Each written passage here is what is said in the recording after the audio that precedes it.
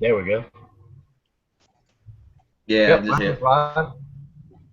Yeah, we're live. So what's Yeah, up, it says everybody? Hey, Hey, what's up, guys? I fixed it! Yay! Yay! Thanks, Tim, Tim. you are my hero. I'm a leader when it comes to technology. Yeah, didn't say that. I have really good tech support. Yeah. So, how's things? Very Michael? good.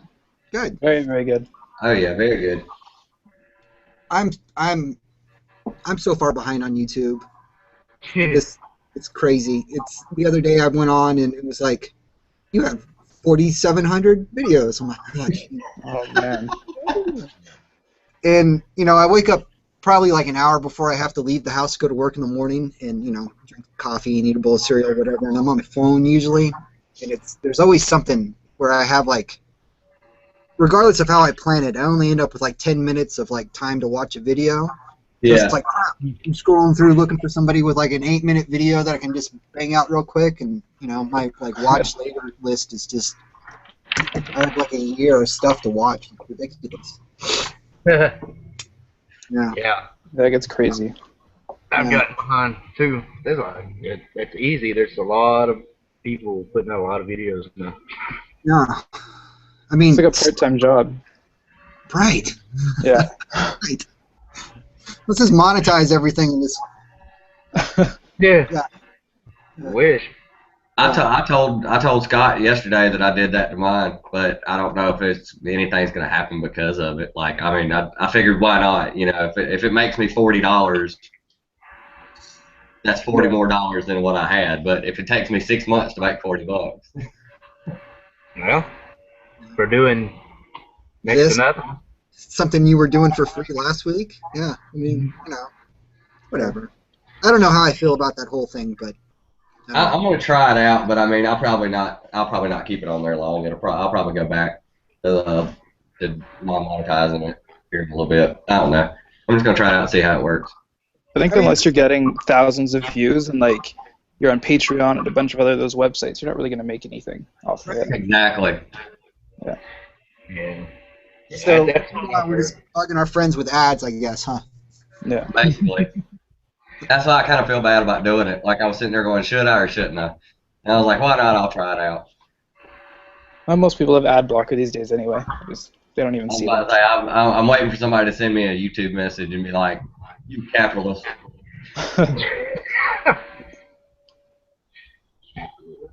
Cool.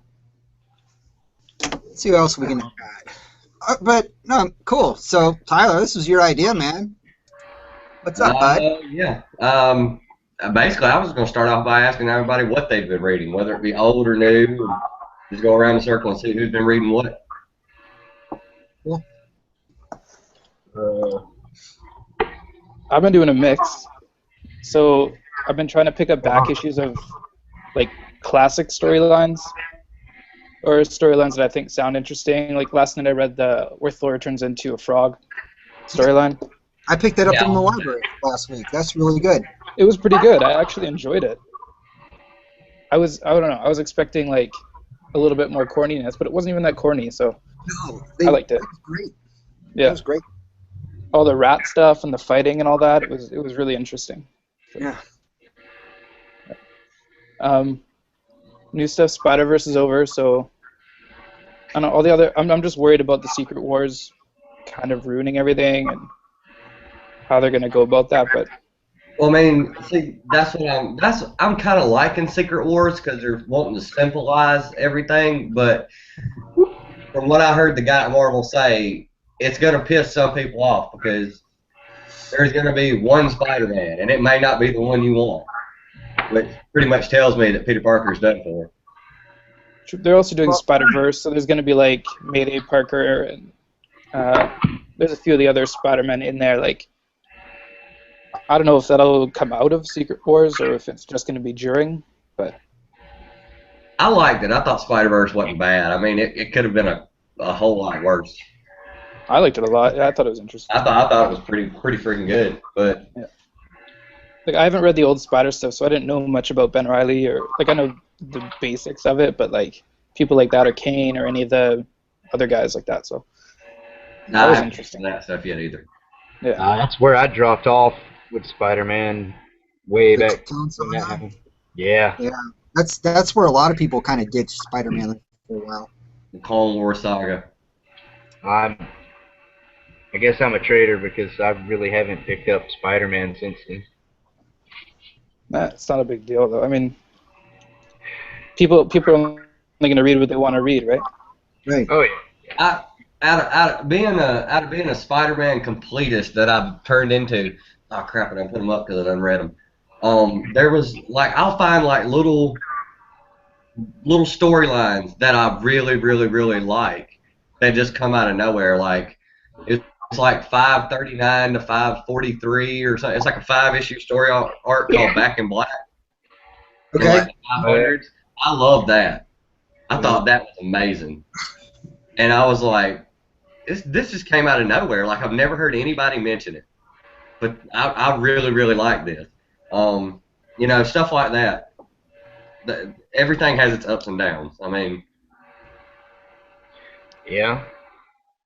Well, there's a Spider-Man. bunch of Spider-Man stuff that's just like 2 or 3 issues that's really, really, really good. But it's not, if you read it, then I don't know. That book was just so good for a while. So it's kind of, it seems like you're just going to trivialize it by saying that issue whatever and whatever was better than issue whatever and whatever. So I mean, I don't know. If you go back to like the Bronze Age in particular with Spider-Man, that book was so strong. And then a lot of people like signed off when the whole like clone thing happened. So I don't know. There's people that love the Rise of the Symbiote storyline, and there were like 14 different Carnage incarnations. You know what I'm saying? yeah. There are people that liked. There's people that like the Gwen Stacy or the Spider-Gwen stuff now, and that's all old hat, really. I mean, they've I don't know. I don't know. Sorry. That reminds me real quick of this. I just got this yesterday because I went to the store and picked up my books. Right? And Nova's fighting Carnage in it, and he called Carnage an Agent Venom knockoff. And Carnage looked him dead in the face and was like, "You have no idea who you're messing with." Yeah. I was like, "Oh my God, Carnage just got real." I mean, no, he was when he started though. He was a sociopath. I mean, it was Venom's baby, and Venom's baby went out and found somebody that was just pissed at everybody, and Cletus Cassidy, and bam, you got Carnage. Carnage was like the dark side of Venom. I mean, that was really cool. Saying like, the new Nova doesn't know. He's young. He doesn't know that at one point in time, Venom and Spidey had to team up just to get a hold on Carnage. I always thought Carnage was supposed to be like the Joker with the symbiote costume. Pretty much. That's how I always took it. They wanted somebody that was just purely psychotic. Yeah, that was him, man. Carnage was crazy. And I have to admit that I got most of the Maximum Carnage storyline from the early '90s after he was first introduced, and I mean, as a kid, I enjoyed the hell out of it. Read, the whole thing, Web of Spider-Man, Spectacular Spider-Man. They suckered me into buying all the titles, but I mean, it was kind of fun. And go back and read it now, and it's still, it's not bad. It's still kind of fun. It's just not. It's like you said though. You go back to '70s Bronze Age, and that's just so much. That's Spider-Man. Right, but that's also Scott. That's a generational thing for us too. I mean, that was. When did you start reading Spider-Man? You know what I'm saying? I started reading. Sorry, I had to get the door. Jennifer just got home. Hi, Jennifer. Man, I started reading Spider-Man in I don't know mid late '80s, but didn't really start collecting it until probably about 1990. Right. So that was like the Mark Bagley stuff. Is that right? Is that time-wise? Yeah. So you kind of had like the start of like the Carnage stuff, and he was getting away from. It wasn't as dark as it was in the '80s. You know, Mhm. because at one point it was pretty twisted, or not twisted, but like it was. Spider-Man was not a happy book. He was like struggling, and it was more like all the ground level Marvel people were Mhm. kind of pissed, and then you had the Avengers, and they were like the happy-go-lucky people. I mean, I don't know. But yeah. Seems like Yeah. everything was angry. Everyone was like a dark storyline in the 80s. Like you Yeah. Daredevil, everything. I'm sorry. Go ahead. Oh no, I'm just saying everything was dark then. Like the 80s were kind of a depressing time for comics as I far as the remember that. storylines were concerned. I mean, like Yeah. Especially after what, like 85, 86, after Dark Knight and Watchmen and all, where yeah, they made Spider-Man homeless and all that stuff. But you know, that was, to me, that was always the great thing about Spider-Man, is he didn't have that perfect life like Tony Stark and all the Avengers. That was always the thing about Spider-Man. He was that everyman. He had the same problems. He was paying his bills, trying to get to class on time, and you know, as a kid, you can relate to that. And yeah. you know, at some point, I guess at some point, maybe I got too old to keep relating to that type of character, or they just changed the character. I don't know. But after the Clone Saga, there's been a few things that I've heard people talk about, like the Spider Verse. I've watched the explanation on Comics Explained and Comic Story, and it sounds pretty neat. But Yeah. it's hard to get back into books when they're $4 a book now. Yeah, that's true. And the whole it's funny because now it's like everything is a big mega event. You know, like we were just talking about Secret Wars, and I would love to get into that. That sounds cool. I mean, I have like the first 15, 16 issues of Sleepwalker, Yeah, and I really liked it. And I hear he's got like a prominent role in the book. And like the original Secret Wars and Secret Wars 2, I love those. But I mean, if it's going to be like when it's all said and done, 60-something issues to read all of Secret Wars, then forget it. I'm not that interested in it really. I mean, and you have like the Age of Ultron, that sucked. It sucked, right? It sucked. We can all agree that Age of Ultron. I I didn't haven't even even read read it. it. I mean, Yeah. I haven't heard anybody tell me I need to go get it. Right. You want to go get it, So, you know? it's all for me. At like this stage in my collecting, it just seems like a marketing ploy for me to pick It's up. true. It really is. So, and I'm not into that. I love Magneto. I love the new Magneto. Oh, But the it's issue where you had to read, what was it, that Axis. Avengers book? Yeah, Axis didn't get any of that. Didn't get any of like the Avengers crossover stuff. So You there's didn't holes. need to. Right. There was an issue of Magneto that like straight up ended and started in some other book that I didn't buy. So, you know, Yeah. I didn't see like the Red Skull get killed. But that sucks. But I just Yeah. don't I'm not gonna do it. No, it's That's not what I worth it. like about Spider-Verse is you could just read the Amazing Spider-Man Spider-Verse and not get lost. Anything that was an offshoot, it was an option whether you wanted to go get it or not. You didn't have to keep going with the story. It's true. You didn't. It was an offshoot story, and they made it that way. That way, you could just read Amazing Spider-Man and get the whole event. That's one of the big things that I've really loved about it. Well, that's cool. Because I wasn't gonna go pick up Spider Woman or Seal or anything else like that, so I didn't have to. You know, Well, that's how I it like should Jessica be. Drew, so I picked up Spider Woman. Did you? That's how it should be, though. It should be designed so you can just read that one title and get the full story. And if you want to get these extras, you can, but you're not losing anything if you don't. I think that's more like how the old events and crossovers used to be, Right. a little more contained.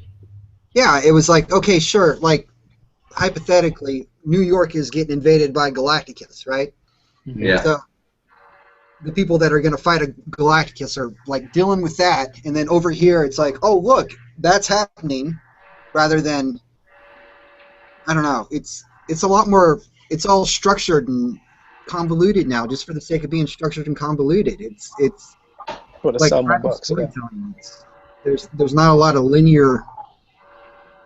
I don't know. It's like 6 talking heads in a room sit down and just decide what they're going to do for the next year. This is the plan. Let's incorporate all of this. I don't know. I'm just not into it. It is. It's more planned, and the old stuff seemed a little more spontaneous. Yeah. Had a different feel. I would have picked up. Well, I wasn't going to pick up Spider-Gwen either way, just because I'm already getting too much Spider-Man as is. Like, if you just stick with Spider-Man and Peter Parker, he's got like 6 different series of books you got to get anyway. Right. Spider-Woman, I was going to pick it up, but since Secret Wars is going to happen in April or May, I feel really, really bad about getting a #1 book right now, because you might get the #1 book right now, and then you really get into it, and then in April or May, everything's going to change in 2 months. Yeah.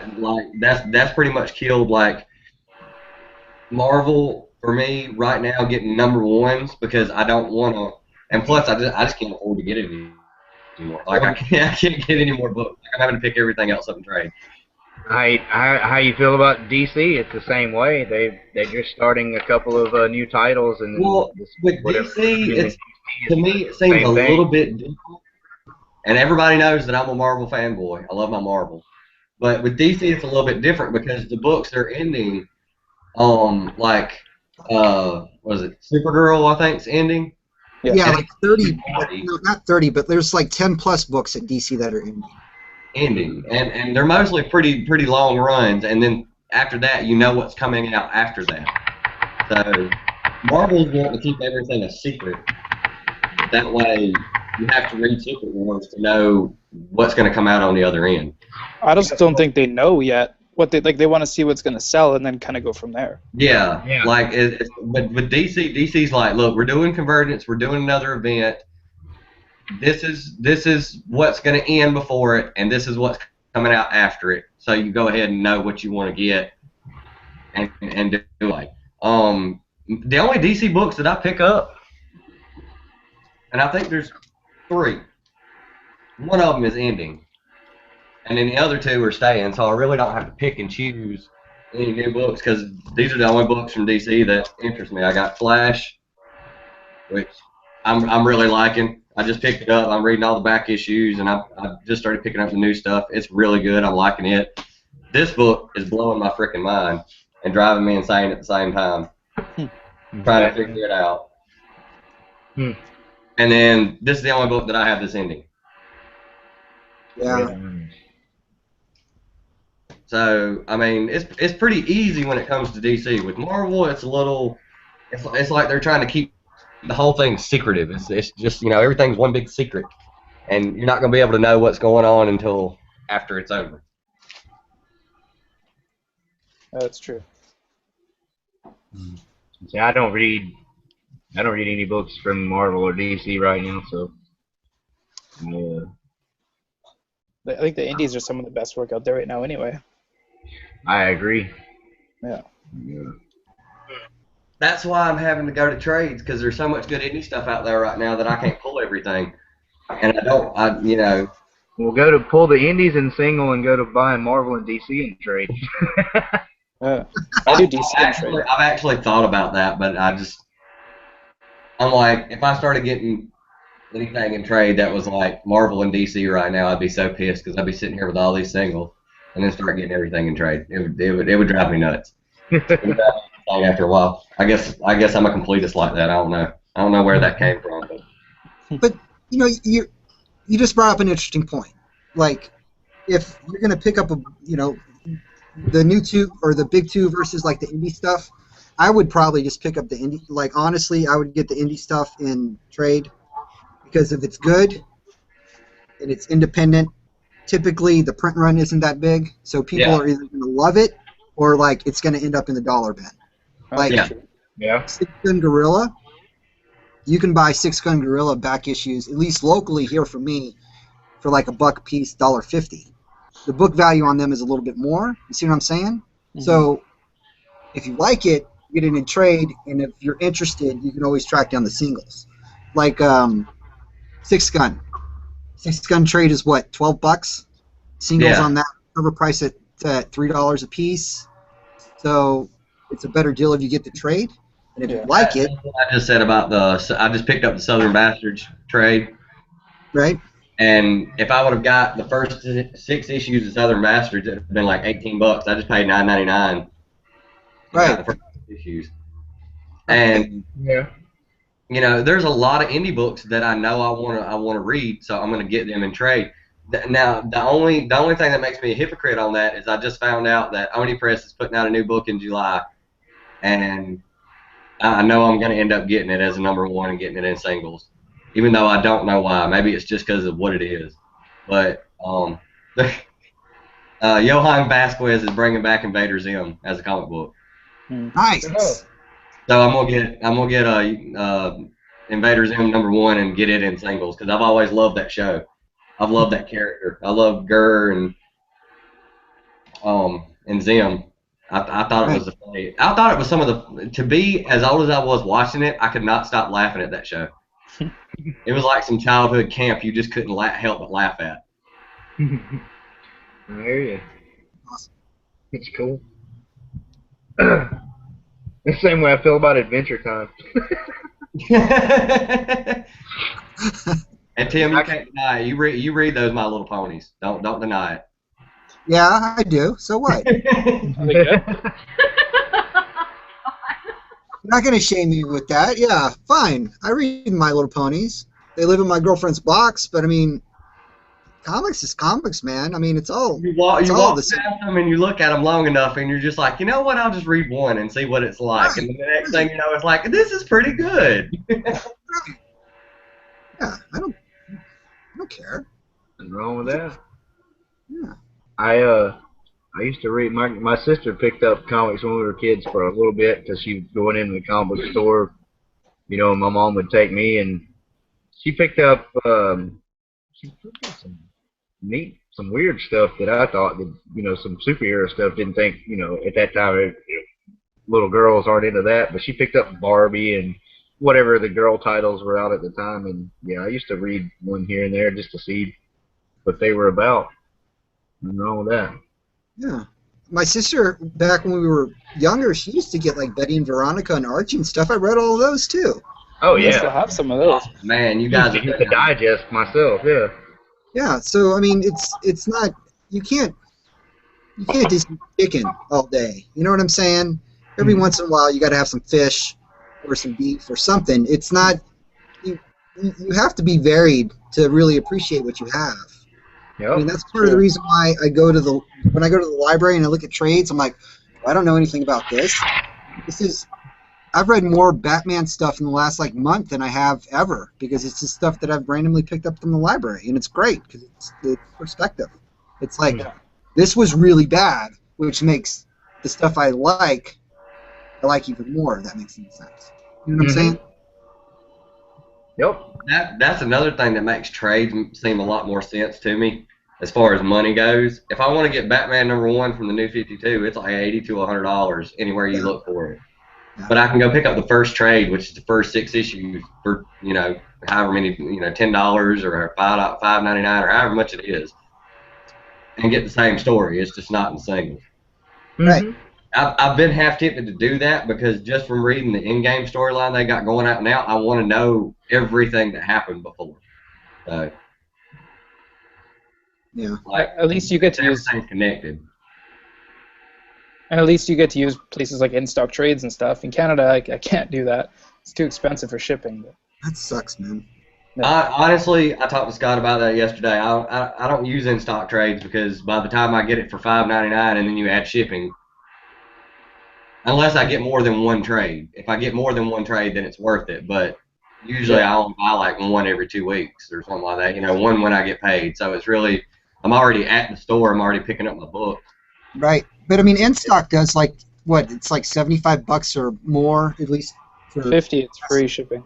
Yeah. It's Yeah. pretty much- So yeah, if I'm already at the store and the trade's already there, it just makes more sense to go ahead and grab it there. Like I'll go ahead and say it. The next one that I'm getting is Deadly Class, the first trade.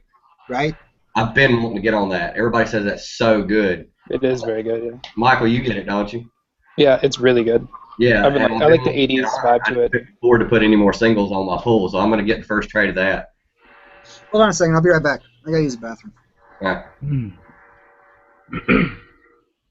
Yeah, But, aren't, how much are the trades at your store? Because I mean, stores around here, it varies. well, there's no discount on trades around here. If it says $17.99 on the cover, you're paying $17.99. It varies. If it's marble, you're going to pay for it, and I think DC might be the same way. Like marble, if you want like say I told you I was looking for Craven's Last Hunt in trade.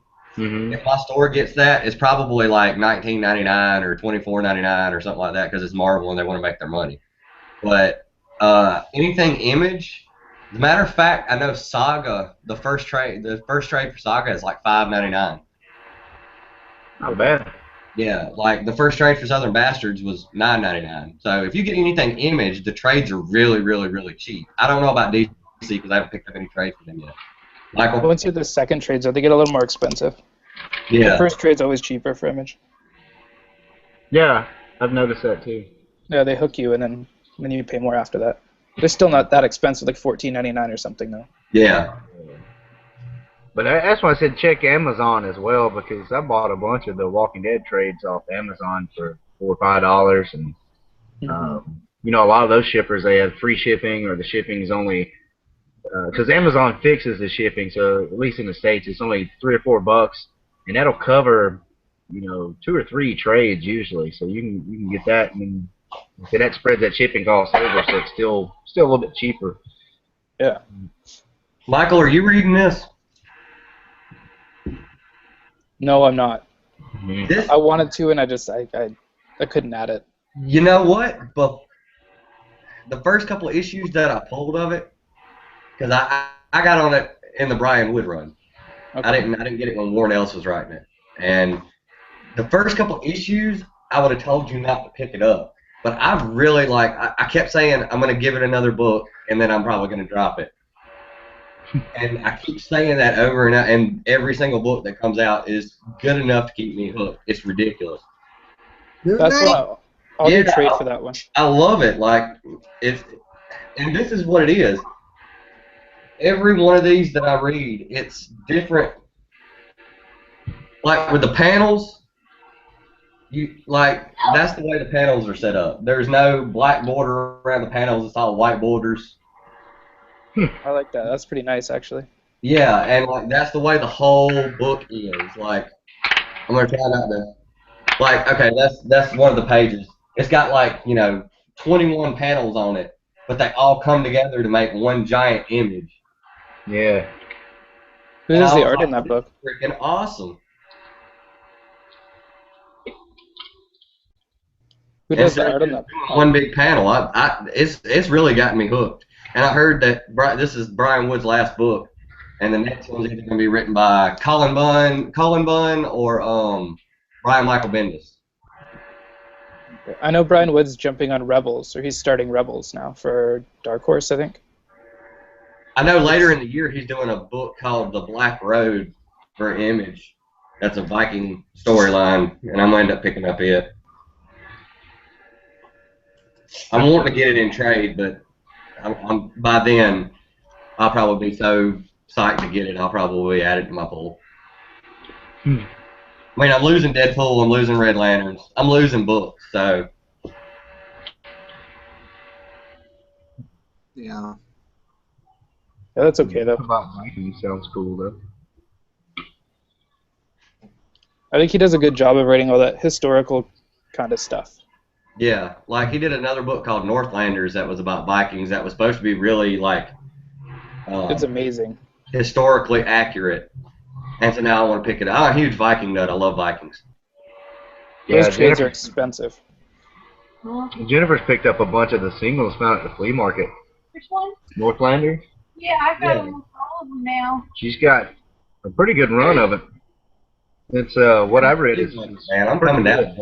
I like that the artwork changes every couple of issues, so you don't get bored with who's drawing it. Yeah. The story's pretty gritty, though. Well, it's Vikings. It should be gritty. There you go. Yeah, that's exactly what I was about to say. Yeah. It seems pretty good, what I've read. That's what I've got so far. Okay. Almost half of it, more than half, I think. Mm-hmm. Those then the one that was on the other day, that was 2008. I thought it was a separate series, but it's not. They're all listed like Yeah. a series of miniseries. Yeah. I didn't see another number on it, so I thought maybe it was a separate one. Because like the Black Plague one, or the Widow Plague, it said one of 8, and then it was number like 50 something. Mm-hmm. Yeah. Tell her on. Still can't find number 1 Anyway. though. A number 1 of anything is going to be hard to find now. Oh yeah. Tell me about it. Depends on what it is. When it was printed. I can find you all kind of number 1 issues at the flea market, but they probably books you never heard of by companies you've never heard of. Pro. Oh man. Yeah, I come across so much stuff there. Did you ever tell them about the Comics from Mars comic I had? You should show that one sometime. Yeah. Anyway. I'm kind of intrigued to ask what's it about, but I don't think you can show it on here. Yeah. I was one of those you can't show. Yeah. Kinda. Yeah. It's, let's just say, aliens and sex and communism. Whoa. Communist alien sex. Okay. Yes, but the aliens are communists, invade Earth, and there's Wait. lots of interspecies. I think I saw that anime one time. The art's pretty good. It's all black and white, pen and ink kind of stuff, and it's actually nice. It's not vulgar, but it is a little on the racy side. Well, I find stuff like that all the time.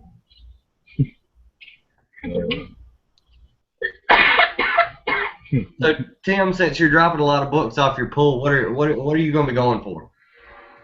What am I gonna? I'm sorry. What? What am I? Since you're dropping a lot of books off your pull, and you said you're going back to getting back issues and getting older stuff and whatever. Like what are you going?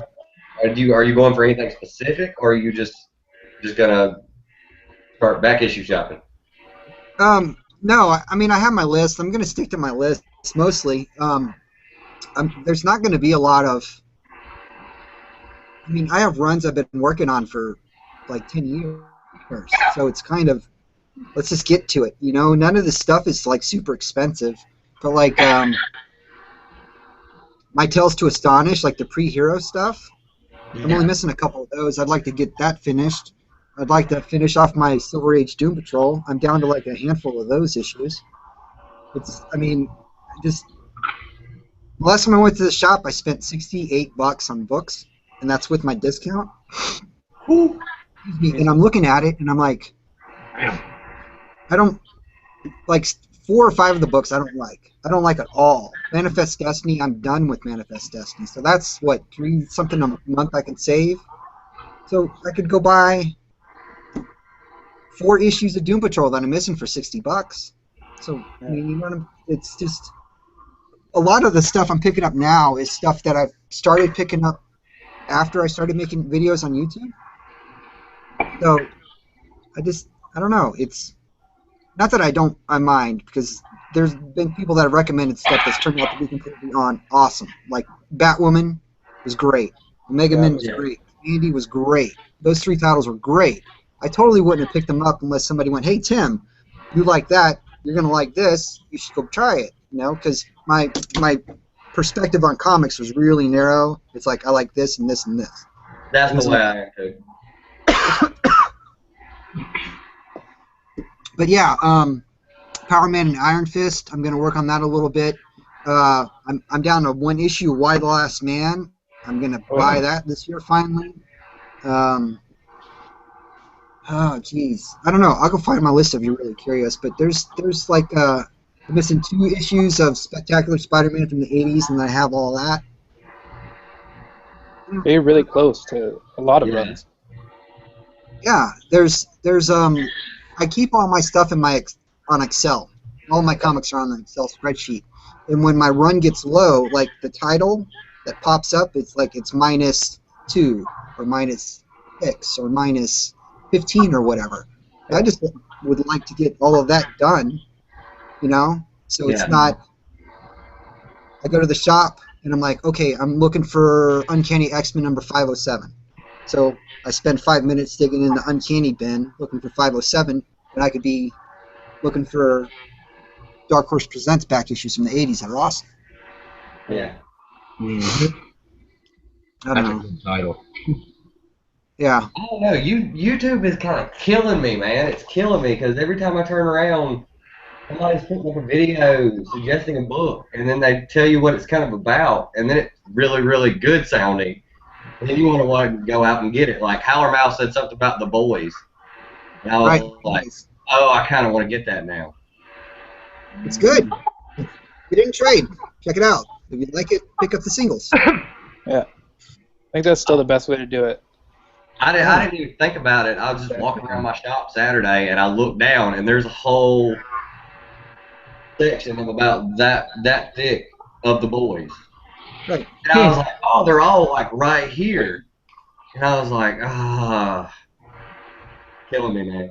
But there's so much good stuff though too. I mean, everybody on YouTube is into their own thing.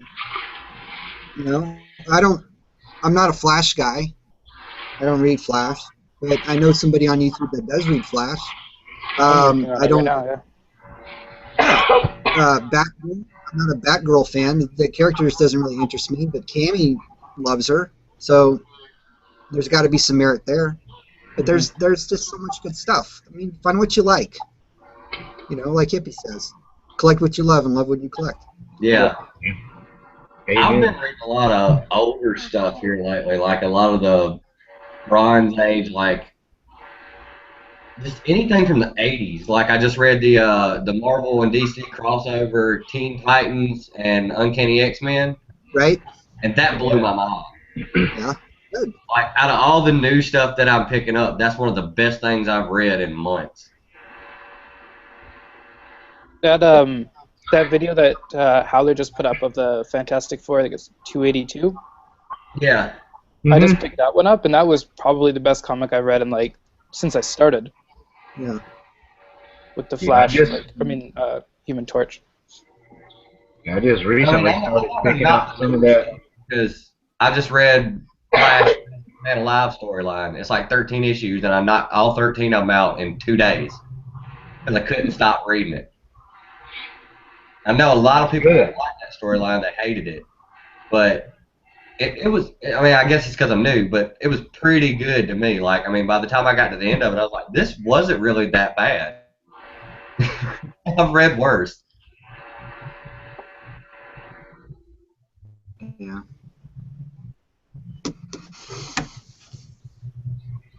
Yeah, I'm dropping. Let's see. I got my stack right here.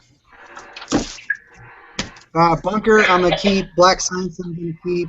Supreme Blue Rose. I think that's almost over. I'm gonna keep that. Revival stand, Saga stand, Witches is almost done. Swamp Thing is done. Fables is done. American Vampire. Excuse me. Dropping Manifest Death. Same Overture is almost done. I'm gonna drop Velvet. Hopefully Low is almost done. Magneto, I'm probably gonna drop. So that's. Let's see. That's more than half my list. Yeah. Yeah. That's a lot of money getting freed up for back issues. Yes, it is. Exactly. That's 13.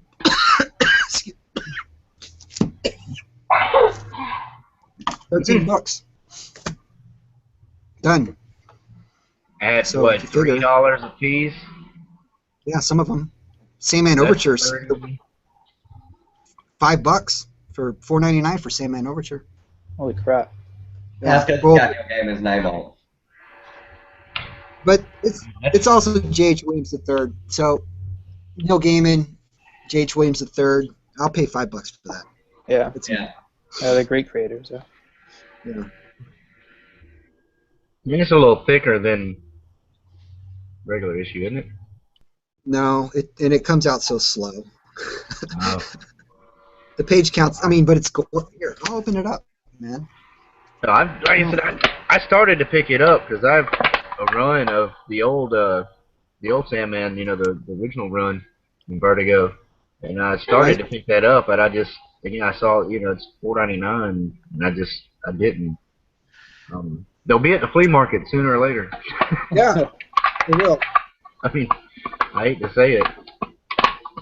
Like I said, I've man, already. Dollar bin. Excuse me. Yeah. I mean, I found Witches #2 at the flea market for $1. I found the issue of Low issue 3 or 4 was there in the quarter bins. Let's see, a couple of issues of Black Science and the Bunker. So I already had those, but I was surprised to see them in quarter bins already. So I just Those are pretty new. All we have is like 80s, 90s stuff at our flea market. That's all I ever find. See, I would rather find some 80s stuff. The 80s stuff at my flea market is starting to dry up, and it's becoming more modern stuff from the mid 2000s up to current stuff. Yeah, because you found like Copperhead #1 up there here a while back. I found that at Second Charles. Second Charles. Yeah, but they were $1. I picked up 2 copies of #1 for $1 each. That's cheap, yeah. So, like I said, the Second Charles down here, I don't know what it is. I find several titles like that they've already discounted too much after the issue came out, and it's books that I everybody. told you about the one here. The one that's close to me it's like $2.99 for every book, and if it's something good, they know it, and it's like $3.99, $4.99. I can go to my shop and get my discount and get it for, if not the same price, a little bit cheaper. So. That's weird because all their back issues they start at $1, and they do have some stuff that's badly overpriced because if it's 70s or older, they just stick a generic price on it no matter what the condition is. So there's a couple of issues of Witching Hour from the early 70s, but they have such bad spine roll that a good inch of the back cover is rolled over to the front cover, and they've got like $9 price tags on them. And that's ridiculous. I've seen a couple other copies at the flea market, and dude wanted like $1, and they were in much better condition. So they don't pay. They just see it's an older book. Well, we can get more for it, so they put up. Other than that, they're not bad. Not bad at all. Yeah, Sandman Overture is 25 pages. No, yeah. So, that's not a whole lot. No. And they started that series in 2013. They're on issue 4. That's crazy. It's almost as bad as Frankenstein Alive. Yeah, but there's people that love that book too. I do. I'd say at least that's Bernie Wrightson. Yeah, Bernie Wrightson. It's good. I want to get some of his Swamp Thing so bad, but it's so high. I was say good luck. Yeah, it's so freaking high. I mean, it's not really unattainable, but I find that they're hard to find for me. Yeah, there's not a lot of old school Swamp Thing around here either. what's the Swamp Thing? The first appearance of Constantine. It's like 37 or 20 something or something like that. I'm not sure. I have no idea. They've got it at my shop, and I think they want like $50 for it. I could be wrong. I don't know what the price is on it, but it's pretty hefty, pretty up there. And then they did have a House of Mystery '92 or whatever. Right. They wanted like 150 for that. I was like, ah. That's first appearance of Swamp Thing, right? Yeah, that's first appearance. That's not a bad price for that though. It's not really. If it's in good shape, no, that's it's not too bad. I've seen it go for a lot higher on eBay, and I've heard people pay a lot more than that for it. It was gone. It was gone within a week. Like I thought about getting it, and I was like, I'll come back next week, and if it's here, I'll get it. And I came back next week, and it was gone. That just means you'll find a better copy for a cheaper price later down the road. I'm hoping. Hey, that's how I look at it.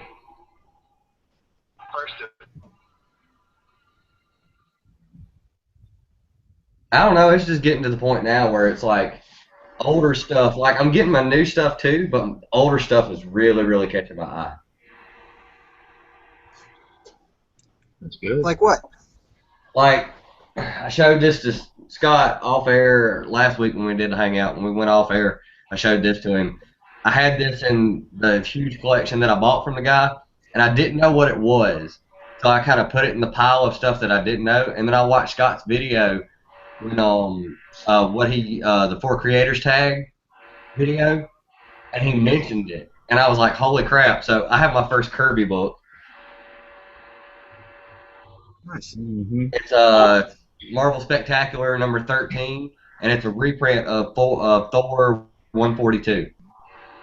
Right on. And as soon as he said that, I ran in here and I grabbed it and I picked it up and I started flipping through it, and I was like, this is freaking amazing.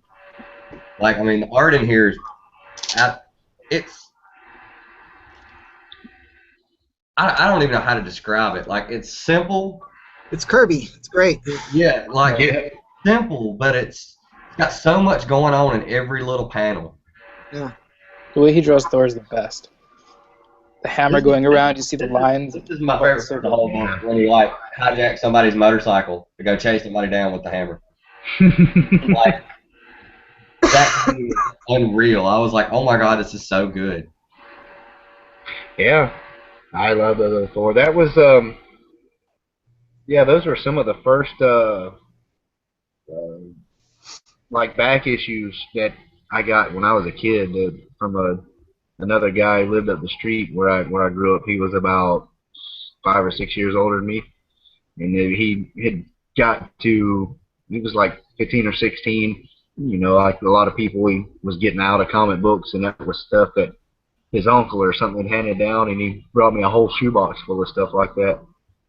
I love those Marvel Spectaculars. It's good. You can find those. It's good reprints, but you can find them cheap. Yeah, good prices. Yeah, usually find those for $1, and you get the same story as the old Thor issue, but in the same condition. That book, you know, the old Thor issues can run you a little bit of money. Yeah. And inevitably, and it's happened on a few issues that have been like reprints of key issues, but inevitably those books like that, I think, will go up in price as, you know, the originals go up and get out of most people's price range, and they're going to turn to those the reprint books. Yeah, especially these days, yeah. Mm-hmm. Yeah. It's cool. It's almost like Journey into Mystery 80 anything, and it's like $2,000-3,000, if not more dollars. Yeah. That's what I've never seen. Not even in the comic shop. Only later issues in the hundreds. The oldest thing I think I've ever seen, even at a comic shop, was I think there was an issue of World's Finest, and it was like, it wasn't even issue 20. It was like, I think it was like World's Finest 11, and it was beat to death. Like, it looks like Superman used it to beat somebody to death, and they still wanted, like, I think it was like $200-300 for it. I was like, dude, I can't do it. Yeah. The last con I went to, there was a guy selling the cover, just the cover, like a detached cover from Detective. First Batman was at 17.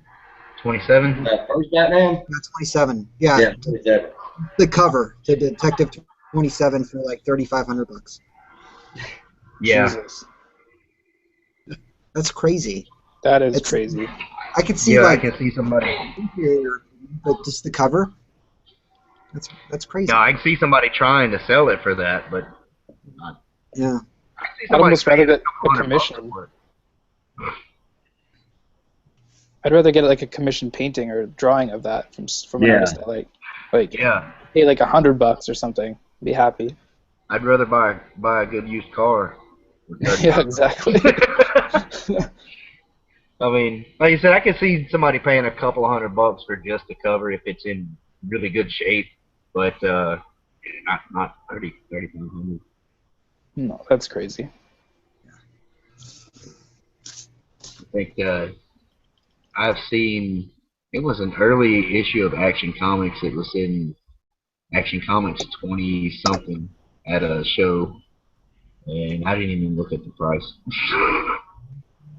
I just didn't even pay attention. Oh, Tim, what I wanted to talk to you about yesterday that I ended up talking to Scott about was that Commanding #1 that I seen at my shop. Right? It, just from looking at the cover. Now I didn't take it out of the plastic and look at the back and look at the insides, but I'm going to do that next time if it's still there. They want $35 for it. Okay.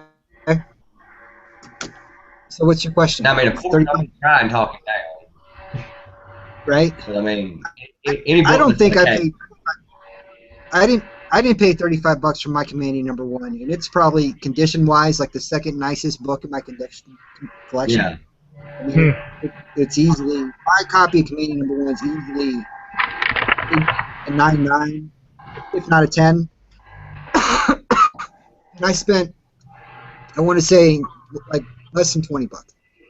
Yeah. Damn. So yeah, me too. that was. I mean, Commanding's not an expensive run to get as far as like the Kirby stuff. You have like that and like New Gods; those are relatively inexpensive.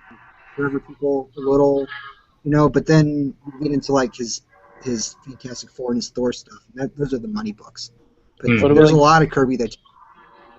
What about Devil Dinosaur or something like that? Well, yeah, I mean it's comparative. Sorry, comparatively, yeah, those books are a lot cheaper than Thor. Yeah, I've seen Fantastic Four. you can find Devil Dinosaur sometimes in dollar bins. Yeah, I I've like seen a that book. couple. I think it's funny. Yeah, I like that book too, but I like just about anything Kirby. Yeah. I like the dinosaur. I like Devil Dinosaur. He's cool. And he did this stuff for Tops. What was it? It was like oh man, Secret City help me out here, Saga. Scott. Secret City Saga. Yeah. Night Glider, Captain Glory, and they started to do Captain Yes. Victory. Yeah. Actually, Yeah, Captain Victory. That's not from Tops, but I mean Captain Victory. Man, that book is so good. And there's Tops only like did- 12 issues.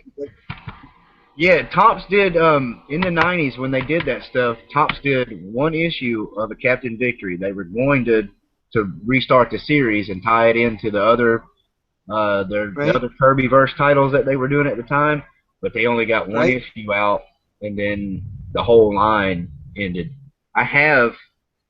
I know I have the whole Secret City Saga and the Night Glider and the other characters that were in that title. They did one issue each of them, and they all had little Kirby Chrome cards that came with them. I've got all of that.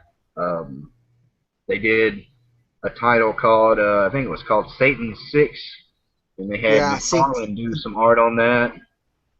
He did the inks. It was like every 3 or 4 pages, it was somebody that wasn't Kirby that did the art for that book, and the other person sucked. It was it was horrible. It was horrible. It was like the guy didn't even have remotely the same art style as Kirby. It was like man, I don't know. I'll go dig it out and show you if you guys really want to see. But that just takes away. Yeah, no, it was cartoony. On the Satan 6, it was cartoony. I think it was the guy who was doing the book where they was it called? Spoof or Yeah, something like that's what it. that. And he, Yeah. It looked like that. I don't know if it's that same dude. Yeah, it looked like that. Yeah. McCleary. For some reason, I'm thinking his last name was McCleary or something like that. McLeary. Cleary. I don't know, but yeah, it wasn't. It wasn't good. Yeah. You like Captain Victory? I got all but one issue of the whole run from PC Comics. Um, Nice. most of them came from Tom in that last trade that we did. He found almost every issue that I was missing. Um, You got some ecstatic in there too. Is that what that is? yeah, it was issue 8 and 10. He sent with that, Nice. and he finally found I couldn't find Contest of Champions 3. I That's a couldn't good find one. that issue anywhere. I found issue 1 and 2, but not number 3.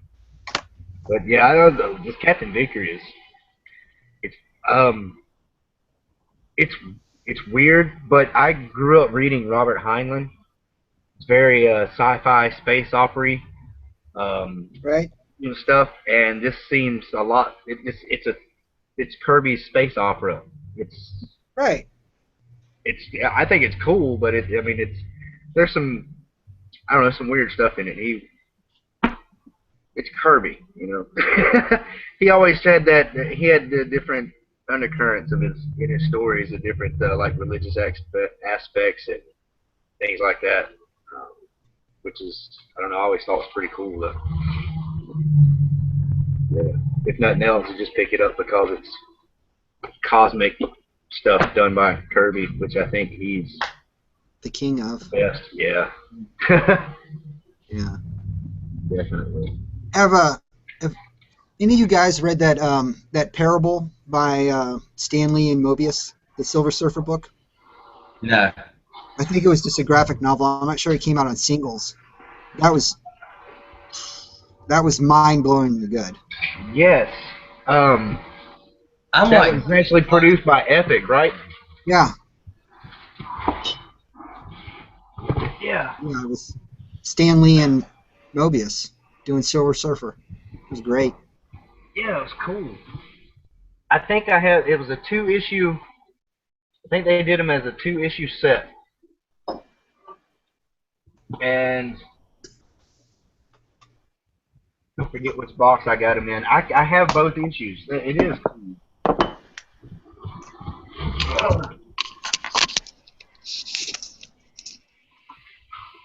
I had to rearrange and combine a bunch of stuff recently, and I can't remember which order I put stuff in.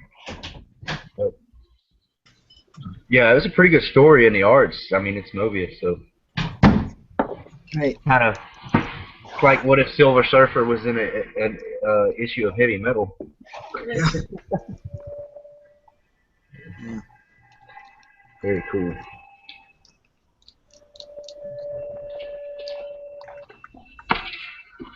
So you're talking about the Secret War stuff coming up in Marvel soon, and Sleepwalker and stuff.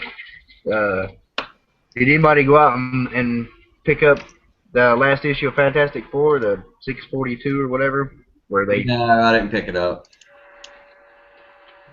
I probably should have, but I'm just not. I'm not a big FF fan. I'm not either, but I figured what the heck. They had them at Second and Charles last time I went, and they had both covers, Nice. cover price. So I figured I'd pick it up. I don't know. It's supposed to be the lead-in to that. And it does. It's Sleepwalker on the very last episode. They say something's coming and they need help from someone, and they're like, we got to find Sleepwalker. Is it Hickman writing that? This issue is Robinson, Kurt, Kessel, and Berthold. I know Hickman's writing Avengers, and I'm loving his Avengers. I don't know. Yeah, James Robinson's writing FF. There's no light. Okay. But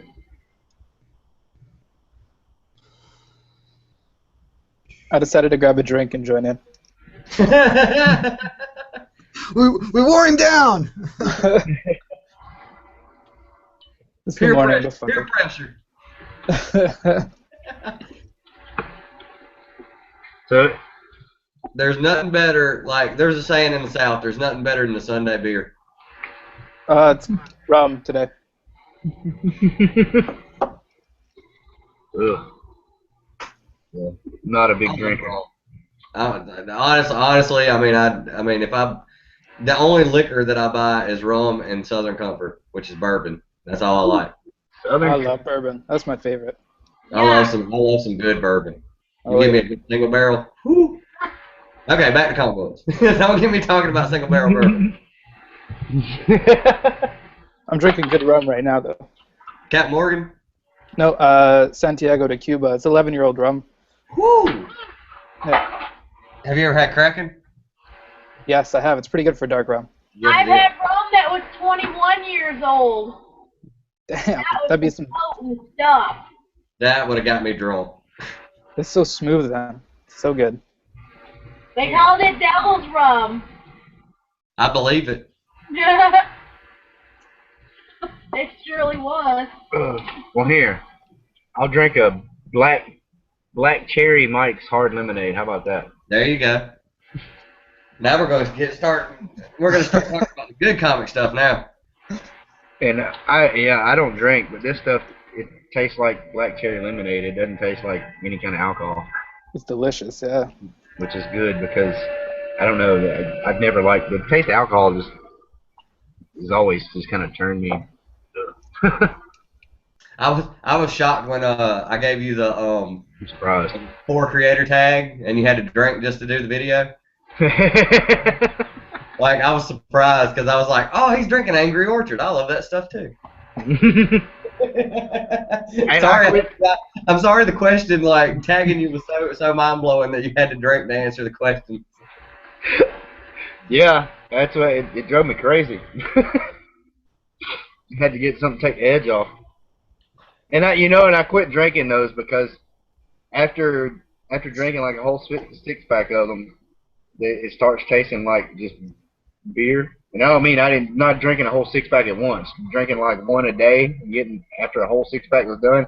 Yeah. It didn't taste like green apple anymore. It just tasted like beer. So I I can't. mean, you can admit it. If you drank a whole 6-pack in one night, you can admit it. That's not bad.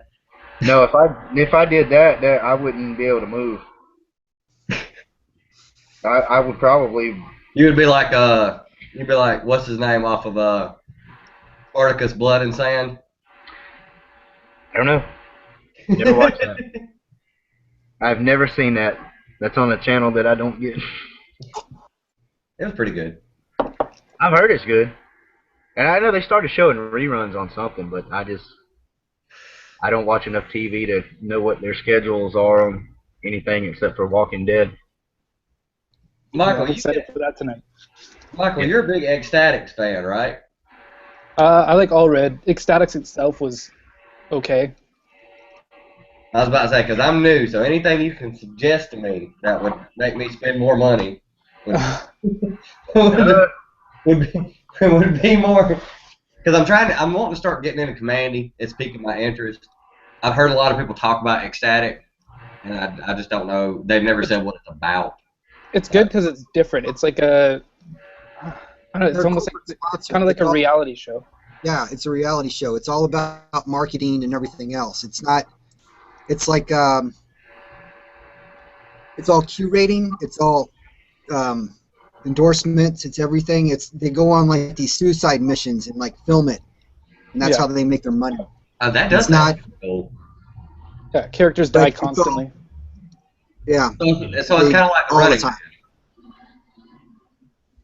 No, it's more like no, I wouldn't say it was like the Running Man. It's more like every time one of the people on the team dies, their manager just recruits another person. Yeah. To take their place. So it's not it's Peter Milligan, man. Just go get it. And you can get the omnibus for pretty cheap for that one. Like I think I paid like $25. Pool Killer. Anybody ever I'll heard keep of an eye Small out. Soul? I find ecstatics issues in the quarter bins at the flea market. They're issues I already have. I'll keep an eye out if you're interested. I mean, I'm up to trying some new stuff. I mean, I done told you what I'm looking for. Like, I mean, you find some Spawn, you said you had a bunch of Gen 13 doubles. I'm Um, getting, I'm getting I into Gen thought I 13. did. Actually, I was gonna like text you about that later. I thought I had a bunch of Gen 13 doubles. I've got two. I don't That'll know. work. I I don't know mean, after the rest of them. I still haven't read this yet, which is the first appearance of Gen 13. Well, I Okay, would. as far as like big crossover events, there's worse ones than the Image. Was it Image and who? Valiant. Yeah, That was pretty good. They tied it together nice with the whole like Solar and what's your name, Void, like in a relationship kind of thing. It made sense at Yeah. least. Does anybody know anything about this besides the fact of the guy at the top at the very first? I mean, is it like, I know you guys are going to see Arthur Adams and be like, oh yeah, read it. It's going to be amazing. what is it? I don't know. Like, there's no name on it. It's Is Gen that Dark 13. Horse? It's. I think it's like a one shot or something. It's Arthur Adams and Sandra Hope. Got a giant gorilla in the background. Just That open the Monkey first Man page. O'Brien? Yeah, is it Monkey Man O'Brien? Image. Yeah, I think so. Yeah. I haven't got to read it yet either. Like, I mean, I'm slowly picking stuff off, but there's a That lot was. I just haven't got to yet. You remember when they did that through Dark Horse, the Legends imprint? It was John Byrne and Mike Mignola and Arthur Adams and I think Yeah, Jim Starlin. Yeah, Like Jim Valeria Shebat stuff, that kind of stuff? No, No? that was Neil Adams, right? Mhm. Yeah. I remember when they had the thing. They kind of did a crossover with Spawn. I never read a lot of a lot of that. Never saw a lot of that title anywhere. What was that from Continuity Comics or? Something like that, yeah. I think so. Hmm. The tiny publisher. Yeah, well, it was Neil Adams' studio. Yeah, where he was trying to do the art for all the books. Well, yeah, he had a bunch of Neil Adams clones working under him. uh, yeah, there was I remember they did that whole Death Watch 3000 storyline and all of that. That's Somebody pretty good somebody stuff. said in one of their videos, I can't remember who it was, said that Todd McFarlane contacted Neil Adams to do an issue or a run on Spawn, and he turned it down, and instead he did a Mr. T hardcover kind of thing. And I was like, not only did Neil Adams turn you down, but he turned you down to do your flagship book, to do Mr. T. Oh yeah, Mr. T and the And T Force. Yeah. From It now was on. huge at the time, though. at the same time, I was like, dang, I would have really liked to see Neil Adams Spawn. Yeah, that was like a $4 book at one time, man. That book was hot. I have the first issue.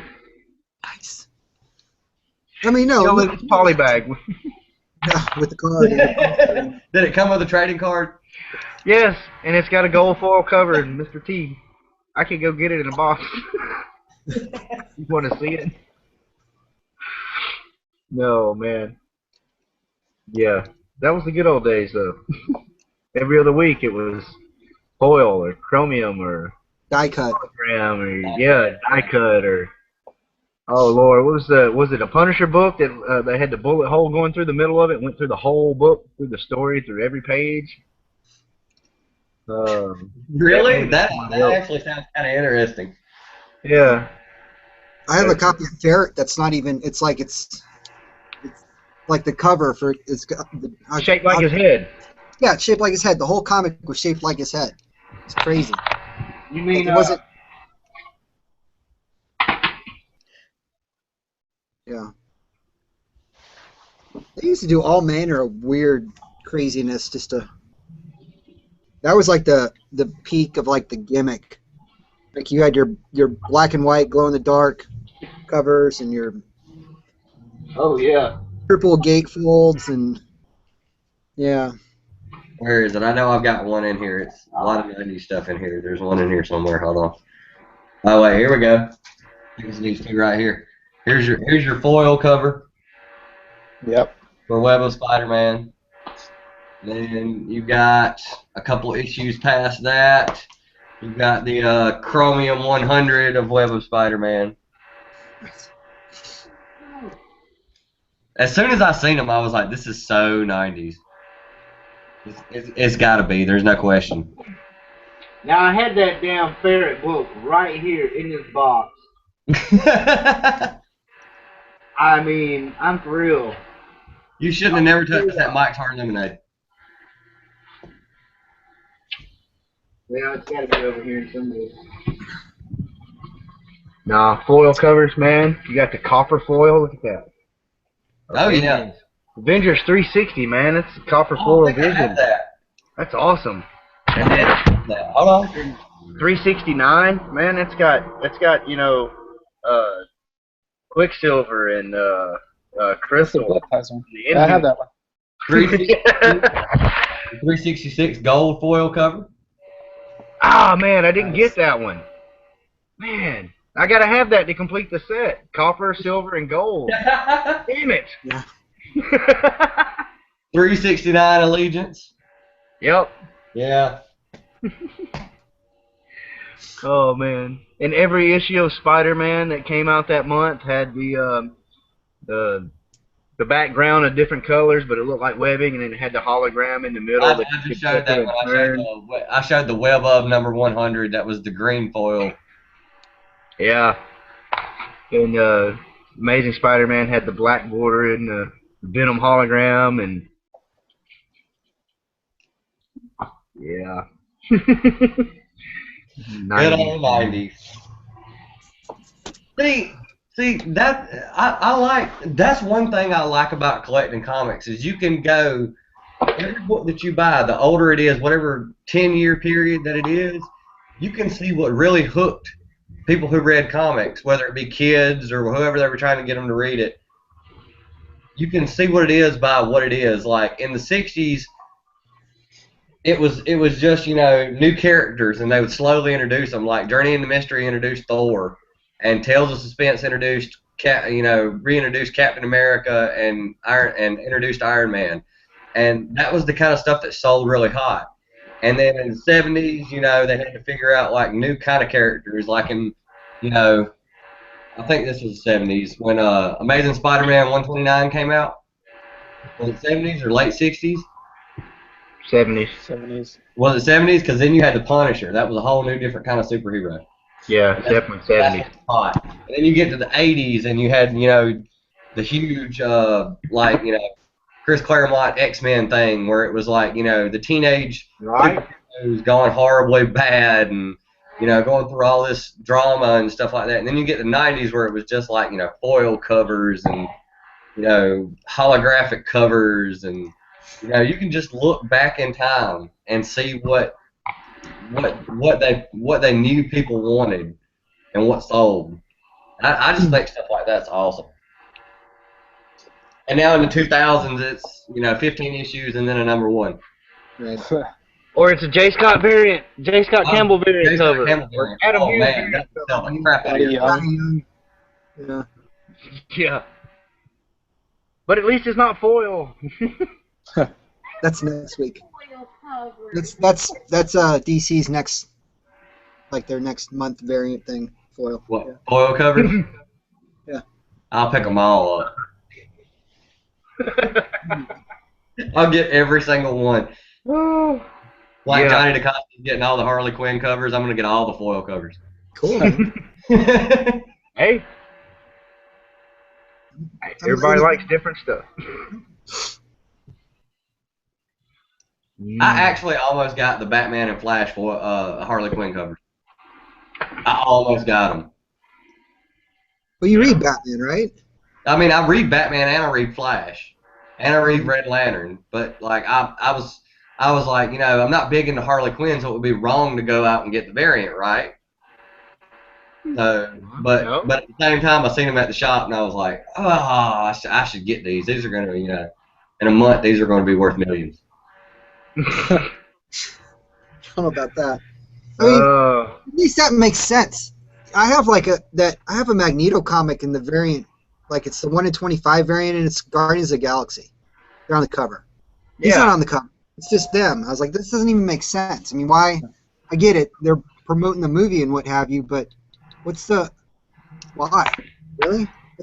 That's At so least in the bizarre. 70s, they'd put that little bar on the bottom that said, this doesn't actually happen in the book or whatever, right? Yes. Back when they had like thought balloons and dialogue on covers, man, that was Yeah. awesome. Yeah. And thanks a lot, Michael, for doing that swap of the Thor annuals. Oh, for sure. I much prefer that one. I like the older style. Well, I mean, I like Scott told me yesterday. He worked. Was it Scott? Did you tell me that the guy who did my Thor variant works on Chew? Was it you or it might have been Cosmo Bosco? I think it was Cosmo. Told me he does Chew, and he was like, dude, you got to read Chew, and I was like, the art's just not my thing, man. It's like I think I told Scott yesterday. It was like Doonesbury Thor. Doonesbury. Yeah. Which the story that he drew, I liked it because the story fit the art. So it was like I didn't even notice. But if you try to tell me a serious story but give me that art, I'm going to be looking at the art the whole time like, this doesn't fit. It's driving me nuts. But I don't know what she's about, so. This guy is part of the FDA, but he's more like an FBI agent inside the FDA. He investigates, food crime, and he has the ability to anything he eats, he gets a psychic imprint of like the memories and stuff Yeah, like that. the thing, yeah. So if he eats, I picked up the first issue, one of the like the image number one, the reprints of it, and I didn't pick up anymore. And I read zombie stuff and like Walking Dead, but it got to where he found a finger in the soup, so he took a bite off the finger so he could get the psychic imprint of what happened to the guy and how he got killed. And I'm like, oh no, I cannot read a series where there's because it taught I've seen something else. Somebody else was talking about it, and there are times where he's having to drink some nasty body fluids or stuff like that, and I'm just no, I can't see reading that. Trade. Me too. I mean, hey, if somebody likes that, hey, that's great. I just like I said, I can handle zombie stuff. I can't handle that. I don't know why. It just that grossed me out. For some reason, it just It doesn't really bother me. I work at a hospital, so I see like way worse stuff every day. I don't know. Oh yeah. Oh yeah, definitely. Yeah. My mom's she was a nurse at a nursing home for 20 something years. Hmm. And she's come home and told me stuff where I'm like, why did you tell me that? like, were you trying to gross me out? Like, It's like we need ground rules here. Yeah, I don't want to hear anything. like, Yeah. like, don't come home and tell me stuff like that. Like, you just, like, literally, I was having a great day, and then you told me that, and I'm just like, what happened to my day? Like, Yeah, most people don't want to hear it. No. in high school, I took German, and I took German for like 2 years. And there was a woman up there who had Alzheimer's, and she was born in Germany, and she spoke fluent German. But then she moved to America and got married and had a life and had family and everything like that. When she got older, she reverted back to when she was a little girl in Germany. And my mom had a bright idea one day. She called me on the house phone, and she was like, "What are you doing?" And I'm like sitting here at the house, and she was like, "Is your best friend around?" And I was like, "Yeah." And she was like, "Get him to bring you over here." And I was like, "Okay." And then I showed up, and she was like, "Talk to this woman." And I was like, why is that so hard? Like, y'all can't spend time and talk to her? And she goes, "No, she speaks German, and that's all she talks." and I can't. Nobody can understand a word she's saying. And so I walked up and I started like real simple, like I was like, because I was new to German, so I started real simple, and then we kind of worked our way around, and like I would say stuff wrong, but she knew what I meant, and we had like a 3-hour conversation. And my mom kept every time I'd say something, she's like, "What is she saying?" And I was like, "Well, if you give me a second and get back, I'll tell you when we get to something integral in the conversation." I don't know. It just a lot of people don't want to hear stuff like that, but I don't know. Sorry, that was my Part of little. life. I'm done.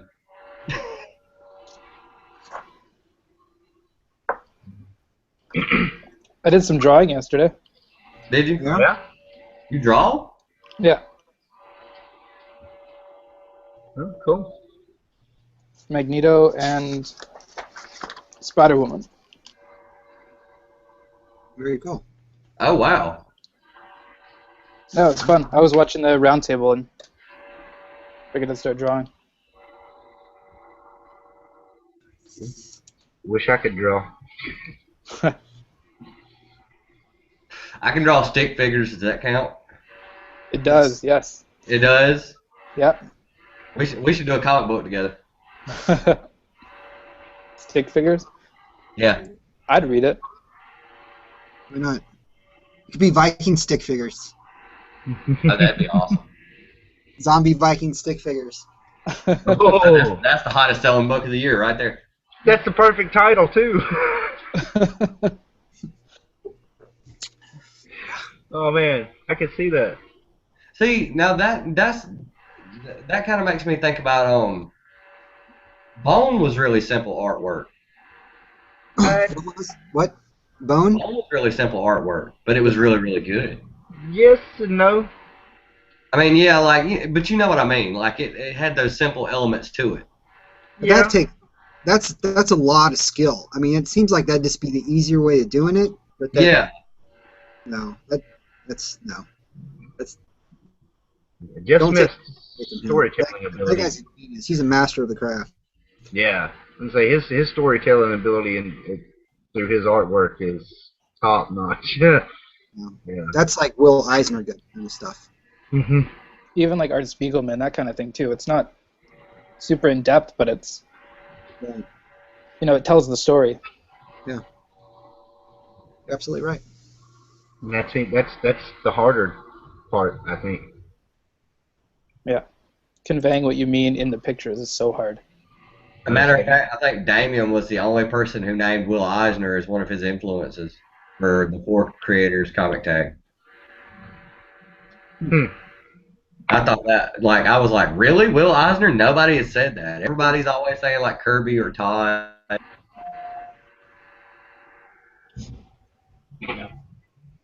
Well, I took the point of that tag is to like what got you into. I mean, there's a. Yeah.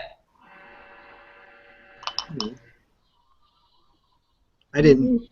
It was years later before I discovered Will Eisner, and honestly, I don't have a lot of his stuff, but what I have read of his has been amazing. But there's just so much good stuff out there. You could spend forever. That's true. Yeah. Oh yeah. I wish I knew how to turn on this chat thing. I'm just getting into this. I haven't read them yet, but I've got them. So I'm gonna get into this. It's really just good. from the 2 names that I see on it, Bendis and Bagley. Bagley's. It automatically makes me think it's gonna be awesome. I think he's one of the nicest creators I ever met, Bagley. Really? Yeah. Yeah. That's awesome. Yeah. I met some people that are not so cool. I've met some really cool people, but I've met some not so really cool people. Oh, that's a good one. I'll put this out there. Who's the not worst person you've met, but I mean the worst person to meet for you? I kind of thought Scotty Young was a prick. Honestly, I mean, that's me. He was kind of standoffish and whatever, but I don't know. I had like a 2-hour conversation with James Robinson. He's awesome. I had a conversation with Darwin Cook, and I wasn't even waiting in his line, and he was awesome. So there's great people out there. Neil Adams is kind of, I'm Neil Adams, so pompous. Yeah. But Bill Sienkiewicz was a dick to me. was he? Yeah. Really? Yeah. Huh. He was busy talking to the creator beside him. I can't remember his name, but they were just, I don't know, they weren't paying attention, and he was just kind of short, and I don't know. Could have been a long day. Yeah, it could have been. I mean, you know, maybe I just caught Scotty Young when I had a pee or something. I don't know, but yeah. Stephen Platt was awesome. He was really nice. That's cool. See, that's what I've heard is like one of my big things is I want to at least get Stan Lee to sign one thing that I have, just so I can meet him and, you know, talk to him for a second. And I know that's kind of a controversial person you want to meet or whatever, but half the time I've seen people, you know, say he was really nice and like he was like, you know, paying attention, and he was like, oh, you know, whatever. And then the other half the time, people like I'll see people get stuff signed by him on YouTube, and he'll just sign whatever and just slide it back to him and be like, next. Yeah. So it might have to do with like, you know, how many people like, you know, I mean, if you're signing 200-300 autographs a day. I'm sure you get sick of it. Yeah. I wouldn't want to do that, but I don't know. Who was it? Mac Hammer said he met who did he say that? I think it was Sarah Michelle Gellar or like whoever played Buffy. Right? Yeah, that's right. And he said the first thing he said to her was like he was trying to figure out what to say, and he said something completely stupid. And she's like, "Don't worry, you're all right, you're fine." Because as soon as he said it, she seen the look on his face, and she was like, "You're fine, you're fine." I got to meet Michael Rooker, and I walked up and asked him if he wanted a chocolate-covered pretzel, and I went to give him a handshake. This is from Mallrats. What did he say? Oh man, hell What yeah! did he say? That's funny. He laughed. He's like, "You're an asshole," and then he laughed for like 2 minutes, and then he's like, I told him my name was Mike, and he's like, "Oh, we have the same name," and we started talking, and he was all good, but it was pretty funny. That's freaking awesome. Yeah. I love that movie. Yeah, it's so good. I think was it you? Yeah, it was Michael's contest that he's got. Well, not contest, but his Q&A thing. Contest, yeah. I mean, I really don't care if it's contest or not because A, I never win them, and B, I just like doing them. But like, you know, who was your favorite, you know, directors and stuff like that? Michael Rooker said when he got the job to do Yondu on Guardians of the Galaxy, he was so happy because he read Guardians when he was younger. And he really, really liked it. He was so happy. Like when he got the job, he was like jumping up and down at his house, like, you know, I could be in Guardians of the Galaxy. And I was like, that's awesome. He was so good in it too. Yeah. The whistling and all that. Did. I loved him as Merle. Yeah, he was awesome as well.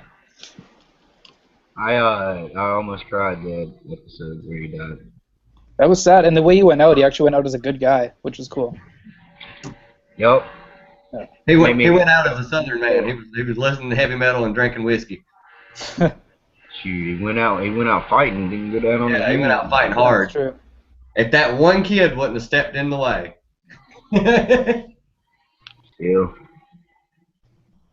But yeah. I've been That show's I awesome. can't get the comments open up on the screen, so I've been checking it randomly on my phone, right?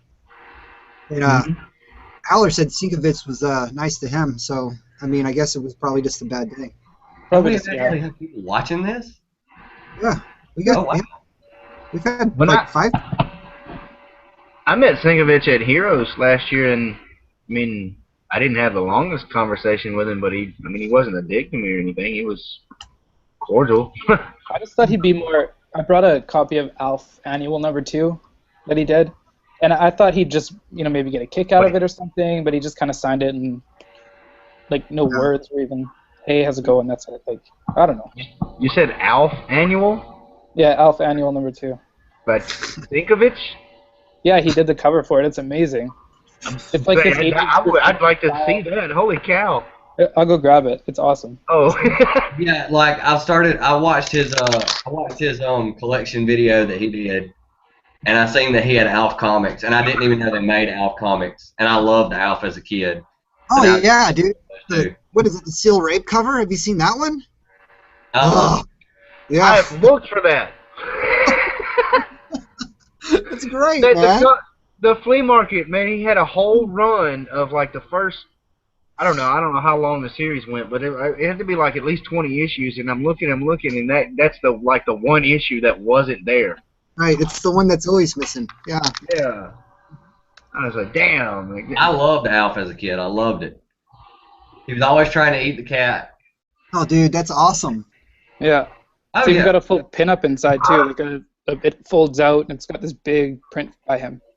Oh, that's cool. Oh, Yeah. Sinkovich Alf. And it says "Heavy Man" by Alf down at the bottom. So good. Oh, yeah. nice. I've never seen that one. That one wasn't in that run.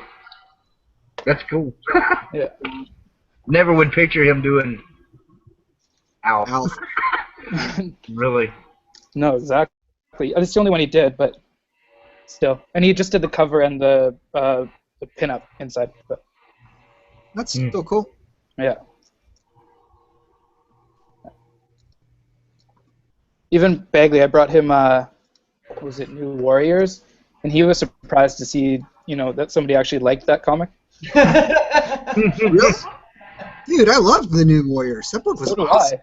Yeah, me too. But I don't know. He was just like, nobody ever brings this. Because the second series of Nova that I read, or is it? I think it's the second series that was in the 90s. Yeah. It keeps mentioning, if you want to know more, go read New Warriors, because Nova was in New Warriors, and I'm like, oh, I want to get it. I Yeah. want to get it so bad. He did them for cheap too. Yeah, it's not an expensive book. No. If you're a Bagley fan, then yeah, definitely. Yeah, I say give me the next weekend. I'll pick you up a few issues. I know I pass those up at the flea market all the time because I have a few of them. So yeah, that's one I can definitely find. And it's yeah, New Wars wasn't bad. It was a pretty good series. Yeah. I always kind of liked the leader, the Night Thrasher. Yeah, I tried to like him too. It didn't really work out. I mean, because you had all these established people, or at least people that had a history in the series or in Marvel, and then they just kind of throw in two random people. And I don't know, the economy was just a little weird for me, but I dug it. It was good. I picked that book up for a while. Once I finally got off of X-Men, I think I went to New Warriors. That's the way it was for me with X-Force. I tried to read X-Force, and I loved the issues where there was Cable and Domino and Deadpool in them. Right. But anything else, I was like, who are all these people? Where'd they come from? And a lot of people told me they were just like 90s creations.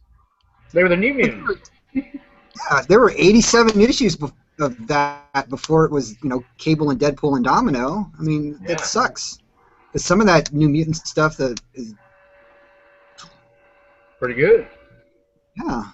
Sinkovitz. Mm-hmm. He did a lot of the covers. It's where they introduced Legion. Yeah, he did the interior too, and what was it, the Ghost Bear? I think is what it was. I don't know. I might pull those up. I know I have some of his stuff, but I don't know what it is.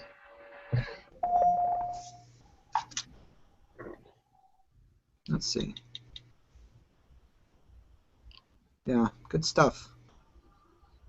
Yeah, I don't know why the Q&A feature on here is disabled on the video. Yeah, it's weird. But Haller says he's not 100% sure, but Fabian Nicieza. Anybody remember him, Fabian Nicieza? Yeah, he's huge in the 90s, yeah. Yeah, he writes for Luchador Underground now on El Rey Network. Huh. Really? Yeah, that's crazy. He used to be an Avengers writer, right?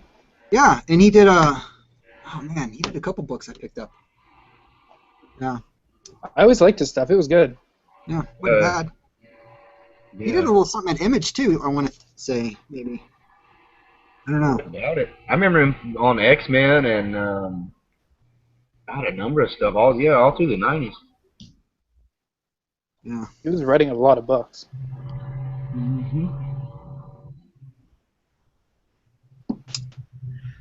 Well, That's another thing I'm just getting into is the '90s X-Men run. It's a yeah, long run. It's a long run. I mean, there's some good stuff in it Talking though. like the Jim Lee X-Men? Are you yeah, talking like like? Lee X-Men, Yeah. which I know it wasn't Lee the whole time. It was No. Lee for like 14 issues or 10 Something like issues that. or something, Yeah. and then he defected to Image. Mm-hmm. And then So Art Seibert took over for him, and I stopped buying the book. Yeah. Yeah. Uncanny was definitely better. So. That's the better run. Well, that was Claremont's book, and then this X-Men was Jim Lee's, and we saw how that all worked out at Image. You had the artist sync, and they ran the show. Hmm. Yeah. I mean, out of all of the books that started when Image first, like their first wave of books, but it's like Spawn and Savage Dragon, everything else is gone now, right? which play's still going? Well, No, that that was wasn't the original run. 3 or something. That wasn't the first. Oh, wave. really? Yeah. Yeah, the first was like Wildcats, Youngblood, Spawn, Savage Dragon, Yeah. Shadowhawk, and Yeah. was that it? I'm just gonna hang out on YouTube. But see, then they had all those side books like Brigade and Supreme and Everybody Bloodstrike. says Brigade is good. Is it really that good? What? Brigade? Brigade. I didn't think so. Yeah, I didn't think so. None of that early Image stuff. If you want to be honest, none of that early Image stuff is really that good, except for Spawn is.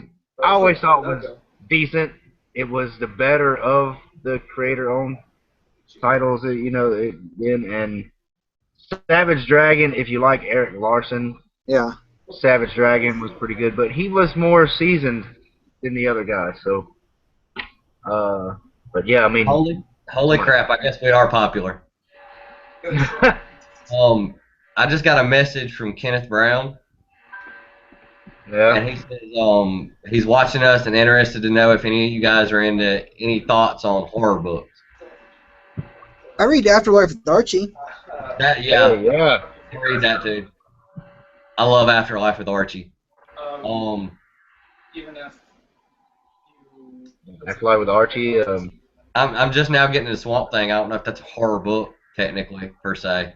yeah, so I'll just if you have to. Well, There's like some, like Witching Hours. I mean, I have a couple issues of those. Weird World Tales. yeah. Yeah. I'd love to get into Tales of the Crypt, but you can't find them. Fine reprints. I mean, yeah, you can find the reprints, or you can probably get it in trade. I'm probably gonna start getting them in trade because I love Tales of the Crypt.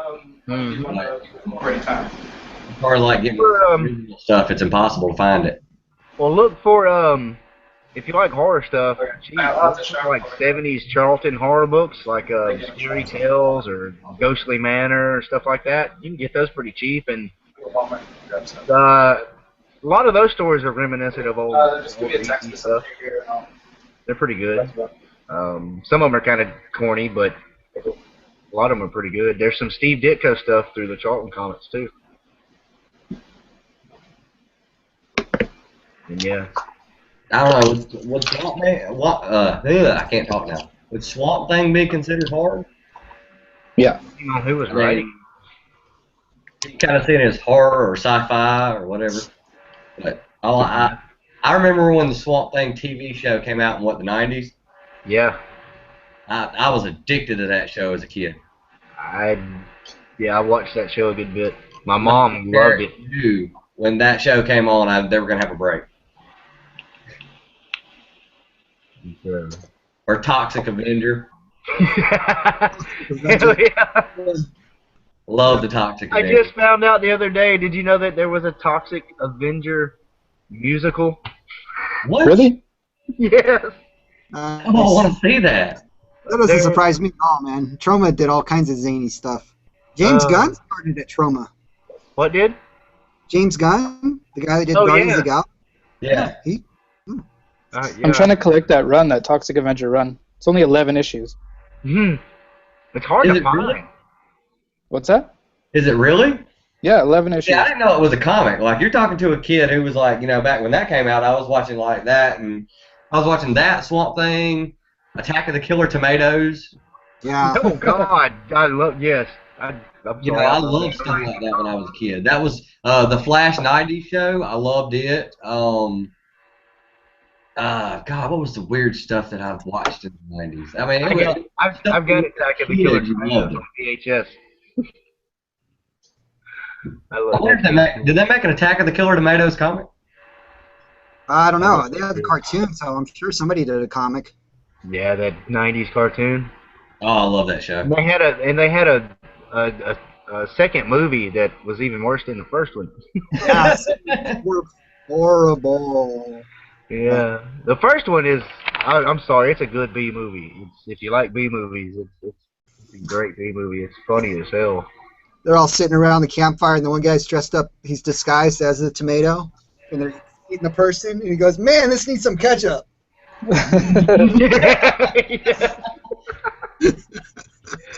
Oh, Yeah, it was great. man. Good old '90s. I need to watch that again. Yeah, like I mean, like early if 80s. that was counted as horror, then yeah, I'm kind of into horror. I don't know what you and I'm put. just now getting into Look at that! I didn't know. Whoa! I didn't. What? We have a howler mouse Holy present. crap! It's Howler Mouse. Hey, bud. Oh. What's up, guys? What's up? Thanks for stopping Oh, by. this show just got better than Comic Book Roundtable. Can y'all hear me? Can you hear me? Yeah. Yeah, Yeah. Okay. that was mean, Tyler. Yeah. It's awesome. You know what? Talking about like nostalgic movies, though, like for real though, Flash Gordon. Oh yeah. I love that They movie. totally- Oh man. It's like either you hate it or you love it, but man, if anybody is like in need of like a revamp, it would probably be Flash Gordon. I would love to see like a remake of Flash Gordon. I mean, you keep Max von Syne or whatever his name is, and I don't care what you do with everybody else, but that would just be so cool. That and that movie totally should have been like a rock opera. It wouldn't be quite as like. Do what? I love the corniness of it. Like I don't know. It wouldn't be like that again if they did it. You know what wanted to make me get into Flash Gordon? Ted. Yes. After I saw Ted, I was like, this dude is awesome. I want to watch Flash Gordon now. No, I love Flash Gordon as a kid, man. It's clean and cheesy sci-fi space opera stuff. Oh man, it was great. It's great. Love that movie. Yeah. Yeah, I snuck out when I was 7 and walked the railroad tracks for about 4 miles with a buddy to go watch Flash Gordon on a Sunday. I was like, hell yeah. So, good stuff. Did you find a dead body? We did find an eyeball one time about 10 years later, but that's a whole other story. So,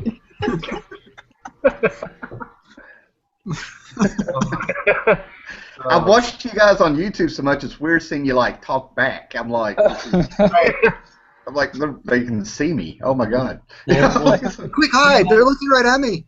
I had a phone conversation yesterday with Scott, and me and him both started talking about the Mothman video. Brother, I was like, I'm gonna watch it, and I watched it, and I was like, this is freaking awesome. Like, January's a good time to watch me because you get iced in and snowed in for about a week or two, and it gets weird, you know. You get what did you say? He's not dead, but he knows he's been in a fight. He's got a permanent limp, you know, so and a lisp, you know. That video was awesome. I appreciate that it. with black eye.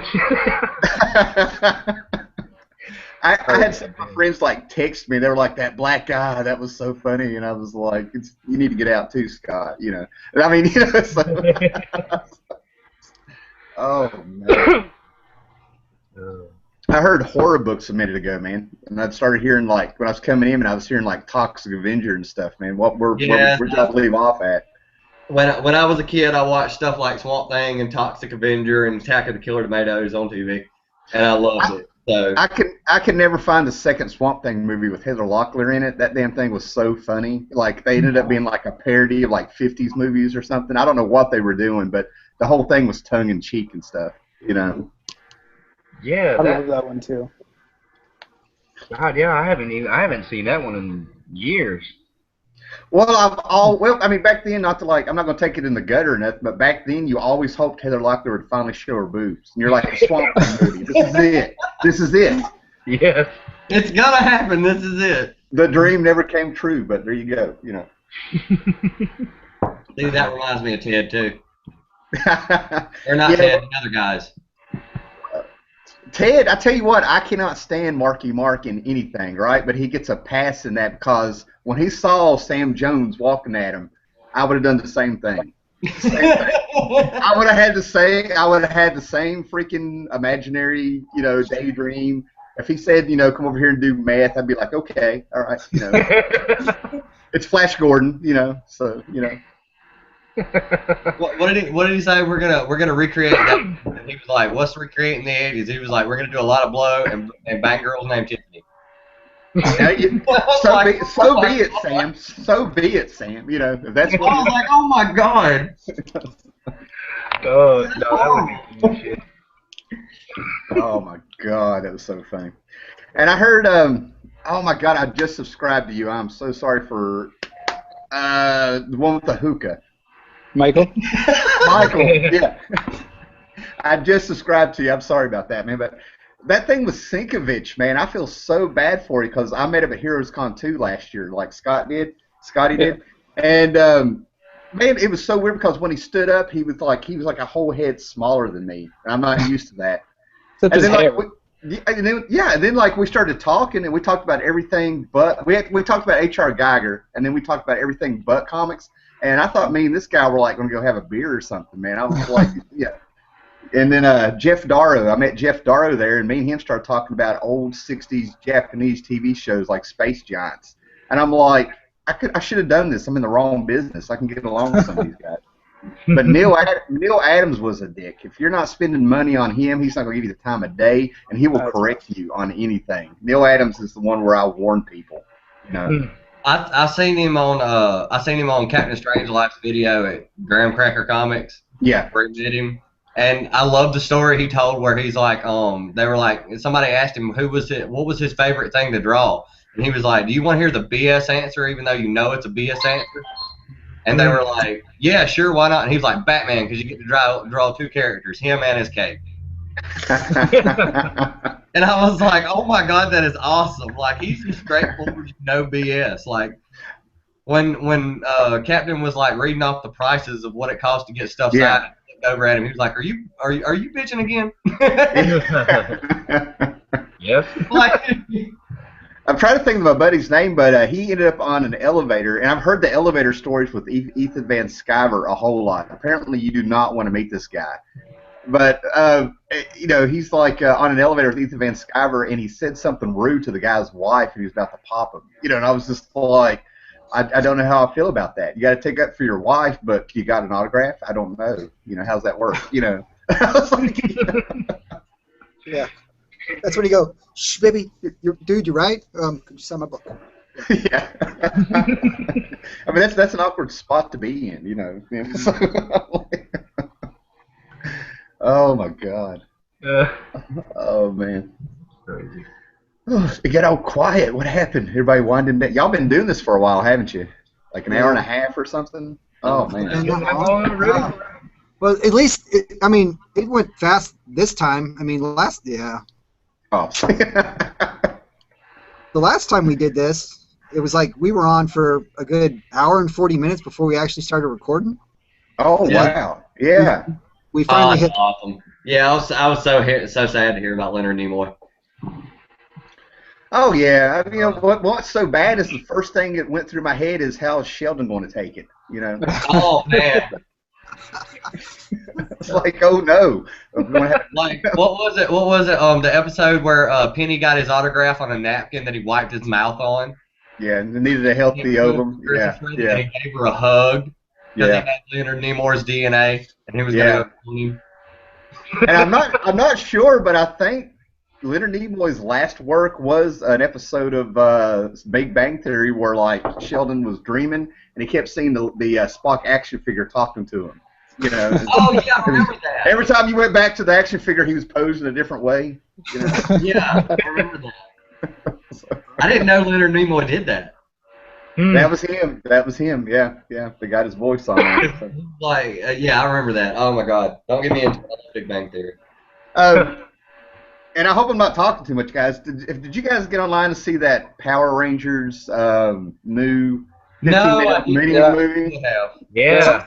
Okay. Somebody posted a link to that on my Facebook, and I tried to click on it, but it was by the time I found the video, it was already gone. But Yeah, that's what happened to me too. I didn't get to see what the controversial part was. It's back. It's back. That's how I got to watch it. I only watched the first season because I was like 20, living in the middle of nowhere. But in it, they make fun of the VHS tapes they came out with in the '90s. And I stopped at a Goodwill. I went visited some of my friends for my birthday party, and I found one.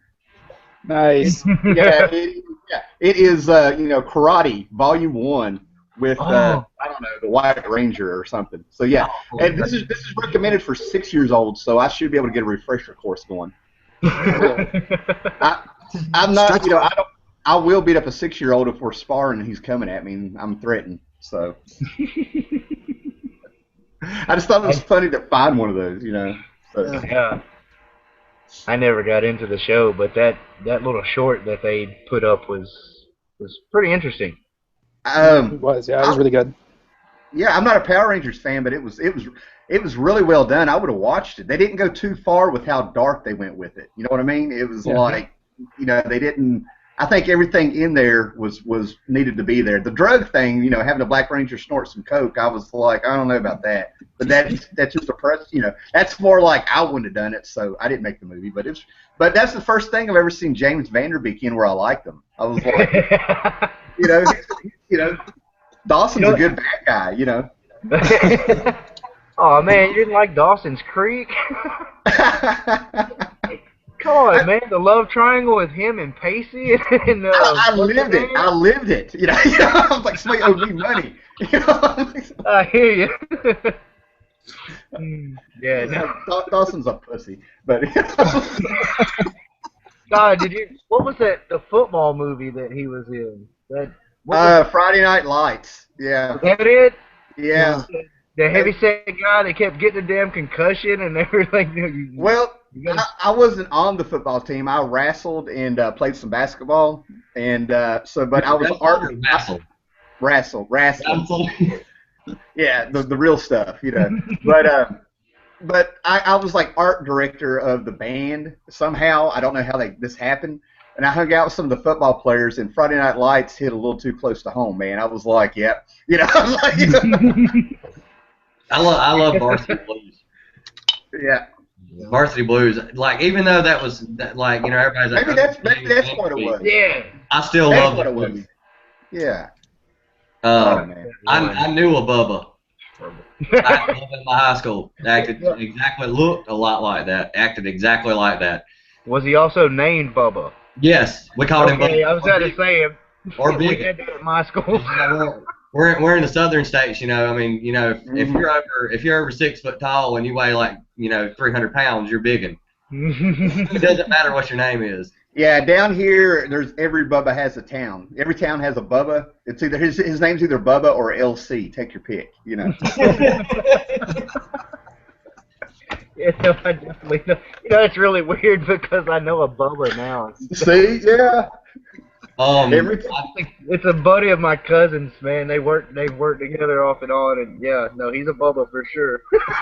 As a matter of fact, my friends told me when we watched that movie together, me and my friends were sitting around watching that movie, that when they seen Skeeter, they were like, "That's you."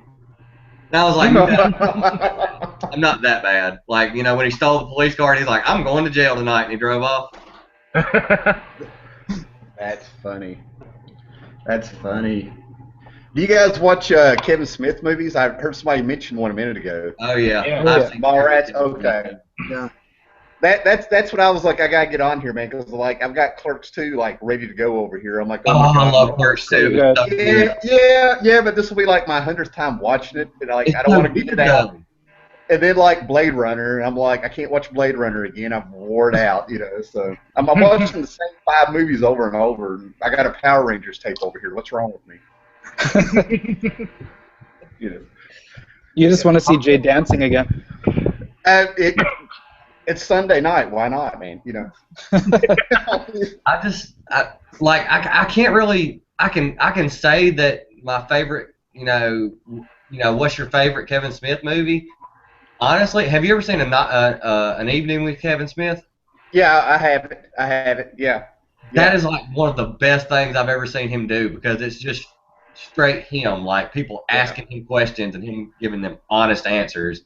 The Prince story killed me. Oh my God, I love the part where everybody's like, one guy held up a High Times magazine, and it was like him on the cover holding a plate just full of you know what's on High Times magazine, and he was like, did this really happen? And he was like, yes, it happened, but it's not as bad as it looked. He said, I can count how many times I've smoked on all your fingers and toes, so it's not that much. At that time, you know. What's funny about that magazine? I bought it on 9/11 at a head shop in Gatlinburg, Tennessee, on 9/11. Yeah, I'll always remember that now. You know. But like his story, the Prince story, and the Superman Return story. Yeah, the giant, because it's the deadliest animal in the animal kingdom. Everything. He talked to this one producer where every time he'd bring up an animal that he'd want to Kevin Smith to put in the movie, he would like, you know why I want that spider in there? Because it's the deadliest fucking animal in the animal kingdom. And,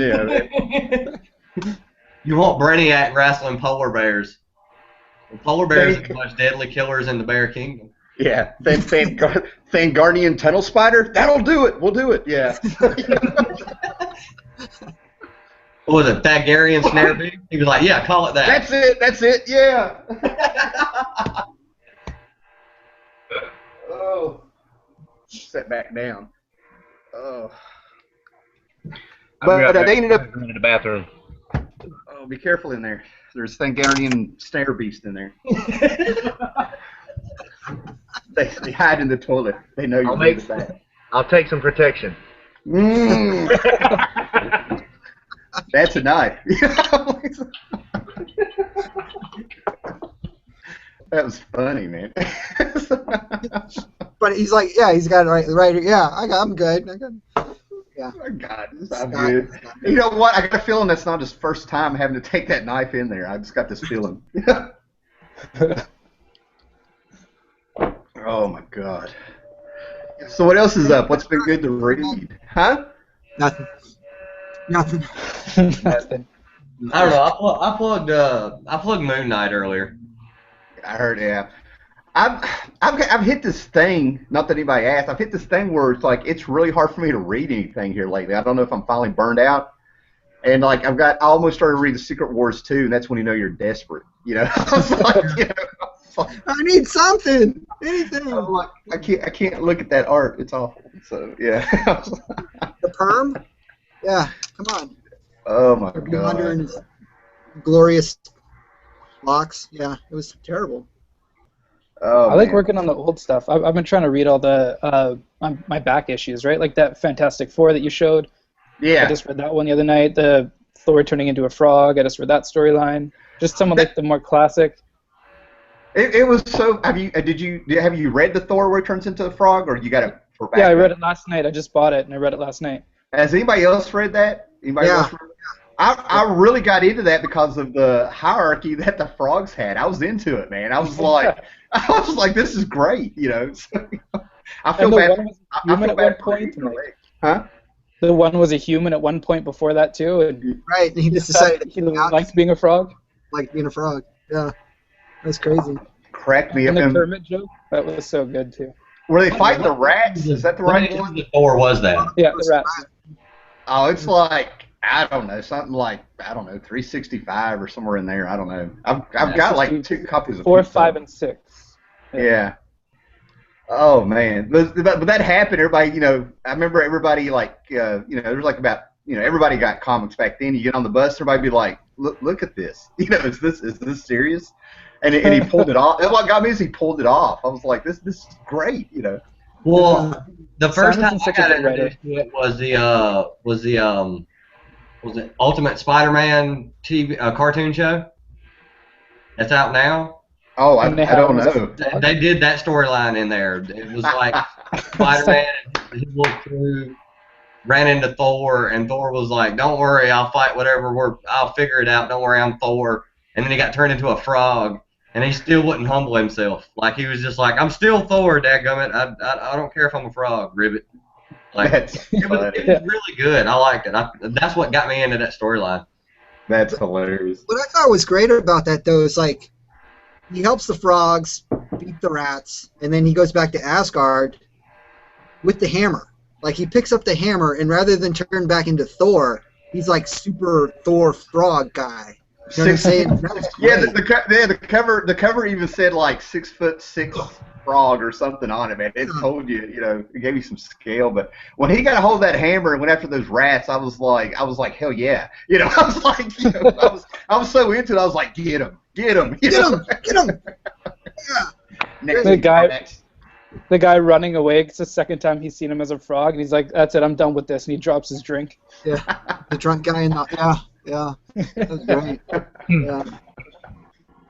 Like Thor drinking stories, especially in Asgard, are like really like that's some of my favorite stories. Like oh yeah. Like it's so good. Like even the Thor annual that just came out, the drinking story in that was friggin' amazing. It was pretty funny. Man. It was great. I mean, my favorite Thor story was the first time. I think it's the first time he met Hercules. I got in Marvel Spectacular, one of the issue you held up earlier. I have the reprint of that story, and then that was given to me as a kid. And the bad thing is it's a 2-part story, and I've never read the second part. I've never found it. But the first part was good. Well, it's a Marvel story, and Stan Lee said that all superheroes fighting, it ends in a draw. So, they all end the same. So it may not be that painful. That might help. I don't know. I mean, so.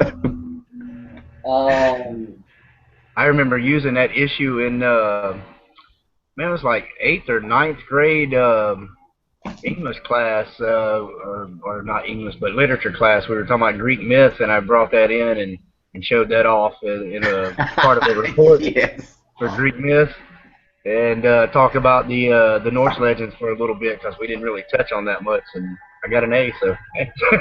Nice. this is the issue of Thor and Hercules that I have. Oh, I have that. Yeah. I cannot wait to get to this. I've got an Avengers somewhere, and I think it's around when the Masters of Evil hit him and tore up the mansion or something. But I remember like opening it up, and Hercules is in a bar, and he's got a table with like 10 women on it, holding it up, and I'm sitting there going, "Yeah, he's drunk," He's drunk. Yeah. In seventh grade, I got in some trouble in a math class, and the lady made me do a 10-page paper report, and I ended up getting all my Marvel sagas and did a 10-page report on the history of the Marvel Universe. The freaking teacher, there was a girl, she got me, what was her name? Anyway, she got me to the side about a day later, and she's like, "Can you bring me some comics? This sounds really good." That's awesome. Great. Miss Humphrey, that was her name. Yeah. Just a hateful bitch, but yeah. Oh, lonely woman wants some comic books. Yeah. That's cool though. Oh, that was so good. What about Hulk? Favorite Hulk story, man. I've always had a thing for the Hulk, no matter what, man. It's like took him for granted, That's no pun intended. That's my kryptonite. I really can't get into Hulk. Oh no. I'll be right back. Okay, man. it just seems like, and I know this is gonna sound stupid because I'm huge into Thor, but it just seems like every issue is Hulk smash. Well, Like, I know that sounds stupid because I'm into Thor, and it's like, every issue of Thor is just Thor swinging his hammer. I But think it changes when he goes back to gray, right? Like, and he gets his smarts back or whatever.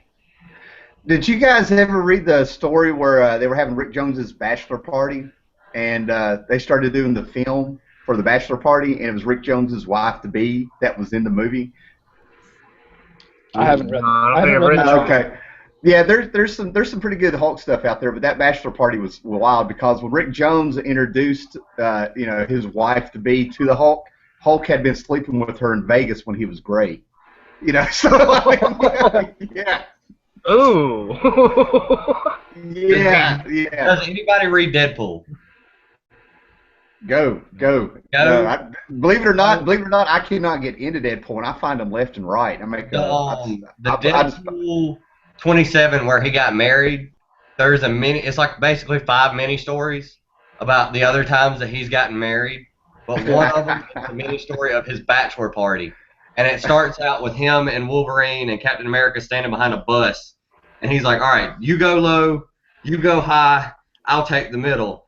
And the next like, this is going on, and the next panel is Captain America going, "Wade, we are never having a bachelor party for you ever again." And they jump over the side of the bus, and it's like utter chaos. Like the Hulk is chasing strippers, and like there's showgirls rappelling from helicopters, and they fall, and everybody's drunk, and it's like all the superheroes in the Marvel universe. And I was like, "Oh my God, this is awesome." Yeah, it sounds like being on a plane with Ric Flair. Oh man. Where was that? Where did you go and see that wrestling with Ric Flair and Nash and them. About 30 minutes up the road outside of Bluefield, West Virginia, at a place called Brush Fork. They called it Bluefield. And I tell you what, man, I mean, Ric Flair has traveled so much in other places and stuff.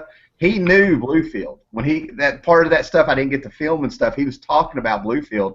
And he was like, "I remember the Holiday Inn, I remember Neons and all this place." And I'm like, how did I not run into him? Like back in the day. I was like, shit. I was like, but it was really cool, man. I love the story he told about Tennessee, where he'd get married in Tennessee and then get divorced by the time he got back to North Carolina. Yeah, it was married and divorced like 500 times.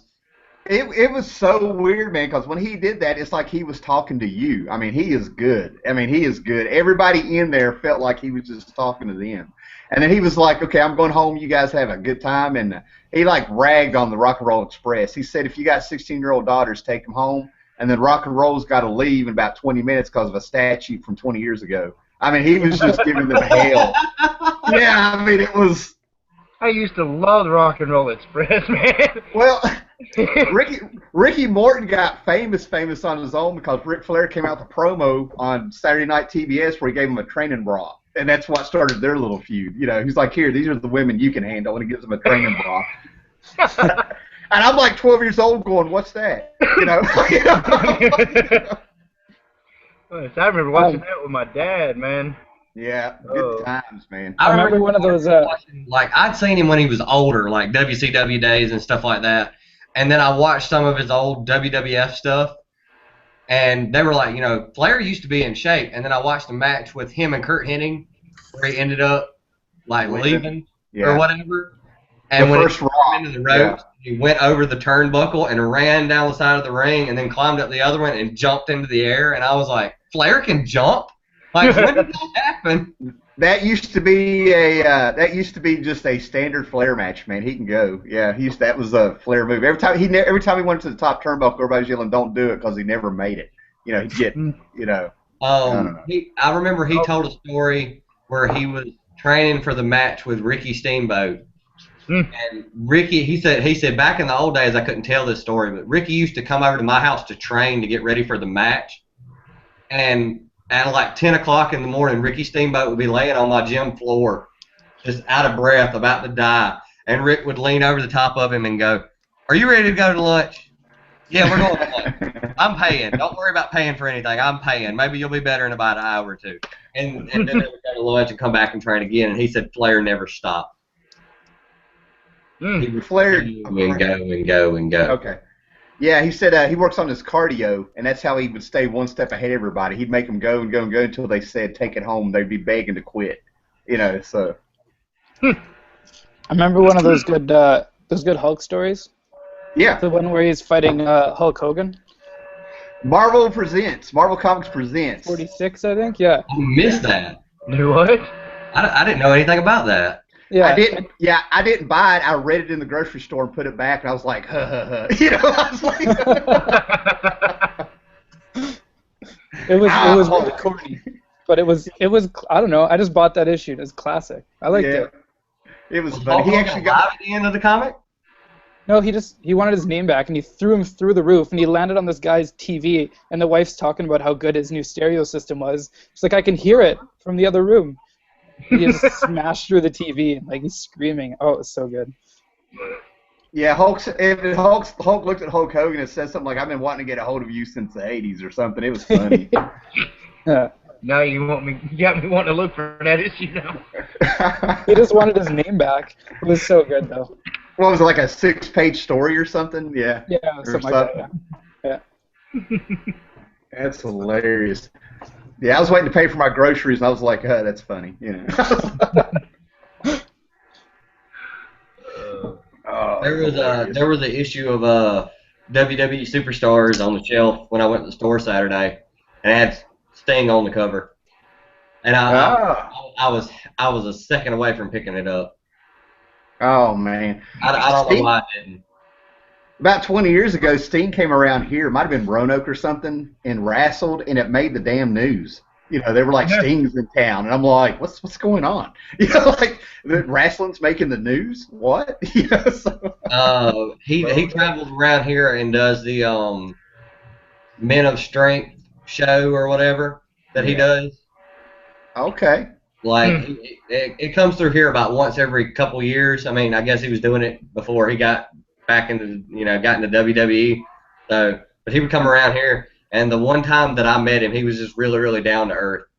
Like you would think you'd meet him, and he'd be like a wild man, like Ultimate Warrior or something like that. But he was just really, really like he was like, I'm old and I'm tired, man. he's like, there ain't too much food left in me. Looks like Mr. Merritt is reading something. Yes. Oh. Oh. This is one of my favorites. This is my oldest comic. What is it? This is Hulk 232. Oh, okay. I don't know if I got that.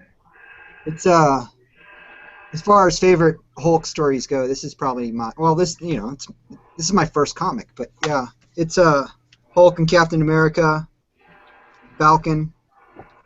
What's her name? Moondragon is one of the antagonists in this. Moondragon, yeah. Sorry, Moonstone. Sorry, but yeah, no, it's great. It's great. Sorry, that's all I got. That is awesome. Yeah. Oh man, I love the way that what's his name, Mark Ruffalo. Yeah. I love the way he played him in the Avengers movie. I love that. Like, I think he's like, don't get me wrong, I love Edward Norton, but I think he really hit Hulk on the head. Like he really got it down really good. He did good. He did really good. I don't know. Nobody's ever really blown me away, man. I go back to Bill Bixby, and that's my band, no matter what. I can't help it, But I've never nobody's ever disappointed me. You know what I mean? So yeah.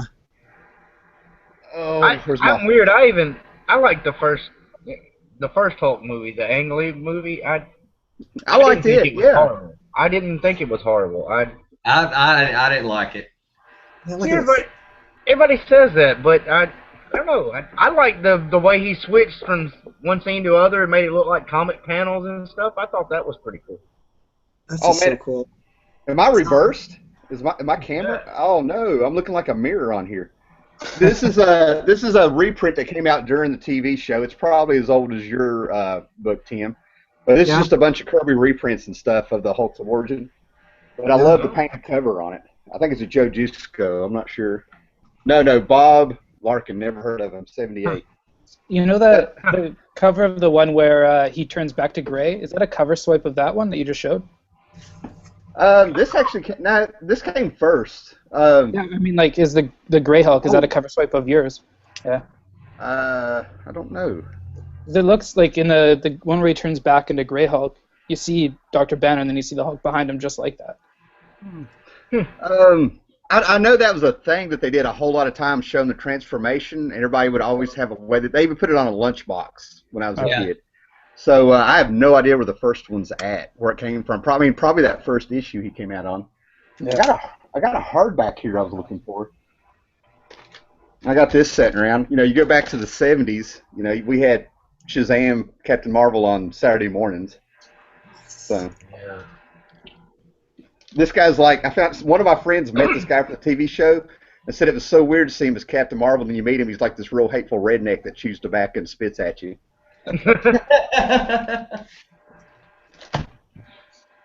I don't think I've ever seen the There it is. Captain Marvel TV show. It's probably on YouTube, but I'll warn you, man, it's really, really bad. Check out ISIS. At least she's hot. Honestly, if DC came out with a Captain Marvel comic now, I'd pick it up. Like, I'm really interested in the guy. I just don't know a lot about him. I know the origin and all that stuff, but I don't know, like, you know, his greatest battles and stuff like that. But I'm really interested too. It's just right now his stuff's hard to get. I got Death of Captain Marvel for $5, the first print graphic novel. Yeah, I picked up mine for like $6. Yeah, that was great. Yeah. Starlin. Yeah, that's why I'm gonna probably have to go because I mean, if you try to get it in singles now, it's just impossible. And Dreadstar too. That kitty cat on the front cover. Woo! Yeah, that's a sweet cover. Yeah. I think I got some. I can't believe I'm in the comic book room. Y'all got me digging. Yeah, there's some Captain Marvel. There's the first one DC put out with Superman on the cover. And they got one. That's the reason I like Captain Marvel.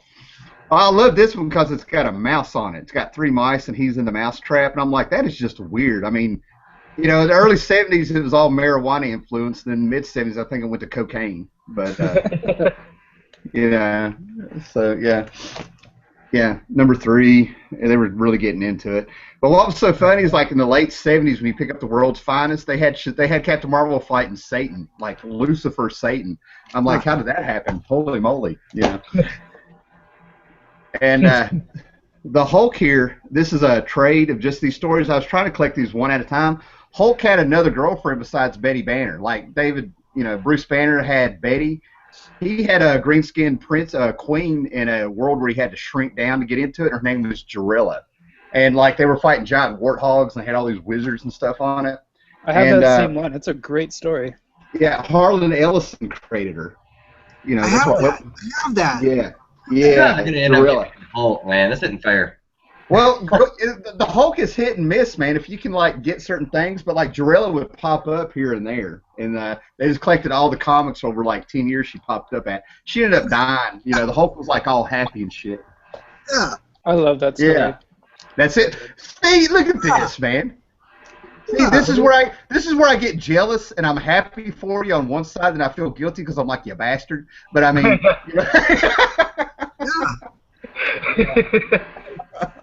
Yeah, I know that feeling. Yeah, you know, I'm like, oh, that's great. Yeah, I totally have it. This has been in my Herb Trimpe, man. This is great. Yeah, and then they got Dave Cockrum to come in and do some covers. I've got 1 or 2 here. I don't know where it's at, but there's a Hulk like around 204 or something like that where he goes back, and on the cover, man, it's got this purple sky, and it's got the Hulk in the mouth of one of like these giant warthogs and stuff. And in the comic, he lets it swallow when he busts out the side of it, man. I'm like, they're tapping Conan here. You know, oh, here it is. Yeah, they got it on the back. They used it as the back cover. Yeah, so. All right, you guys got me all pumped up. I blame you. I'll shut up now. So. Okay. I'm like, I've read one Daredevil comic, and I'm like 2 inches away from being pushed over the edge to get Daredevil and start trying to collect Daredevil. So sell me on some Daredevil. Man Without Fear. Man Without Fear. love it or hate it, but the John Romita Jr. stuff is great. Oh, anything he does. That 90s miniseries? Yeah. Yeah, it was good. Come on It was over. yellow. Here's my box of Daredevil. So come on over and you can go through it. So. I don't live that far, man. I can be there in like. I like Daredevil Yellow, too. Yeah, that was good. The Tim Cell stuff. Yeah, Tim Sale and Jeff Loeb. Yeah. I like Born Again. Matter of fact, that's what got me into the new Nova thing. Was that it was Jeff Loeb doing the story, but it was Ed McGuinness doing the artwork. And I love both of those separately, and I read the crap out of that first stretch, and then they dipped. But yeah, like I'm really interested in some Daredevil. I love Daredevil. Daredevil, it's like he has a handicap, but he won't acknowledge it. Like he has a handicap that most people would think is a handicap, but it's not there for him. The power for him. Yeah, Frank Miller. I didn't read the Frank Miller stuff until like the 90s, and what got me is the characters already developed. I didn't read the Lecter stuff, and I got into it around this time, like the mid 80s, late 80s. John Romita Jr. brought out Typhoid Mary and based him on her. This is what his wife looks like at the time.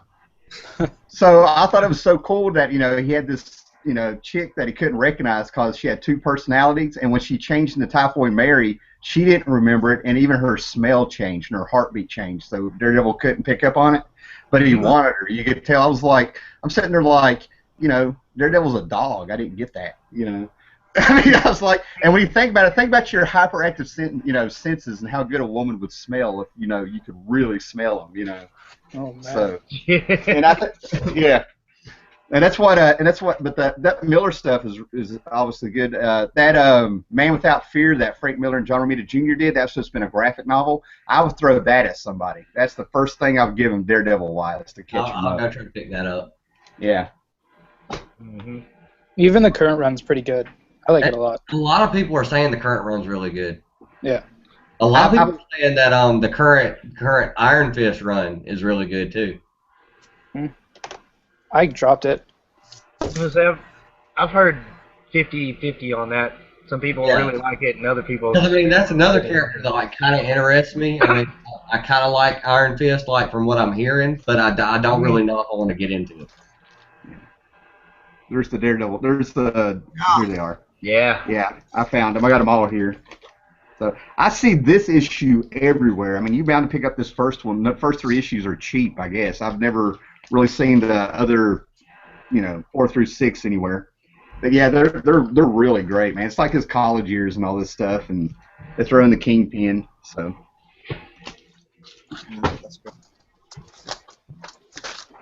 This was really good, Daredevil too. Electra Lives. Yeah. Yeah, that's got some wicked stuff in it. Is that the one where she's in the after? I don't remember it, but she running through the afterlife or something, and ninjas are chasing her, and they got all the pages kind of blue, or something like that. Yeah. And the color in this book is just something else. Yeah. This is gorgeous. Look at that. Mm-hmm. The only one that I have that I just read is right here. It might be Romita. I think it is. Yeah, it is. Matter of fact, 270. Yeah. Yeah. Man Without Fear. Yeah, that was the one I just read. Is that Blackheart? The first appearance of Blackheart? Yeah, first appearance of Blackheart, I guess. Mephisto son. Yeah, I got some of those. Yeah, Blackheart never really went anywhere, man. Huh? Is it the first appearance? If that's not it, if that's not it, you're in the ballpark. And Blackheart never read anywhere, but man, people want that book. I don't know what it is. I don't know if it's where they consider it a key or what it is. But yeah. My best friend gave it to me for free and said he didn't want it. Huh. The Acts of Vengeance that ran, it was like Marvel's big event around that time. Yeah. The Daredevil story in that was really good. He fights Ultron. It's pretty cool. Yeah, I've got that here. I'll dig them out. But yeah, when I saw he was going against Ultron, I was like, I have to get this because I know he's screwed. There's no way. There's no way. Yeah, that was a lot. Yeah, that's the first Blackheart. What? Yeah, that's the first Blackheart. 270. Crap. See, I don't even know what I Yeah, I have to look it up. Yeah, I found it. I got this right here. I got the same. There it is. I got the same one there. Yeah. Yeah. But I think I got the Ultron issues right here. Yeah. Well, yeah. Here they are. There's the first one where he's just got Ultron's head on a stick, looking all devious. And then this is the one where Ultron's got a hold of him. So, yeah. That's really good. That's like my top 10 like couple issue storylines there. That Daredevil Ultron stuff. That's great. Oh, cool. Yeah. Oh my gosh, I found my Thor stuff. Everybody's got it. Oh, don't get me started on Thor. I'm on a Thor kick here of lately. Hey Tyler, you were looking for something to. You were looking for recommendations earlier. Yeah. I got something for you. Here you go. Right here. Oh my God! I got them all over the shelf, man. Yeah, I remember you shooting that video, Tim. I about flipped out when you pulled out. I got all my martial law over here. Oh my God! Nice. Nice. Martial law, man. Martial law, man. Martial law. Yeah, they got a. He fought Pinhead. They got a 2-issue miniseries where he went into Hellraiser world. Oh, yeah. That's great. Yeah. And real quick, here's the Thor frog issues. I've got a bunch of those. You can see them. Man, I gotta figure out how to get this camera to stop being all.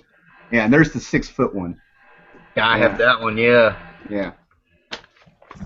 What do you call a 6-foot frog? What number is it? 364, 365, 366. What do you call a 6'6" fighting mad frog? Answer inside. So. Thunder Frog. Oh no, I don't. The closest one I have is 367. Yeah. Hey guys, I'm gonna grab that martial law real quick. I'll be right back. So am I right here? I'm not like talking over everybody, am I? No. No, you're good. Okay, man. You're back. We're pretty much all just yelling stuff at each other anyway. Since Kenneth Brown is watching this, and he keeps sending me stuff. Here goes something for you, Kenneth. The Batman of Arkham Elseworld. I know you like the Elseworld stuff. Which one is that? I had a bunch of those. It's a prestige comic. Hold it It's, up. God, who does it? Hold on. I can't say the artist, and I can't remember who does the writing. Alan Grant and Al Cantina. Huh. All right, we're back. Hmm. So I got all my martial law the stuff here. inside art. Oh, there it is. There's the inside. Is that martial law? No, it's Batman. Something. Oh, okay. It's Batman. The Batman of Arkham. It's an Elseworld story, and it's a prestige book. Oh yeah. It's really freaking good. But I mean, so that's just a little shout out there to Kenneth. Which that ding on my phone is probably him right now, going, "You're freaking awesome." That is awesome. Don't even want to see it, but there's martial law versus Pinhead. Both issues. That was good. It's funny because the dark cover, the second issue on that, you hold it up on camera and it just doesn't do it justice because it's the matte, the monochrome kind of thing, but it's just so cool with like the way they did it. Yeah, I think that's the first time that silver enhanced cover ever worked because that's supposed to be an actual badge. You know what I mean? Like, I don't know. But like even like the picture, like the matte and the shiny black in the background. Yeah. Martial law fighting Pinhead. That's just gorgeous. Oh, that stuff's so good. Yeah. Where's the other one? Y'all were talking about Savage Dragon a little while ago. Savage Dragon is one of these or something. So. Yeah.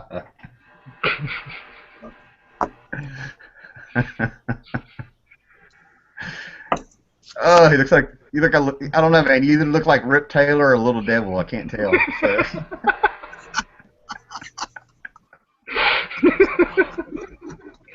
So. I didn't know what this would do. Now you do, man. It said draw. I'm like, okay. Oh man, it won't let me draw on anybody else. You you have this one? Yes, I do. Yes, I do. Let me find. Let me see This is that. probably my favorite Is that it? out of the whole. Yeah, that's it. Yeah, that's it. Yeah, Yeah, Kingdom of This the is, Blind. yeah. Let me look at this. I've ended up sitting down and just. Well, I think I'm only needing like 2 issues to have everything. I don't remember which one it is, but Kingdom of the Blind is the one where it felt like pure martial law. Like they've already done some martial law work, and then they got to Right. Apocalypse, and they were like, well, we're. It kind of gave me the feel where like when they got to Apocalypse, they knew they could do whatever they wanted, and they were on their feet with them, and they just went for it, man. But God Almighty, yeah, the blood and the guts. I mean, they end up with like it's just ultra violent, Yeah, Megawad. Yeah. To me, That this was is the great. best. I always thought that was like the first time I read that, I was like, it's Batman. It's martial law versus Batman. Okay. Like the twisted anti-hero version that they do with everybody else. But Yeah. I watched a Pat Mills interview, and he's like, no, it's martial law versus like the super rich. I'm like, well, that's still Batman. Yeah, it's socioeconomics. That's the whole thing. You read these, and the first thing it gets you, it's offsetting, where it's so violent and vile, and talks about Nam and all this stuff. And Yeah. then you get in there, and it's a really smart written book because it's like social and political satire and stuff. You're like, oh my God, really? I mean, it's to me, this is like that drunk uncle nobody wants to talk about when it comes to Watchmen and Dark Knight Returns. Right. Yeah, that's our drunk uncle, martial law. Yeah. I love the Watchmen, so if I love the Watchmen, I'll probably like martial law. Well, the thing Yeah, is, if they have, you, oh, go ahead. You can get. They have a hardcover. DC put it out a couple years ago, so you can get it cheap, and it has most of everything in it. Okay. It doesn't have like the Pinhead story's not in here, and the Savage Dragon story's not in here, and the Mask story Yeah. isn't in here, but most of everything else is. So yeah, it's great. If wouldn't you say- like Go ahead.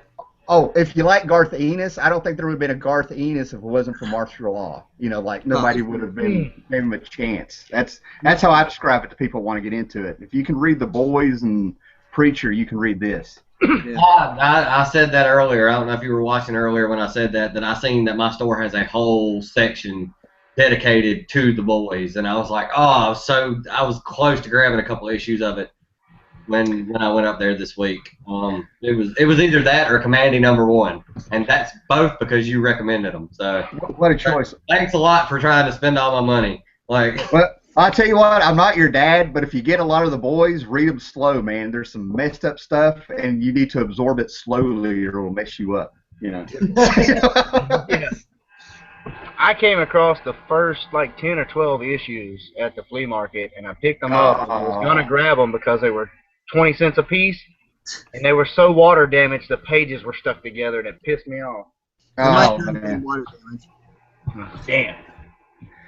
I tell you what, I was hanging in with the boys until about the 20s. That's when I kind of backed off because what they did with the X-Men, who were called the G-Men in there, it was too much for me, man. I mean, they got me. I was like, oh no, I got to back out. Garth got me. I was like, like that was too much. So, Okay, Oh, since God. I got, since I got all you guys together, I seen this last night. Michael, you watch Comic Book Roundtable, so you know what I'm probably about to ask them. I don't know what you're gonna ask, but Okay. If y'all had to pick between the Teen Titans and the X-Men, who would win? Ooh. X-Men. Yeah. X-Men. See, I said X-Men too, but I'm a Marvel fanboy, so my opinion doesn't count. I'm Titans. probably the X-Men. It depends which X-Men. Yeah, that's That's like what I thought. It depends on which X-Men and it depends on which Teen Titans. Yeah. Well, original X-Men and original Teen Titans. Maybe Teen Titans because they have a speedster, and speed always trumps Yeah. everything it seems. Well, they Magic, also too. have Robin, and he learned how to strategize from Batman.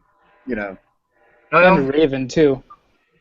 Well, See, but I'm thinking the biggest key factor was no Raven. would be the biggest key factor would be with Xavier or without. Well, I mean, so we're talking like Xavier's your trump card. Cyborg could take out Xavier. Cyborg could take out Xavier. Even if you're like, Kid Flash, not to interrupt you, Tim, but even if you're Kid Flash and you're running around, if Xavier throws a thought in your head that throws you off and throws you for a second. I don't know, X-Men and Phoenix. I'm sorry. That's true. Well, if you're going that way, then yeah. See, that's what got me. So but if it's the original X-Men versus the original Teen Titans, I don't know. I mean, like the original Teen Titans, you talking like Robin and Wonder Girl and all that, or are you talking like Cyborg and Kid Flash and you're running around. No, original. If you go original Teen Titans, yeah, you're talking, Aqualad and Robin and Wonder Girl and Kid Flash. No Cyborg, no Raven, nothing like that. Mm. See, that I don't know. To me, that's still a toss-up, though. I don't know. I've never in the world thought I would hear this question and me going Teen Titans. I never thought I'd hear it, but I got to go Teen Titans. Yeah. I can't believe I'm saying this. I'm even sitting here stunned. I mean, you could definitely make a strong case for it, like you said, with Robin. No, they don't. The original X-Men do not have a fighter. They don't have a strategist like that, unless you count Beast, Cyclops and his natural leadership ability. But back then, he's bland and dry. He's not worth shit. All you've got to do is pick on Cyclops and he'll quit the team. So, as a matter of fact, that just spoils the whole the new Uncanny X-Men that came out. Are you serious? Yeah. They owe me money. They owe me money. Okay, I'll break it down, and I'm including spoilers, so if you haven't read it, close your ears. But basically, this cover does not happen. There is no fight between Havoc and Cyclops, right? What happens is Cyclops has been killed, along with Magic, and so has Emma Frost, by this mutant that nobody can control, but Cyclops tried to recruit, because now basically Cyclops is Magneto, right? Okay. Yeah. So Eva Bell, one of the new X-Men, has the ability to go back in time.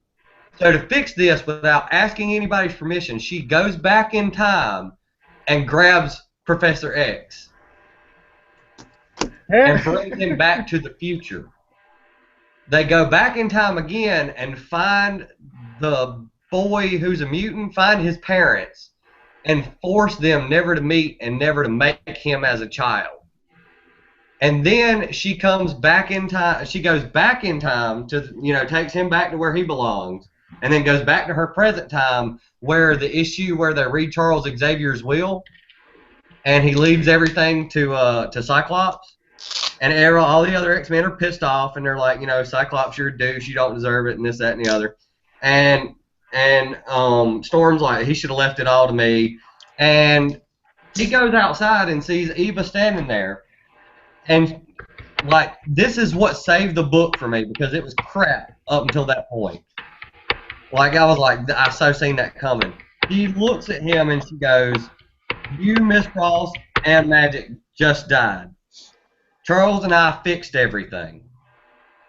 So the only thing I can tell you is quit your BS, screw your head on right, and if you can't, you need to figure something out. Because if you don't, and now that I know I can do it, I'll go back in the past and you'll never exist. I saw the same thing. I saw the same thing on 90210. Oh my god. Oh my goodness. And Scott looks at her and goes, "You're out of the school. You're out." And she goes, "I know. I just graduated." And she walks off and she goes, "I'm officially a graduate of the Scott Summers. You do whatever the hell you want. School for gifted effing youngsters." And she disappears. And Scott walks in, since he got picked on, and goes, "I give everything that that Xavier left me to Storm, and I'm shutting down my school, and I'm done." And he walks off. Huh. And I was like, holy freaking crap. Brian Michael Bendis is awesome. Well, no, because I mean, even from the get-go, like way back, I mean, like X-Men 2, Scott was still a little whiny bitch. Yeah. He's always been a whiny bitch. He And always has been. He's never been one of my favorite X-Men. I mean, you know, he has nice powers, but he's always to me just been that guy who. What I used to think about Captain America until I found out about Civil War. The guy who always did what was right no matter what. He used to be my favorite X-Men, and as I got older, I realized he was just like making the girls feel sorry for him. You know, that's how he was getting. Yeah, kind of like stuff. that. And the more older I got, the more he was just whining and whining. I'm like, he didn't used to be this bad. And they just kept doing that and doing that. And I'm like, oh my God, what happened? Somebody, I don't know, his mutant powers. I'm getting upset. I'm going to digress. I stepped to the side. Oh, he didn't used to be that bad, you know. So Yeah. I just think it's funny, like even like way back in the '80s, every time like he stepped out of line and somebody had to put him in his place, it was always Havoc. So they would have their little fight, yeah, and it's funny because it's Havoc and Cyclops, but it doesn't do anything because like their powers cancel out each other. yeah. So it's like, they just go out in the field somewhere and just blast at each other and like, oh, okay, I feel better. Like, And I'm guessing that's what the significance of that cover was, because a lot of people got pissed because the cover was Havoc versus Cyclops, and then when you read it, Havoc's not even in the book anywhere.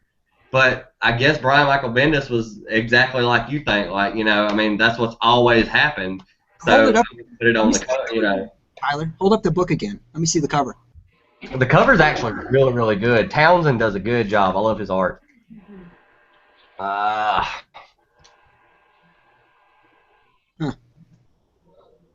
Yeah, that's like the fight that nothing would happen in. Exactly. Yeah.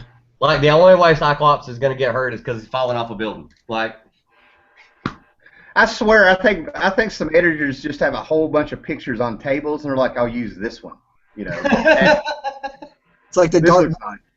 Yeah. Yeah. All right, I got a versus situation if you want to hear it. I don't know. Anybody watch South Park? oh, yeah. Okay. The Coon and Cthulhu versus the X-Men with Dark Phoenix. There you go. Too X-Men. much?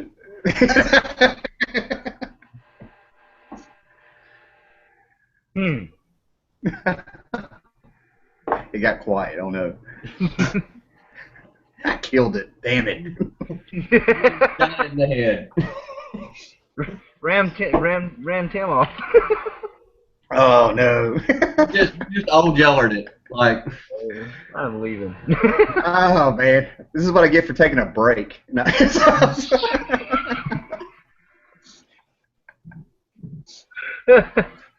I'm not cool anymore. Shit. actually, since you mentioned the Cthulhu, I just read Afterlife with Archie #6. Oh. And it completely, like, I was like, what the heck just happened? Like, I'm reading a Sabrina story. I thought this was an Afterlife with Archie. Well, she kind of started the whole thing. I mean, yeah, but I didn't know that. So, I didn't get issue 1 yet. I'm looking for it. I just haven't got it yet. yeah. That'll be a hard one. I didn't know she was involved in the story, and then the next thing I know, it's, you know, they're trying to marry the Cthulhu to Sabrina, and I'm like, where did she even come from? Yeah, I thought that was a little weird myself. Don't get me wrong, I love those kind of stories, like Jason and the Argonauts and stuff like that. Oh, yeah. You remember the old Odyssey movie? Yeah. I love that. Harryhausen. I love. Oh, my God, old Harryhausen movies? Yeah. Almost bought, what is it, 20 million miles to Earth or something like that? Where they got the beast comes from Venus. I don't know. I think I know what you're talking about. It's all black and white movie. Yeah. This stuff is so cool. Harryhausen. Yeah. We lost somebody. We ran him off. Hey, we've got comments too. Did we? Yeah.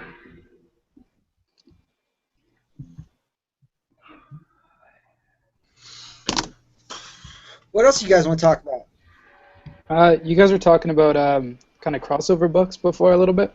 Yeah. Right? Has anybody read this one? Yes, I love that. I love that. I love it. I love it. I love it. I love it. I love it. Me What too. is it? I've got part of it. Yeah. Honestly, like, it's crazy to see how Batman deals with him. Yeah. Yeah. The Oh end, man. like the very end. Oh man, it's great. It's What it's is like it? what? I can't see it. Batman Yeah, versus Batman. Predator. Yeah. Yeah. Oh Yeah, man, that's- when you said that earlier, I wanted to try to find that. That actually does sound really, really good. Oh, it's so Yeah. good. It's Dave Gibbons wrote it, right? Yeah, Dave Gibbons, Andy Kubert on pencils, and then Arthur Sudium did the covers for them. Yeah, that book is great. Great, Yeah. great, great. It's like Batman's trying to figure it out, but it's not working. It's like, Yeah, over and over again, he gets his ass kicked. yeah, through the whole thing, it's Batman Yeah. getting his ass kicked by Predator, and then at the end, when like Predator's coming down on him with like the thing, like I'm gonna end you now and rip out your spine. Yeah. Alfred shows up and saves the day. It's great. It's Yeah. great. It's a classic. Yeah, it's completely Batman outdone. Oh yeah, That's and the cool. artwork is so good in it too. Yeah, I've been wanting to find the other. I think I need. Is it four? It's a 4-issue miniseries, right? 3 of them. 3. Oh, I'm only missing one. Then I'm missing one. I'm gonna look to see if I can find it. Did you ever get the second one? That they did, Batman and Predator 2. Yeah, it wasn't as good. What's her name? The Huntress was in that one too. I didn't. It's okay. It wasn't great, but it wasn't as good as the first one. That first one is just, man. That's like dollar bin treasure there. It's. I mean, if you can find it, pick it up because it's that book is really really freaking good. Batman versus Predator. Tim, in case you missed it. Oh yeah, Dave Gibbons wrote that one, man. That was the first thing that I read that he actually wrote, and I'm like, he listens to Frank Zappa while he draws and writes. So Yeah. Really? yeah. But that Batman vs. Predator is just a classic book. I mean, it's an underrated Batman story, Oh, yeah. for real. Yeah. I've been just trying to pick up a lot of the older stuff. I picked up this one too recently. Oh wow, I've never seen that. It's Guns of the Savage Land. It's one of the Marvel graphic novels, like the old ones. Oh. I've never It's so seen good though. Chuck Dixon wrote it. Timothy Truman on art. Truman, oh man. that. Nice. It You ever is read his great. work on that character, the Spider? Yeah. Is it Yeah. any good? If you like Truman, you'll like it. Okay. Trying to think of something specific. No, I mean, I flipped through 'em. I mean, I had a stack of Scouts, some Spider and stuff that he did, some of his indie stuff. All his indie stuff holds up if you like Tim Truman. You know, I like Scout. Scout, yeah. I picked up several issues, and I'm trying to complete that little run. But there is I don't know if it's a trade or a graphic novel of the Spider, and it's Truman and Alcatana or whatever. I've never seen it. Yeah. And I mean, it's thick. It's one of those, like 60 or 80 pages, and it's in the corner bin, and I've been passing it up because I didn't know if it was any good. I think it's worth checking out if you like Truman. You know, he's not hit or miss. He's pretty consistent. You either like him or you don't, I think. Yeah. You know. So I love his art. That's for sure.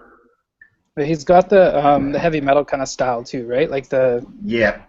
Mm-hmm. fantasy. It's very detailed. Man, you talk heavy metal, you make me swoon. You know. So.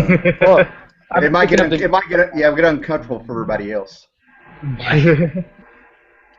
I've been trying to pick up the old issues of like that and Epic and just a few of those types. I like Check them. I got some of the old Morbius stuff.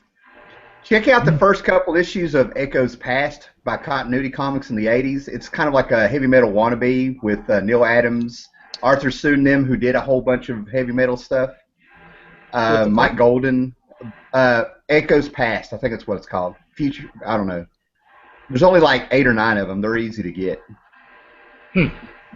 First appearance of, yeah, it's they're smaller than the size of the heavy metals, but they're still thick. Okay. Through Continuity Comics. So Continuity Comics. Okay. Speaking of South Park, you remember the South Park heavy metal episode? Oh, boobage, major boobage. Yeah. Yes, I do. Yes. Where they were tripping on Cat P. Yeah, I didn't watch South Park for 5 years, and then I turned on the TV one night, and it's a heavy metal episode, and I'm like, this is meant to be, you know. Yeah, it was like Kenny just couldn't stop tripping, and every time he tripped, it was a heavy metal trip. Yeah. Oh my God, man. That. I might have seen that. The fact that they used the actual soundtrack, that's what did it. Yes. That's what did it. So good. I was the same way. I hadn't watched South Park in a while. I do that. I'll just flip it on there from time to time, and that's one of those episodes I just happen to catch, and it's I don't know. I guess it's like the age. Well, it was probably an age thing because I'm probably like I don't know how old Michael is, but I'm like probably the youngest person here. So like me, it was Heavy Metal 2000 because those were all bands that I knew that came out closer to me. So it was all like Judas Priest and stuff like that. So, but then I eventually got to watch the old one, like the original Heavy Metal, and it was still like I was like I've never even heard half of these songs. Like 1 more minute to midnight. Oh yeah. Heavy metal. Oh, that's it. There you go. Oh man, hold on. Awesome. Hold on. That is probably like the best there you go. Sammy Hagar song ever. Oh, cool. Nice. I've only seen that issue once. Yeah. It was years ago. Yeah, I was really excited when I found it. I paid $0.25 for it or something. I was like, okay, Oh, yeah. that's fine. Yes, please. Thank you. I'll give you 2. I don't, Hold on. I'm gonna go see Sammy Hagar in May. He's at Carolina Rebellion. I wonder if he sells his vodka at his shows. That's how he's making his real money. I don't know if he is. I might get it. Like to me, Sammy Hagar, like the only stuff I'm gonna know is like 55 and like stuff like that. I mean, like who else is gonna be? Cheap Trick's gonna be there. I want to see them. Oh, I love Cheap Trick. Yeah, Cheap Trick's gonna be there. I can't wait to see them. I want to see them. But my main money band, like one I'm gonna want to scratch off my bucket list is Slayer's gonna be there. I got a buddy that put a tattoo on, I think, the guitar player for Slayer over in Knoxville when they came through. And the funny thing is everybody's like, why'd you buy the ticket? And it was like, oh, because I want to go get my nose broke. At a Slayer show. I mean, like that's like every metalhead's dream, right? Like, yeah. Get your nose broke at a Slayer show. Like, if I could get my nose broke at a Pantera show, I'd go do it. I remember I was like 13 or 14. I had an older friend who was playing Rain and Blood, and I was really like scared and nervous. And like, when you slow down the car, I'm like, I'm feeling threatened right now. You didn't know what the hell was going on. So. Have you ever watched Wizards? If you like heavy metal, there's a '70s movie called Wizards. I say check out. I think I've heard of it. That's a good rock movie. and roll. Oh yeah, Iggy Pop and Debbie Harry and stuff sang songs in it and stuff. Yeah, rock and roll. Like I'm one of those weird guys. Like one of my favorite movies of all time is like Rocky Horror. Yeah, That's cool. Yeah. I love musicals. If you go new stuff, Repo the Genetic Opera. yeah. Oh. I love that movie. If you get on Facebook, you can see me dressed up as Riff Raff. I do Rocky Horror every year. I missed 4 or 5 years where I got married since '93, but yeah, Rocky Horror big time. I used to go watch it on I know in Newberry, South Carolina, there's a theater where they do it every year where they do Rocky Horror, I think on Halloween, and people dress up and everything, and like I couldn't help myself, like when they started playing Time Warp. Yeah. Like I jumped up and started doing the dance for the Time Warp. I found a place in Beckley, West Virginia. The theater, I mean, it looks like the Muppet Theater. I mean, it's top notch, but they have a bar downstairs, and you can take your drinks into the theater. Man, they had real drag queens and everything. I mean, it was. I have a friend that looks exactly like Tim Curry, like exactly the same. I'd be taking selfies all day long. You know. He hated that movie so much because of it. There's a theater in Atlanta that since oh Lord late '80s they every month they do midnight showings of Rocky Horror with the Oh whole live man. cast interaction and everything. I've Yeah. wanted to go, but I'm a virgin. I've never Yeah. seen it on a theater, and I do not want to go in there and then and get picked on. Oh no, dude, They that don't would be pick on you. It's great. fun. No, They- that'd be an awesome time, man. You should totally go do that. Yeah, but I mean, I've seen the movie, 100 times. I've just never been and seen it in the It theater. doesn't matter. It's completely different. Yeah, no. It's completely Okay. different. I mean, in school, we did there was a play, and they adapted the Time Warp and one of the other songs, and I can't remember which one it was. But they adapted that into the play, so we had a school play, and everybody's sitting there singing and dancing the Time Warp, and in the gym. That was, oh man, that was a trip.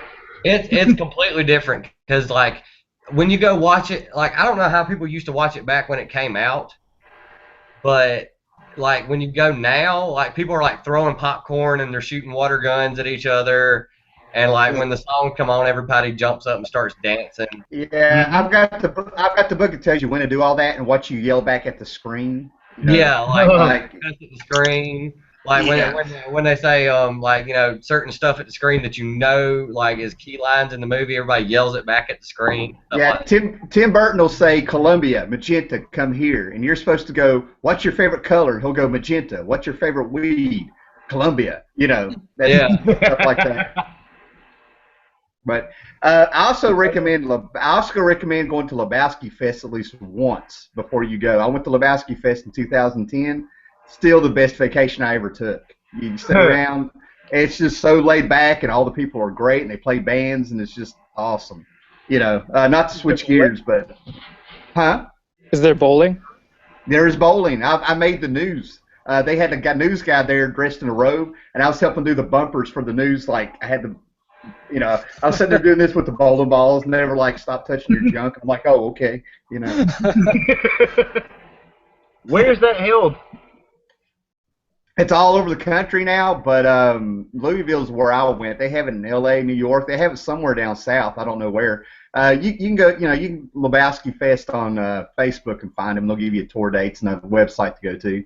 But it is the most laid. It's like the exact opposite of Rocky Horror, and great in a different way. You sit around and everybody's drinking, White Russians and bowling and talking and dressed. Oh, it's just great. That Dateline was there. I was on Dateline for like 3 seconds in the background while they interviewed somebody dressed. I looked like a freaking Pizza Hut manager.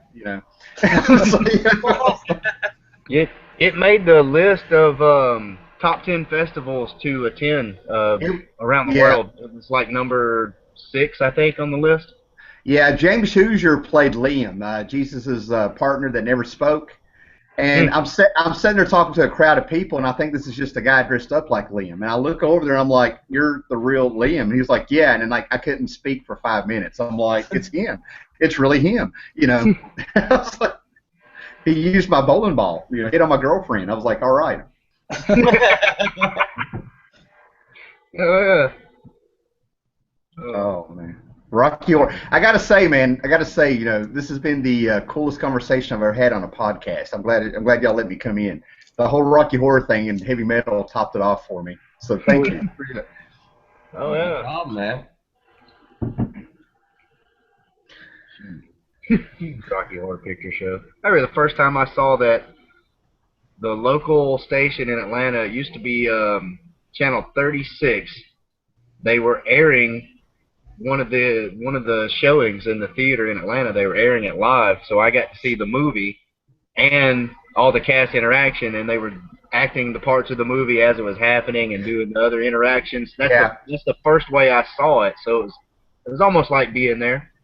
There's two places in driving distance that actually do the play, and one guy changed it to asylum instead of a castle. I mean, so that's kind of cool. Then you have where they do the movies. The first time I did it, if y'all want to hear, was I was 20 and I had seen it on TV and was not comfortable watching it. I'm not ashamed to admit it. So I'm living with this girl. There's no internet. I didn't know they did any of this stuff with Rocky. I didn't know about the midnight showings. And she takes me to this college to go see it. And we're standing in line. We're freezing. It's like December. And as I start looking around, I start noticing the guys, they had like trench coats and stuff on. And I would look down and they had like high heels and fishnet. And I'm looking at her like, what have you brought me to? I'm sitting here like, what? I'm like, what? I'm like, what the hell? What the hell? I'm like, what are you doing? And then it was like just a blast, man. When they brought out the water guns, I'm like, this is happening. This is really happening. This is great. That's kind of creepy because about 5 years ago when I was like 25, 26, I was dating a girl and she was like, "Are you off this Friday night?" And I was like, "Yeah." And she was like, "We're going to the Newberry Theater." And I was like, "Why?" And she was like, "We're just going." And I was like, "Okay, well, that's fine, whatever." And then we get there, and I see all these people dressed, and they're like, I didn't see any fishnets and high heels on guys, but I seen like everybody dressed all kind of weird, and they were like made up, like Yeah. everybody in the movie. And I was like, and I looked up at the marquee thing, and it was like Rocky Horror Picture Show, and it was on Halloween, and I was like, oh, holy crap, you didn't. And like, that's the way it ended up being. So it happened the exact same way for me too. And like everybody was like throwing popcorn and shooting water guns, and I was like, holy crap! Like everybody started dancing a time warp. Yeah. It was ridiculous. This last one I went to, I found it on the internet an hour before it started, and it's an hour drive. So I got there, I didn't know anybody, and there's this chick in the parking lot like fixing her hose, and I'm trying not to look, And then she like gets some vodka, and she walks right up to me, and like she's got her arm around me. She ended up taking me through the whole theater, and we left a trail of feathers off her boa. I thought she worked there. She didn't. We were like all over the theater trespassing and stuff. And I'm like, who is this chick? How did I get here? What happened? And then she gave me some vodka, and I'm like, okay, whatever. Yeah, I'm going to jail. Yeah, it was done. It was done. And then after that, we went to another bar up the road, and it was they had a funk band, F-U-N-K, a funk band, and I walk in, and they've got a blow-up doll on stage, and the guy has a codpiece that's a cowbell, and every time he thrusts his jump, the cowbell was like, bonk, bonk, and they're singing Electric Avenue. We're going to rock on. I'm like, this is the greatest night ever. I'm like, Hell yeah. Needs more cowbell. Yeah, I was just like, and it was so funny, man, because I just picked a spot and planted myself, and I just took it all in. I'm like, oh my God, what is going on? And they had a girl, Bruce Dickinson. Yeah, and they had a girl roller derby group in there that was like a biker gang, man. They were like running that place. It was just like, this is awesome, Bro, that was my favorite part of that whole skit. Was when Christopher Walken walked out there and he's like, "Hi, I'm Bruce Dickinson." Fever, and the only thing that can break that fever is more cowbell. And I was like, "Yeah, you're Bruce Dickinson." Well, guys, I haven't heard from anybody all day, but everybody's texting me, telling me Walking Dead is on tonight, just in case anybody forgot. I don't know. Yep. I don't have cable. I don't either. But you can go to Couch to. Go ahead. The screwed up part is I don't have cable, but I have Hulu, and they don't play it on Hulu. No, if you have ad block on your Google Chrome, go to Couch Tuner, and they have all the shows uploaded 5 to 10 minutes after they air, and they have a whole library of shows you can watch every episode. That's how I watch all my TV. Mm-hmm. I've missed this whole, like, ever since it started back, I've missed the whole thing of Walking Dead. Walking Dead is the only. Yeah, Walking Dead is the only comic that actually made me jump in my seat. During the early issues when the comic came out, they had a whole bunch of zombies bust out of a basement, and when I turned the page, I actually jumped and felt like an idiot. God, hush. What? Last night I was talking to Scott on the phone and I was reading Manifest Destiny and I turned to the last page and I screamed. Yeah, like there's this like little creature and he's sitting there and he's looking all cute and I was like, he ain't that bad, you guys leave him alone. And then I turned the page and he's like jumping at him. And so I turned the page and I just like screamed. And Scott's like, "What's the matter?" And I was like, "Manifest Destiny." And he was like, "Really?"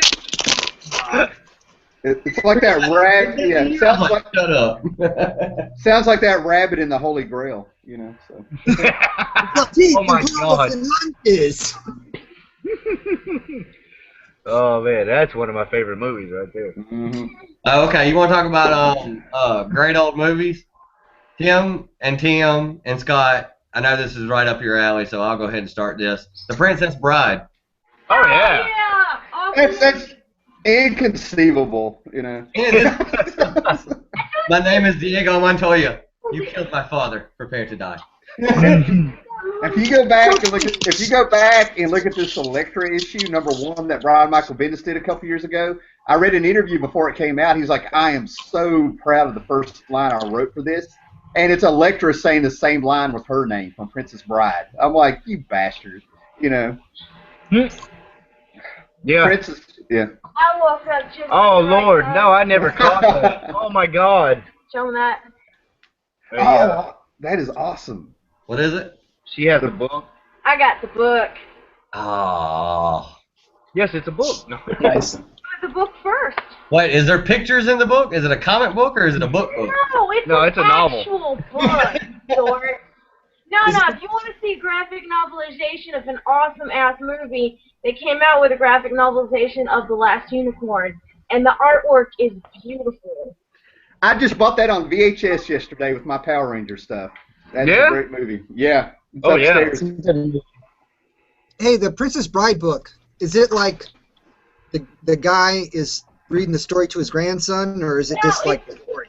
No, it's the actual novel that they based the movie on. It was a novel before they ever made the movie. Right. It is way crazy, more in depth, and it is just, you have to read it because shit makes more sense, and there's actually supposed to be a second book, and there's a little snippet of the second book, Buttercup's baby, in the very end of it if you get the anniversary edition. And it's like, you think Prince Humperdinck is fucked up in the movie? You ought to read the book. Yes. Like, I gotta go, guys. I I'm gonna go remember make some pizza. thinking, like, if you think back to wrestlers who were in movies, You hear him, Tyler? huh? Michael's going, man. Nice to meet you, man. Yeah, nice to talk to you guys. Thanks for having me on. No problem, man. You think wrestlers in movies, right? You think like Hulk Hogan and Suburban Commando. No, and, Mr. Nanny. Yeah, Mr. Nanny and stuff like that. There has never been a better wrestler acting in any movie that I've ever seen Andre the Giant and Princess Bride. Oh yeah, no. Like he was made for that role. Go to sleep, my friend, and dream of large women. Always loved that. Yeah, he was just, they wrote that role just for him in the movie. They changed a little bit from the book lines, but it's almost like the author, when he wrote the book, somehow was channeling Andre the Giant when he wrote the book and all the lines for him. And that's another great thing about the book. Inigo's character in the book is way more badass. There's an actual title for a fencer that's like a master. It's called wizard. He's actually a wizard, as in mastery of swordplay. He's that good. He's gone in the book. He goes to all these other masters and learns and learns and learns. That's why he can fight with cocaine. Oh hell, he's Bruce Wayne with a fencing. Yes, exactly. And that's the stuff they cut out for the movie that you don't get, you know. But it's a movie. It makes it make so much more sense. If you haven't read it, go find a copy and read it. You will thank yourself. If you really truly dig the movie, read the book. All right. I'm going to do it. That's one of my favorite movies. I'm going to find it right now. Since I was a little girl. Legend, Labyrinth, Dark Crystal, Princess Bride, Kroll, you name it. Those are my baby movies. I love the movies. I love this, man. I've got all those on the shelf. I should still be upstairs because I'll be going, look. I don't get me started on the Labyrinth. They're remaking Labyrinth, man. That's gonna suck. Remaking Labyrinth? What? No, they're What? not. No. No, they're you not. can't beat David Bowie. They're remaking No, Labyrinth. they were talking about doing a What? sequel. They're not redoing the first one. They were talking about a sequel, but it's still talk. Trust me. Who's gonna beat David Bowie? I don't know, but what I heard is they're remaking it and Jennifer Connelly's still in it. If they don't use Muppets, it ain't worth seeing. No. I agree. I totally agree. No. What you've been seeing running around is fan-made stuff. I know what you're talking about. It's pure conjecture. It's all fan-made, and it's actually a sequel. And there is so much fan fiction in sequels for Labyrinth. You guys would just go kind of like. I can see that. It's cool. Hey, Tim Morant. Yeah, what's up? Send Cosmo Bosco a friend request or a ad request thing. Okay. He's sending me PMs, but I can't read them. But I asked him if he wanted in, and he keeps replying in a PM, and it's not showing up. Mm. But like the Labyrinth. What was the name of that song that he did where the little creatures were kids around? He would do what? Which one was it? Is it the one where he's throwing the baby in the air? Dance Magic Dance? Yes, I love that freaking song. That's great. And then they did like a reggae little tune. No, it was the one where they did the reggae little tune. Oh, that was the Fiery song. Yeah. Yeah, we're taking off the heads. Yeah. Yeah. Yeah. I love that song. That's That was one actually of my just favorite called the songs. Fiery song. I have the soundtrack somewhere. Yeah, I'm sitting here trying not to sing it. I'm sparing y'all guys. So, you know. If I was on my second Go beer. ahead. And used to be Go ahead, Tim. We only have 3 viewers. Go ahead. Sing it. like when we were younger and wilder and stuff like that. You know, we used to make fun of the Dark Crystal. You made fun of the Dark Crystal. Yeah, it was the Dark Crystal. Wonder what they were doing when they made that movie. All right, I'm kicking him out of the chat. I like the Dark Crystal better than the Labyrinth. Yeah. I love the movie. I mean, we used to pick on it as like the fact, like, you know, okay, the Dark Crystal. What were they doing when they made that movie? Blah blah blah blah blah. You know. Man, that Dark Crystal, man, they had some serious stuff in there, man. That witch freaked me out, the way she'd like lay her eyes somewhere and it'd look around. And Oh yeah. that was a good movie. In the last free comic book day last year, there's actually a prequel snippet of that comic in there because there's going to be a new graphic novelization coming out. That's not just rehashing the movie, but it's going to be like everything leading up to the events in the Dark Crystal and explaining more about the creatures splitting themselves. Yeah. That stuff's already come out in hardback. They got 2 hardback volumes, and everybody's been waiting on a 3rd. And they're really nice hardbacks. They're like cloth covered and stuff. And in Japan, they have Dark Crystal Labyrinth comic books for decades. It never went away, is what I heard. I haven't been to Japan, but I saw some of the Dark Crystal stuff. It is sweet. Yeah. Amazon and eBay, they're bound to be on there. So.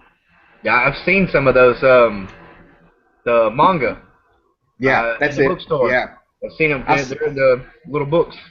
You know what I think is weird? It's like you know, we're on YouTube, right? Clearly, and it's we got people from the States and Canada and England and Ireland and Australia and Germany and Holland, but there's no Japanese. There's no, you know what I'm saying?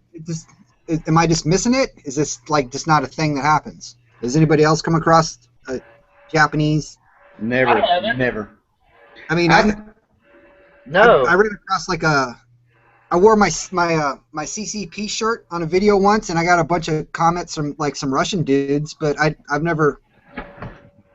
I saw a guy from some country in around Czechoslovakia. I'd never heard of it, and he was just talking, and he was talking English, but I mean, he sounded German to me. You know, I actually thought it was a comedy skit. I felt bad. You know. I gotta run to Walgreens to get smokes in a minute. I'm on my last one. I didn't mean to sleep all this time. It's funny. I zonked out on the couch and I woke up just as y'all start talking about what I love. Well, when you go to Walgreens, pick me up a copy of the Dark Crystal at Walgreens. I know they got one. Yeah. Shoot. Yeah. They don't carry that over there. I'm gonna have to have a talk with my comic book gal at our shop because she said that the Dark Crystal ones weren't out. It's on my list of stuff to grab when it comes out because there's that. There's supposed to be, I think, a Labyrinth one possibly coming out. So, Okay. I mean, the woman knows me so well that, like, anytime she sees something in her ordering catalog that she thinks I'll like, she just goes ahead and puts it on my pull list. And next time she sees me, she's like, hey, this was coming out, and I thought she would like it. Like, Legendary Steampunk Adventures came out with all these offshots. There's Vampirella and a couple others, and there's Red Sonja. She knows how gaga over Red Sonja I am, so she went ahead and put that on my list. And she's right. I love it. It's different. It's not barbarian Red Sonja, but it's just badass. So that's on my list. And I went ahead and picked up actual Legendary because she's in the main Legendary storyline too with Vampirella and all the others. So You need to start making videos. That's all there is to it. You talk the language. You are do. there. You are so No. there. Yeah, I she You do? Yeah. Oh man, well I feel like an I'm ass. sorry, y'all might subscribe to me. I'm Noreen the Arctic Mermaid on YouTube. I will find it after this. I am so there. Oh man. I know Michael Jocko subscribed to me, Comics Plus subscribed to me, Mercy just did the other day, and Cammy's already subscribed to me. I got two types of videos. As a matter of fact, now that you mentioned Cammy said she would love to be on, but she's at work. Oh man. Yeah. Cammy's awesome. She's hilarious. She's at work, and I that enjoy her videos. She speaks my language. I think if we had lived in the same city, we would be really good friends. like me and Cammy have been messaging each other back and forth for like the past couple days, like ever since the events of last week happened. Me and her have gotten really close. Yeah, I know she's Canadian. That's why I said the same city. I don't have to qualify by the same country. What's your channel name again? I got my phone out. I'm gonna find it. Oh, just look up Noreen the Arctic Mermaid. Nareem? Okay. Yeah, Green. actually, the easiest way to find it, type in your search bar Georgia State and Mermaid, and one of my videos should pop up. Gotcha. Because I'm also Don't watch one of those though. Okay, that's me. I'm in the works of trying to be. Tim, the worst part is I've been talking to her and Scott for like weeks, and then she was like, she sent me something on YouTube and was like, I have doubles of Red Sonja stuff if you need it. And then I was talking to Scott after I went off air last week, and she was like, "What do you need of Red Sonja?" And I was like, "Excuse me?" She was like, "Yeah, I'm Noreen." And I was like, "Holy crap!" Like I didn't. The first thing I said to you was, "I'm gonna get all the Red Sonjas before you do." Yeah, and I was like, "Good luck with that." And then like when I was talking to Scott last week, she was like, "What do you need of Red Sonja? I have doubles." And I was like, "How did you know that I was talking to somebody about getting doubles of Red Sonja?" And she was like, "That's me." And I was like, "Holy crap!" Like I had no idea. I can't believe Like that. I'm so tour and everything, had no freaking clue. I'm sneaky like that. You almost have wow. You have almost. Yeah, I'm blown away. Your sub count is like comparable to mine. That's awesome. Go you. Yeah. It's like a whole secret world I didn't know about with mermaids and Right. comic books. This is Oh yeah. God, she just plugged her channel and got a crap load more subs off of it. Yeah. Bam, bam, bam. Brought to you by Bud Ice. I got Smirnoff Ice. Bam. One more beer and I'm singing Labyrinth all the way through. No. Get me a beer. Hey, I just went and got this. Good luck, because I just got interviewed What for a is- documentary yesterday. No So ringer. keep your fingers that they actually use my interview in the actual documentary. That's awesome. Yeah. This is like the 4th time that I've been asked to do stuff like that. I've been involved as like a couple of TV pilots for various things, and they've all kind of gone. The last one I did, I drove all the way to Florida, did the pilot episode with a bunch of other mermaids. The working title was Weird Talent USA. Didn't care. They paid me my gas and stuff. And the host had she had a mental freak out. I don't want to say bipolar because I'm not a diagnoser. But she had a mental freak out over one of her PAs eating corn in front of her behind the camera while she's still interviewing all of us. What kind of corn? Was it on the cob? Huh? It wasn't on the cob? I don't see the problem. You know. I don't know. She was sitting there in a rainbow spandex mermaid tail we made for her to wear during the whole show so she could participate.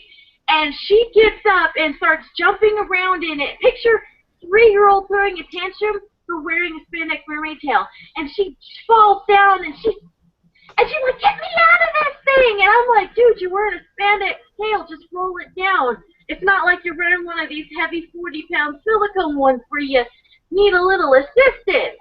It was hilarious, and we were like, is this part of the show? What the hell? And then she called us freaks, and then we were like, oh no, now it's on.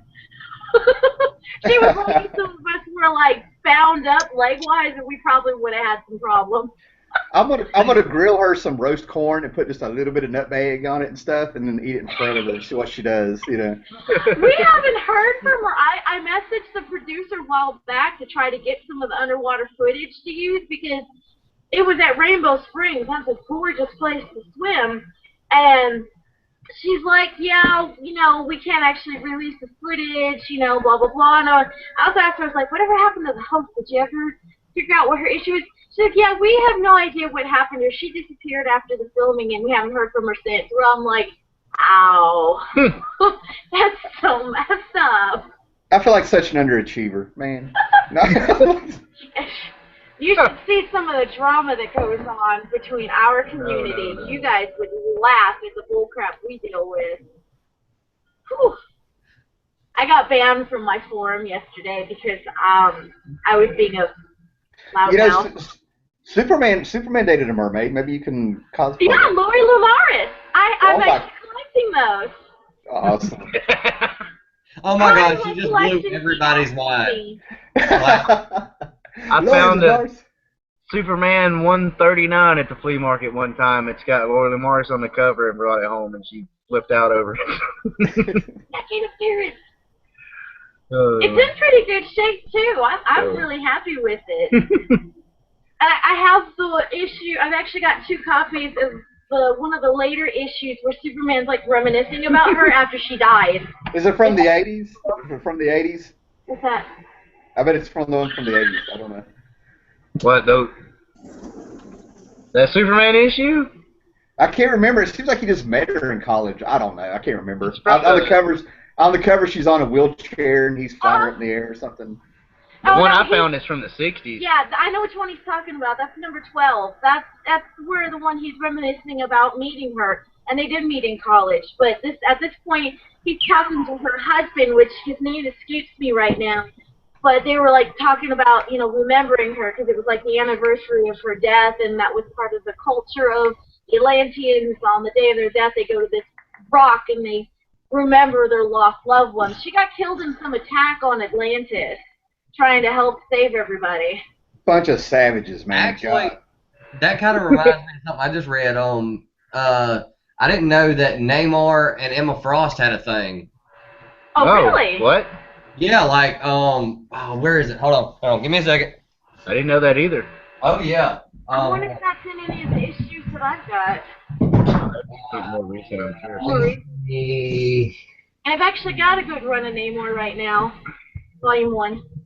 And if you want to read about it, you got to pick up this. It's Matt Fraction, and Brooke Weiser does the art.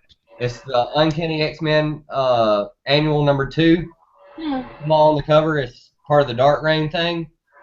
Yeah, that's she was with Scott at the time, but she was cheating on Scott with Neymar because he wasn't paying her any attention. but it's a story about when she was with the Hellfire Club, and she was supposed to go infiltrate Namor and Atlantis or Atlantia or whatever, and supposed to deliver him to Sebastian Shaw, and she just never came back, and she was basically shacking up with him for a month. And what's his name? Sebastian sent the Sentinels to go find her, and him and Namor had it out, and they had a stalemate eventually. But then later on in the series, they ended up catching him and putting him in prison, where Scott had his like little Genosha thing going on. Can't remember the name of it. But like, yeah, it's really good because there's always been an underlying love interest between Emma Frost and Namor. He's And I was just like, a sucker. He's a sucker for the blondes, man, and he smells like he fish.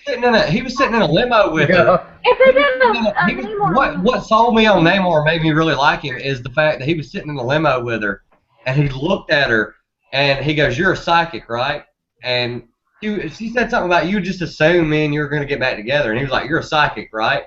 And she was like, "Yeah," and he was like, "Probe my mind and see if there's any doubt in my mind whatsoever." And she probed his mind, and she goes, "Yep, there's no doubt whatsoever." And then she ended up hooking back up with him. And I was like, Namor is a pimp. When did this happen? When? Oh, Namor. Yeah, I gotta catch up on my reading. Like he was just so smooth with it, and you think Namor and smooth with the ladies wouldn't go together right, but it did. It just went really well together. He is a prince, king. Right. They should do a Namor movie first and then do Aquaman. Emma Frost is, yeah, I can picture her kind of getting around. Well, hell, if you're psychic, you wouldn't really have to second guess whether a man wanted to be with you. You'd know his intentions right away. Yeah, like you need telepathy to know what a man wants. Come on.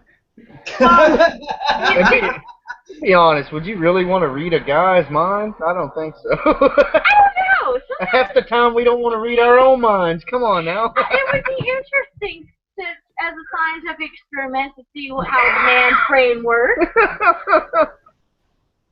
Yeah. Honestly, if you ever got into a man's mind, you would either have one or two reactions. You would either be like, "This is so gross, I don't want to be here," or the other reaction would be, "Really, this is how simple it is." I mean, there's only. Well, I grew up with 3 brothers, so I kind of understand the guys better than most women do.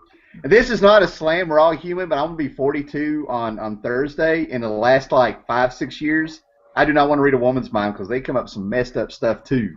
So, God, no, I would never want to read a woman's mind like that. And I'm not complaining. It's not a slam, but I've just been on times where I'm like, wow. What was that movie? Well, happy early birthday. Oh, thank you. I'm gonna go get the Dark Crystal book. No, I mean the lab. I gotta shut up. God, I've only had one. Jesus. Well, there is a movie adaptation of those out there. If I come across another copy, What? Dark Crystal. Oh, You can't have mine. Yeah. I've already got it. But if I come across another one, Well, I'll just throwing this out there. My birthday's on March 25th. So I have the Dark Crystal comics. Yeah. there was Dark Crystal comics. Yeah. The movie adaptation. Is that what you're talking about? Yeah. The movie adaptation one. It was like a 3-part thing, and then there's like the Marvel graphic novel special deal. Dark Crystal. The graphic novel came with a poster in it. I have those. I've been going through my collection, getting all the movie adaptations together. I heard And yeah, they're pretty good. I think Brett Breeding did the art in it, and he's done some animation. Yeah, good stuff. Yeah, he did Sleep Magazine size one. No. The magazine says one I have is The Last Starfighter. Oh, I love that movie. I have that too, man. That is awesome. I've got the movie, and I have the 3-issue regular size comic miniseries they did. I didn't even. 3 of them. Okay. Yeah, I I'll don't show have the magazine format. What do y'all know about Starship Troopers? Oh God, the first one? Oh That's yeah. the one movie that everybody owns and never wants to admit that they own. Oh yes. I Starship love that Troopers. movie, but I love Are you the a roughneck? Ratchet's Roughnecks. Nah, man. I like the. Of course, I mean, I've read the novel, Robert Heinlein. My mom got me into Heinlein at a young age, and I've read Starship Troopers, the novel. So I when they really came out with that movie, I had to see it. Guys, I'm going to make a 2-minute phone call, so they'll stop texting me. Y'all not going to leave anytime soon, are you? I'm not planning on it. Okay, man. No, I'm debating on when to watch Walking Dead, though. All right, be right back. Like, this is going on too good. Stay up. I'm off tomorrow, so I can stay up late and watch it too. Mm.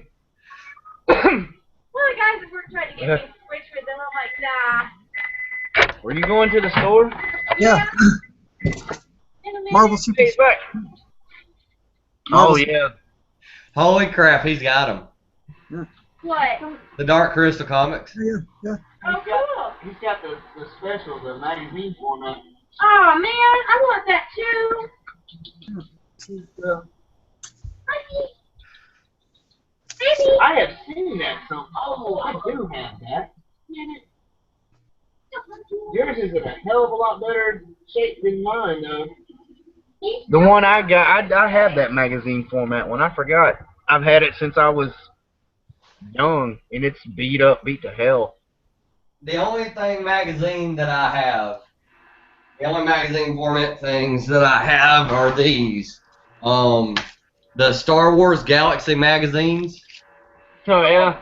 I've got 2 and I've got 9. Well, you know, as much as I like Star Wars, I never got into any of the other stuff. No, the novels or the Dark Horse comics or any of that. I didn't get into the novels, and I haven't read any Dark Horse comics, but I've read some of the Marvel stuff from back in the day, and I love those. And I'm loving the new stuff too, but that's basically because I mean, basically they just play it out, kind of how the movie. They're trying to play it out how the movies did. Sort of. Make it that way. Except that, man, what is it in the first issue? Man, they talk about Luke and Darth Vader having a run-in. But they didn't have a run-in until that when they met in Empire. That was the only thing that threw me off. But if you're really loose with your comics, if you're not like hard on the continuity, it was really, really good. But that was something that threw me off about the first Star Wars comic. Now the second one, a lot of people are saying that like Darth Vader #1 gets to see his I screwed up human side. Star Wars #2, he was supposed to catch Luke and he screwed up. He couldn't do it. But it did show him being a badass because an AT-AT, Han and Leia were in an AT-AT and they were walking around in it trying to figure out how it worked. And their big plan was to step on Vader and kill him. Yeah. And he stops. And they go to step on him, and he reaches up with his hand and uses the Force to stop its foot. And not only does he stop its Force, but he doesn't destroy it. He dismantles it piece by piece. Yeah. Oh, when I have never seen those. I love Rocky Horror. Caliber? Yeah, Caliber.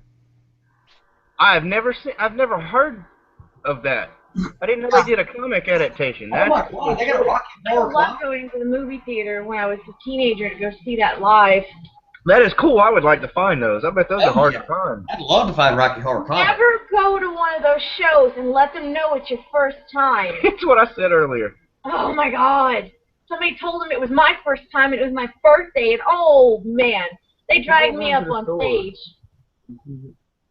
Tim, is there anything you don't have? Yeah. Like there's even like the lyrics are in it. Like the parts in the really? movie, they're actually like singing in the comic. It's kind of cool. Cool. Yeah. That's really badass. I grew up in Vegas. I've been all over the place.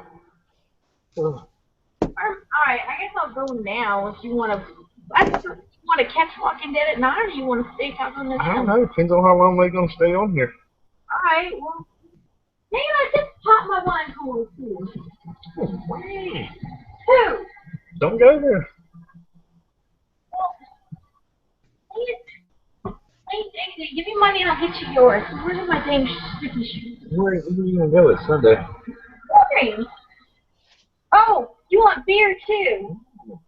Or alcohol? No, you just want Coke? What do you want?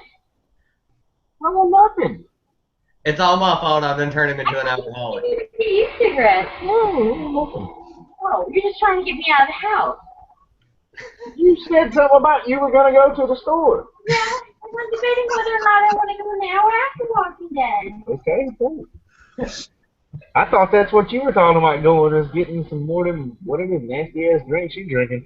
No, I got two left. One left. I was talking. I see Kevin Smith. Yeah, I was talking on the Oh phone. my God, he found it. It was weird. I was talking on the phone, and I was just drawn to my bookshelf, and I touched it and pulled it out. I was like, "Oh my God," you know. So, Yeah. I just thought it was funny. I'm like, we were just talking about that. Wait. Scott, Yeah. is that Bartles and James I see in the background? Yeah. That's what she's Fuzzy drinking. navel. Yes. I love the fuzzy navels. They're awesome. What she's drinking. So do I I. drink Oh it. yes, yes, I have those. Oh my God, those are so good. They're so good, aren't they? You can drink the crap out of those things. Oh no, he's got the Rocky Horror Picture Show comics adaptation. Yes, he does. The art in those are like phenomenal, man. It looks like they traced the characters. Yeah, it's great. Okay. Yeah, I like those. Y'all want me to take you back to the '90s like we were talking earlier? Oh, what's Here's that? this is the official audience participation guide. It tells you what to scream at when to scream it. It's got all the lyrics. It's got the script, and it tells you where to scream at the movie, and it tells you what to bring. And it's got a crowd from like the late '70s on it, all dressed up. So. Heck Holy yeah. cow. I met Silent Bob at a Renaissance festival in Vegas well, not more than a couple years, but 15, 20 years ago. He gave me my first drink of rum.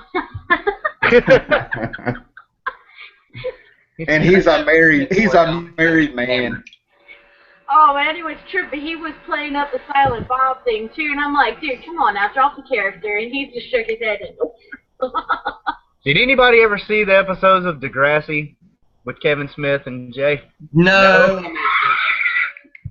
I came across those one morning. I was working a different job and didn't go in till like 10 or 11. I came across that one morning, and I was like, what in it? First it started, I stopped on it because it showed two girls kissing. I'm like, what is this? And the next thing, here comes Jay and Silent Bob walking up in the party in the gym, and it's Degrassi Junior High. And I'm like, what in the world? Would have never pictured him on there. Let's invite some people, man. Who do we want to invite? I sent an invitation to Cosmo, but he didn't get back to me. Yeah, he didn't get back to Tom Ryan. He's been talking a lot. Would he want to be on? I don't know. Kenneth Brown. I know he's watching. Yeah. let's Tom see. Bryan said something jumped the shark. Yeah, I seen something about that. He said no when you mentioned Cthulhu. Man, oh man, I'm just going. See, So all right, one- check this out. I'm gonna go ahead and plug it, but I really don't care because I really liked it. I thought it was cool. Hold on, wait. Where is it? There it is. All right. Here's the Thor annual. This is the variant that I got. All my shop got was the variant, so it's the Rob Guillory variant, which is very Chewish. So if you read Chew, you'll like that. Very cartoonish. Yeah, I don't. I didn't get into it either. What is that? Is Hulk is a luchador? Yeah, the beginning of the cover Mysterio hulked out. it says Mighty Marvel Mind Control Matchup. Who is Loki's mystery wrestler? And then at the bottom it said editor's note. This does not happen in this issue. And it's basically the Hulk with a luchador's mask on fighting Thor. I told you, man, they got nothing but a bunch of pictures on their desk. They're like, we'll use this one. I'm telling you. And then Yeah, I believe like it. this is the first story is about old Thor and his granddaughters create life on Earth, which is lifeless, for him for his birthday. And if you look in it, the top splash page, I hope you guys can see it, is how they did the animals. And basically, if they had a question about any animal, zebras, sharks, anything, they just threw wings on it. That's Tim Truman. That's a Truman page. That's Tim Truman art. I'm telling you. Is it? Yeah, I've seen him draw elephants before. Let me see. The first story, who did the art? Timothy Truman did the art for the first story. Jason Aaron wrote the story. And Damn. honestly, it is my favorite story in the whole thing. Like, yeah, anything that they, like the zebras, they didn't know what zebras were, so they threw wings on them. Sharks, they didn't know what they were, so they threw wings on them. There's monkeys in the trees. There's monkeys. I see monkeys in the trees. Yeah, there's monkeys in the trees, but they don't have wings. And then, what was it? We made magic clay using spells, blah, blah, blah, from an ancient spell when Odin was a boy. And, where is it? It says something about, oh yeah, I've never seen him like this. He's so angry his eye is sweating. So, like, he was crying because they did that for him. And then at the very end, he creates two creatures that they've never seen before. And he calls them Jane and Steve. And starts the human race all over again. And I'm like, that is the coolest story I think what Marvel is trying to do, I mean, not only are they trying to diversify their comics, but I think they're trying to break Thor down to make him seem more human. They're showing him with more emotion than any comics ever have before. Like, he cries. He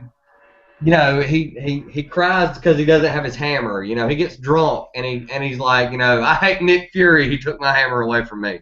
You know, and stuff. They're trying to show his human side. I think he's under a spell, from what you told me. That's not.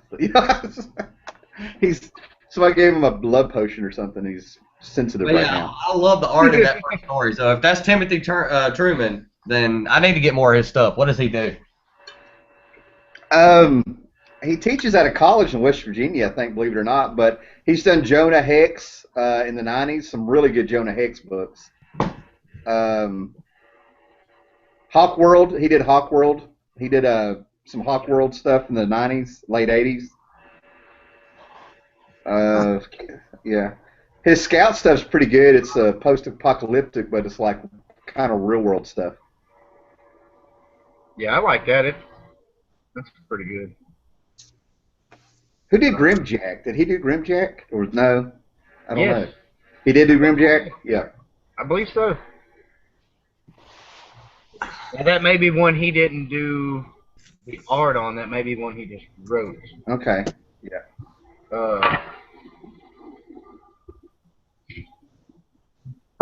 I've got it right here, and we'll find out. F-E-F-F-F-E.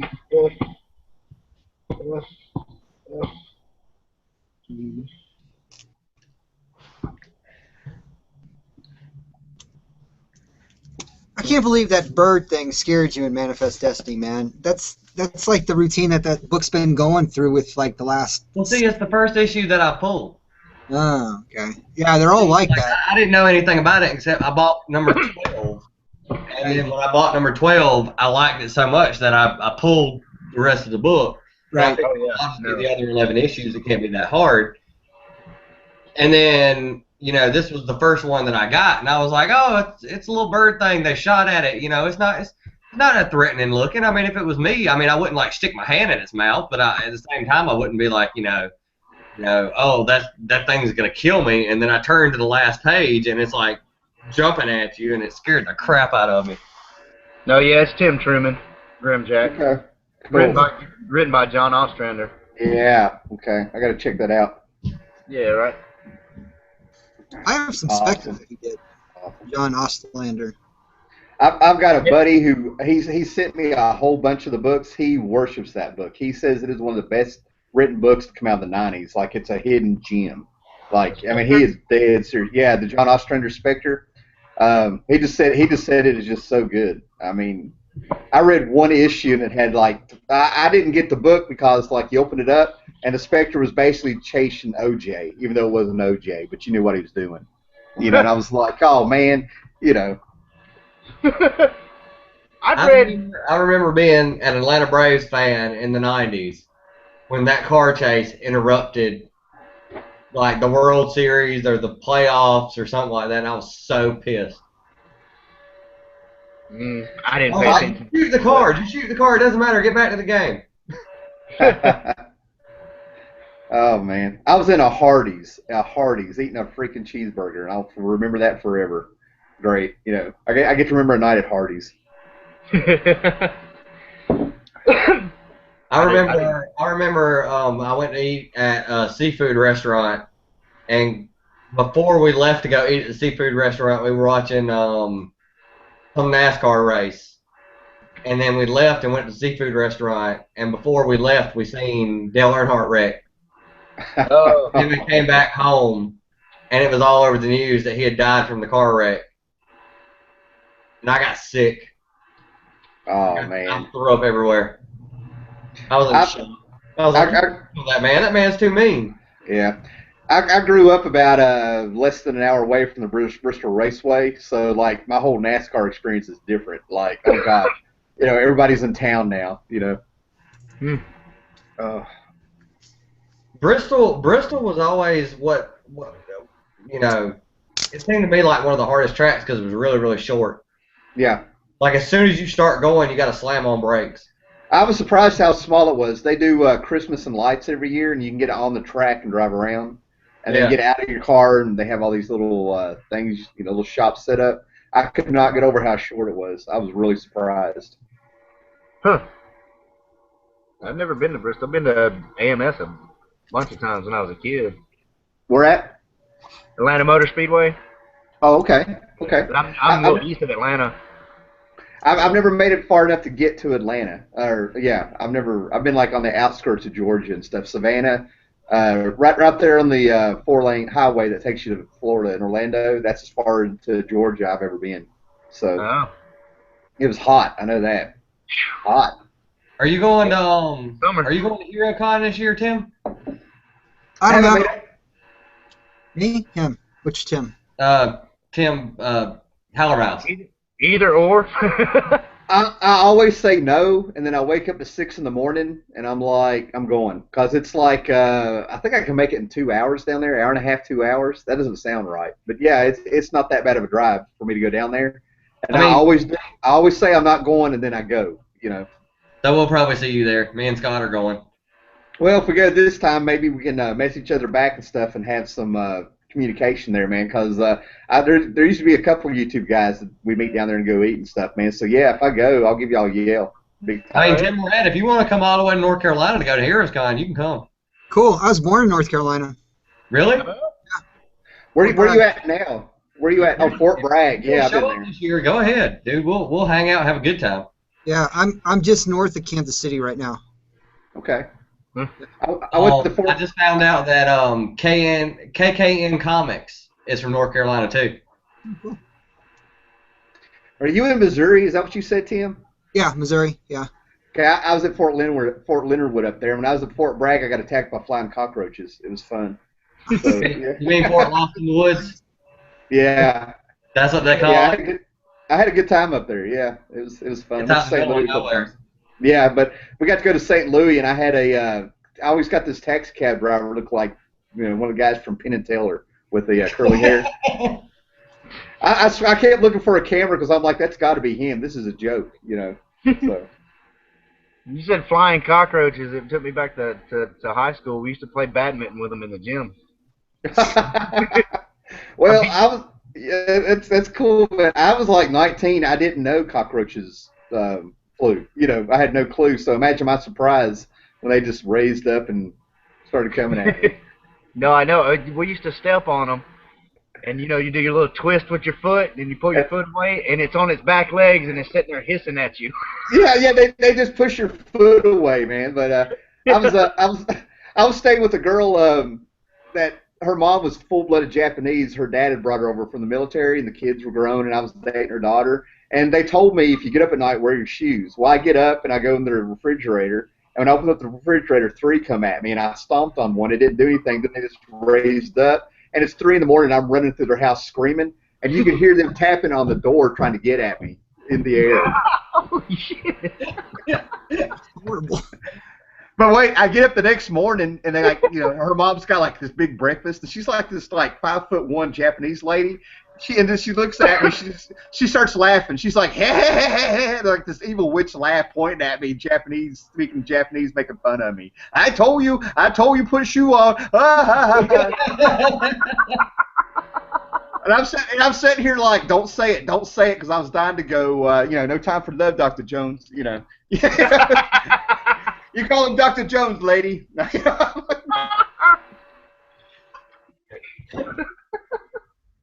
Those were my hitchhiking days, yeah. So. Oh man. I tell you, put shoe on.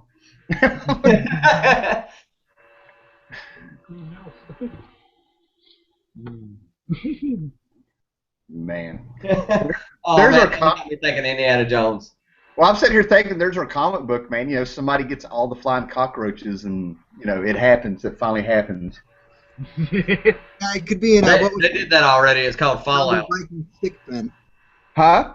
Earlier we were talking about we're going to do a comic. It's going to be zombie Viking stick figures.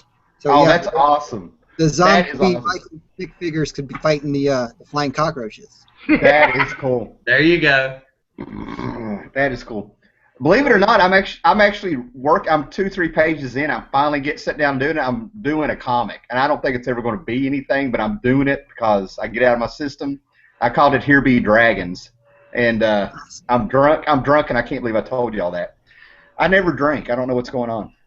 Moving on. Somebody else talk. I'm the same way. Like I started drinking, and then Tim started drinking, and then Scott started drinking, and then Michael was like, you know what, I'm going to drink some rum. And we were like, peer pressure, peer pressure.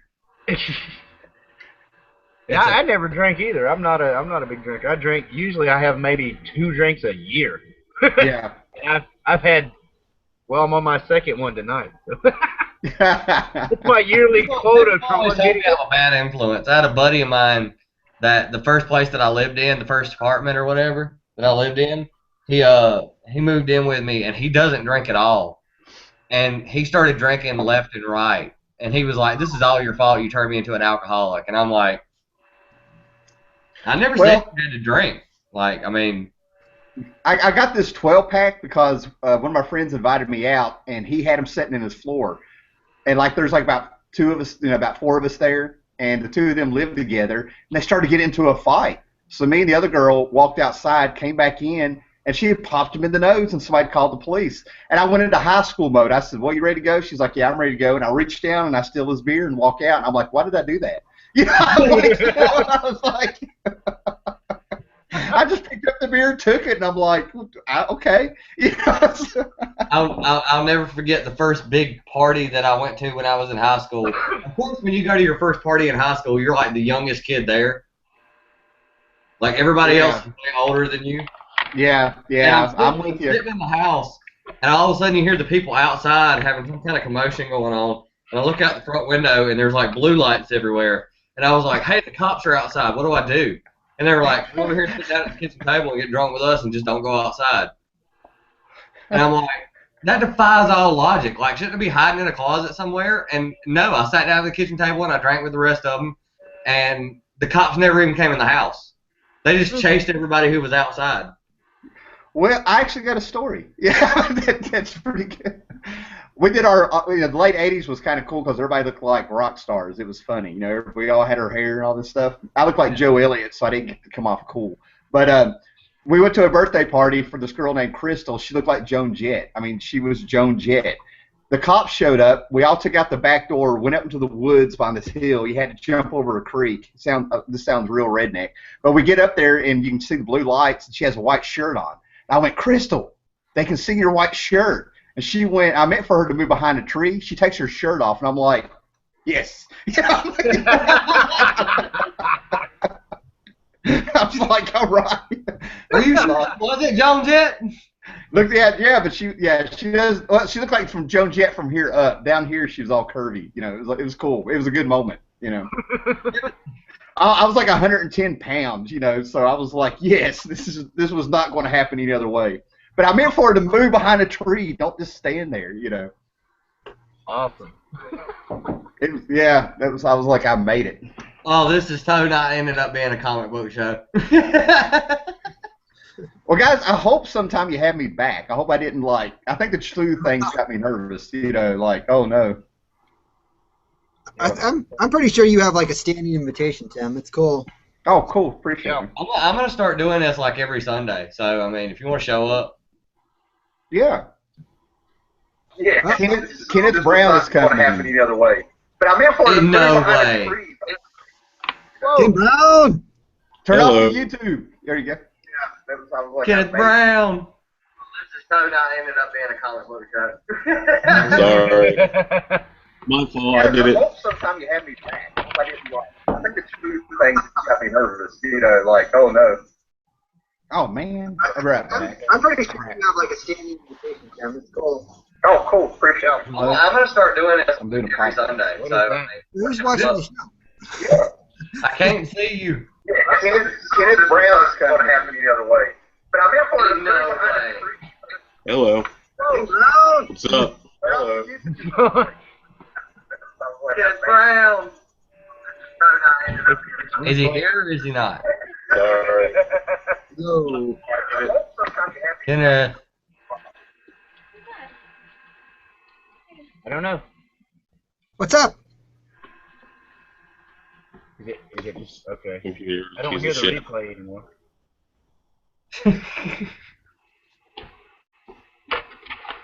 Hey, Cole, what are we, like 2 hours in? We've got new people joining.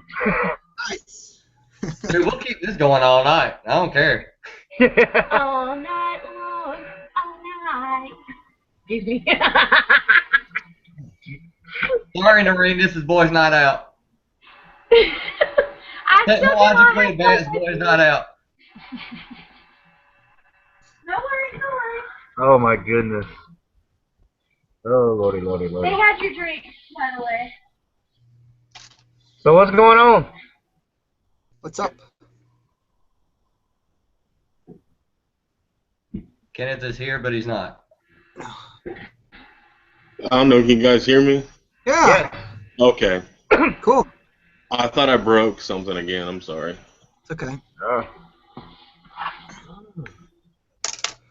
I kind of hear him. Every week.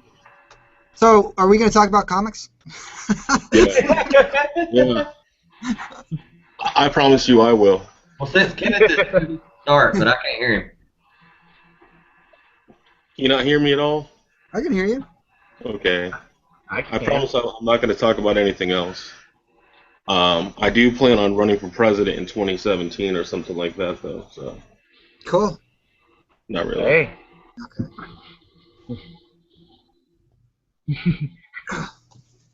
You guys read Witches? Anybody read Witches? No, I don't. No?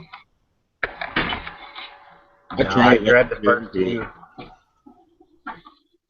I read the first one and it didn't grab me. Yeah, I don't know why I'm getting this book. I might be dropping this too. It's because of Scott Snyder. Yeah, but I read American Vampire. That's the only Snyder Scott or the only other Snyder book that I read. I don't read, Batman or whatever the. I mean, you really only need one Snyder book. Cool. I mean, it's whatever one you pick, but I mean, you only need one. I don't like either of the two that I have though. That's the thing. I'm not sure why I'm picking up American Vampire anymore either. I like the first series, but I just, I was glad to see it done. This is just kind of. Then try Batman. I don't know. I don't have room for I Batman. know it's DC superhero and it's like not indie and everything, but it's really good. I like it. I mean, I'm not opposed to DC. I pull a DC book. It's just not. It's not Batman. I don't have a problem with Batman. I've read a lot of Batman lately. I just read Earth One by Jeff Johns, and that was really good. But I just it's not my thing. I mean, to me, Yeah. I mean, and I'm new, so I mean, me being new to comics, you know, everything's awesome to me, no matter what. You know, that's the way it goes. But like the Batman that I'm reading now, I'm really good. It's probably, you know I can't say it's the best Batman ever written because there's so much stuff written by everybody else that I haven't even read yet, but Right. it's really, really good. Uh, Zero Year, when Comic Storian covered that and went over the storyline for that, I was like, oh my god, this is awesome. Yeah, it's good. Like, so Joker is Red Hood. Well, yeah, I always thought he was Red Hood. Yeah. Yeah. Like, apparently everybody else didn't see that coming. Huh. I thought they established that years ago. Yeah, Was it- yeah. Apparently, like, Yeah, that's from the 50s, man. yeah, like, what was it, Detective Comics 168? Yeah, I thought Joker was Red Hood It before was he the was. origin of the Joker.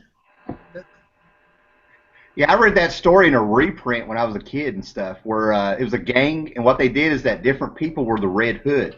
So if the gang got caught robbing a bank or something, they would all blame the Red Hood, and there was never really one Red Hood. But it went all to hell the night that's how he ended up in the chemical plant with Batman knocking him into the vat. He was the Red Hood that night. That was his one turn, and they touched on it in the Killing Joke. You know, that's where Alan Moore got some of the Killing Joke from. See, to everybody else that, like, I mean, my friends and stuff that I knew, I told them the synopsis for the story of that, and They don't want to hear it. Oh, they did want to hear it? Okay, cool. You got some cool friends, man. Okay. Like, they were like, you know, that blew their minds because as far as we knew, yeah, there was a chemical plant and Jack Napier fell into a chemical vat and he became the Joker. We didn't know anything about Red Hood. Yeah. Like, do you watch? So, I mean, it was kind of a shocker to me, but like everything that I've been reading as far as like Batman goes, I mean, I'm a sucker for Greg Capullo art anyway. If Greg Capullo's on a book, it's good. Mm-hmm.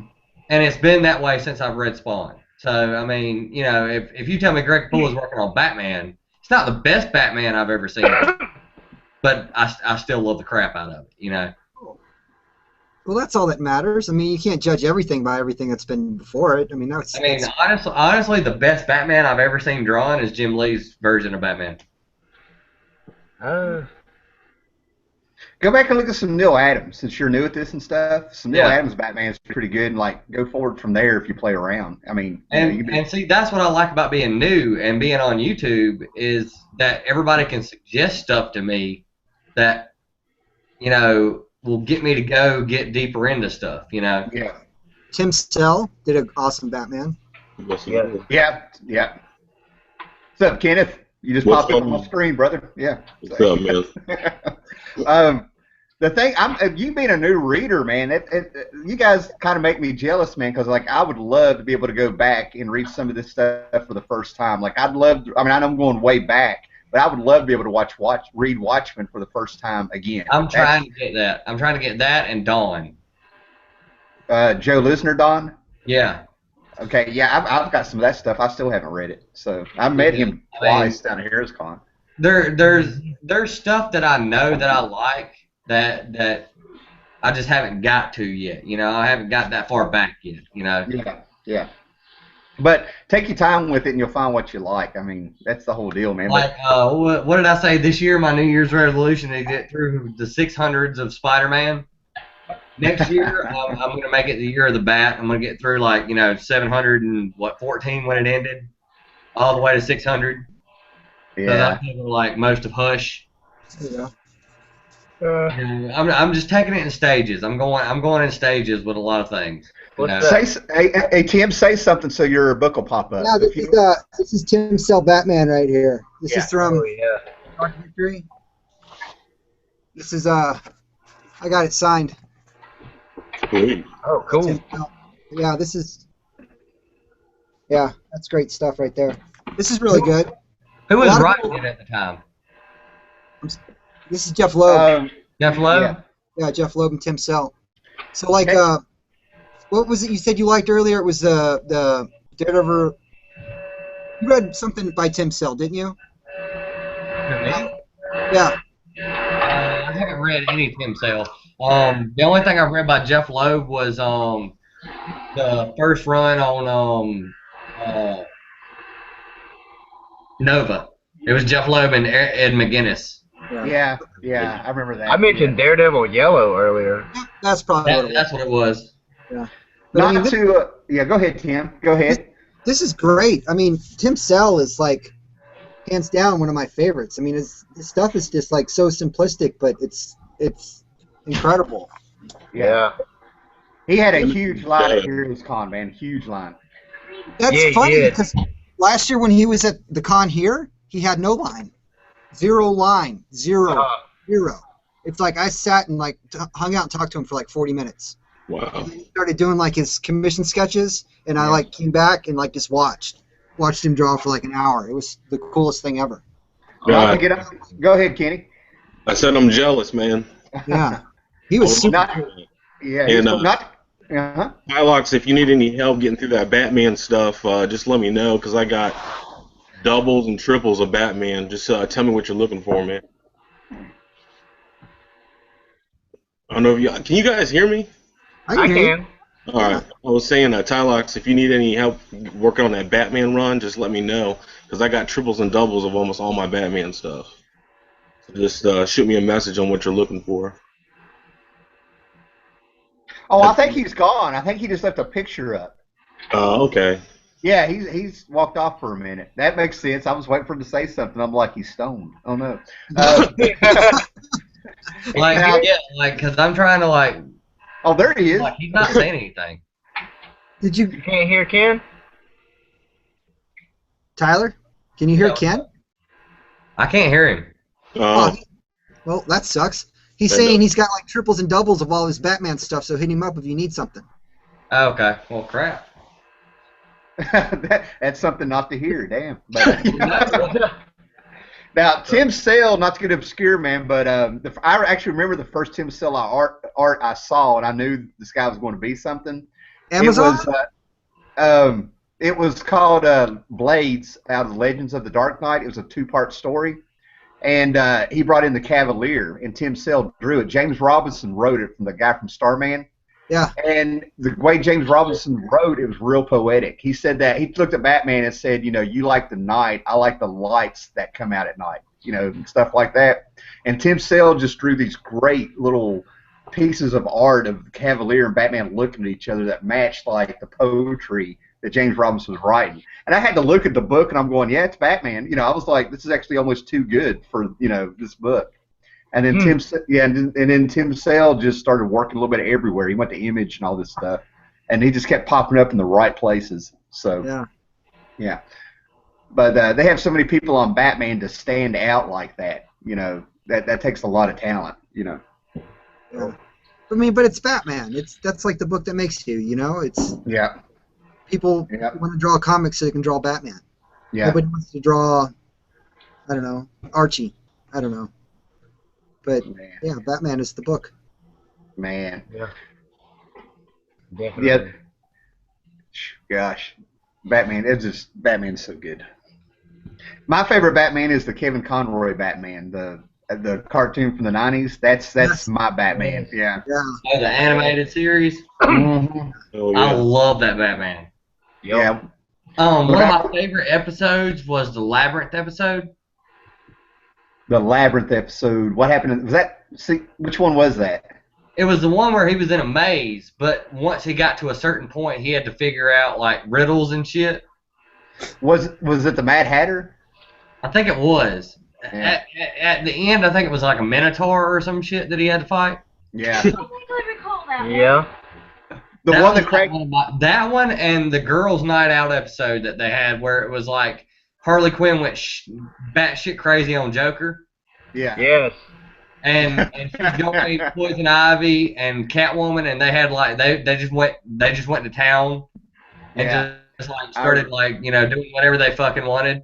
And then the next thing you know, Batman like shows up and he was like, Joker, what the hell's going on? Like, get your girl. And he was like, dude, I can't do nothing with her. And he was like, well, I can't do anything with all three of them. So, I mean, what do you want to do? He was a mess. He looked like a husband that lost his wife or something. Yeah. Yeah, like Joker was like, I don't know what to do. I love her, and she went off on me, and she almost beat me with a baseball bat. And he was like, well, get your girl, because I don't know what to do with those three. Like, they're doing whatever they want, and they're kicking my ass. So, I mean, what do you want me to do? You know? Yeah. Put your woman in check. I can't do nothing with her. Oh, it's bad. Yeah. Yeah, I love those two episodes, and then the whole Raj Al Ghul episodes with Lazarus. That felt like I was watching Johnny Quest, man. Some of that stuff was like, yeah, it was awesome. Mm-hmm. They have a lot of good ones, you know. It's better than what I'm going to say, like the one where, you know, they thought Batgirl died and it was a dream and all that stuff. But the one that cracked me up is they had an episode where Bruce Wayne ended up in jail, and I'm like, it's Cool Hand Luke. They're doing Cool Hand Luke on Batman. You know, I was like looking for Paul Newman. I was like, what? Or whoever it was. Yeah. I don't know, that whole show is just, it's so good that you'll never see it on Netflix and you'll never see it on Hulu. But I went on like Walmart.com and Amazon.com to find like like seasons or whatever, and they're always like $30 a season. Oh no, you can get them at Walmart for $9.99 for like the first 3 seasons of Batman animated series.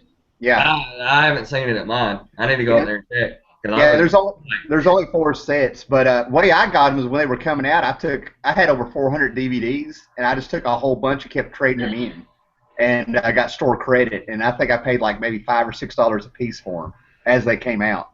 So yeah. Heck yeah. But yeah, I got the first season of animated series and the first season of the Justice League Unlimited. Both of them, they were like $10 a piece. Oh man, that's an awesome show. Oh man, that was like they're finally doing it. Those were so good. Oh my god.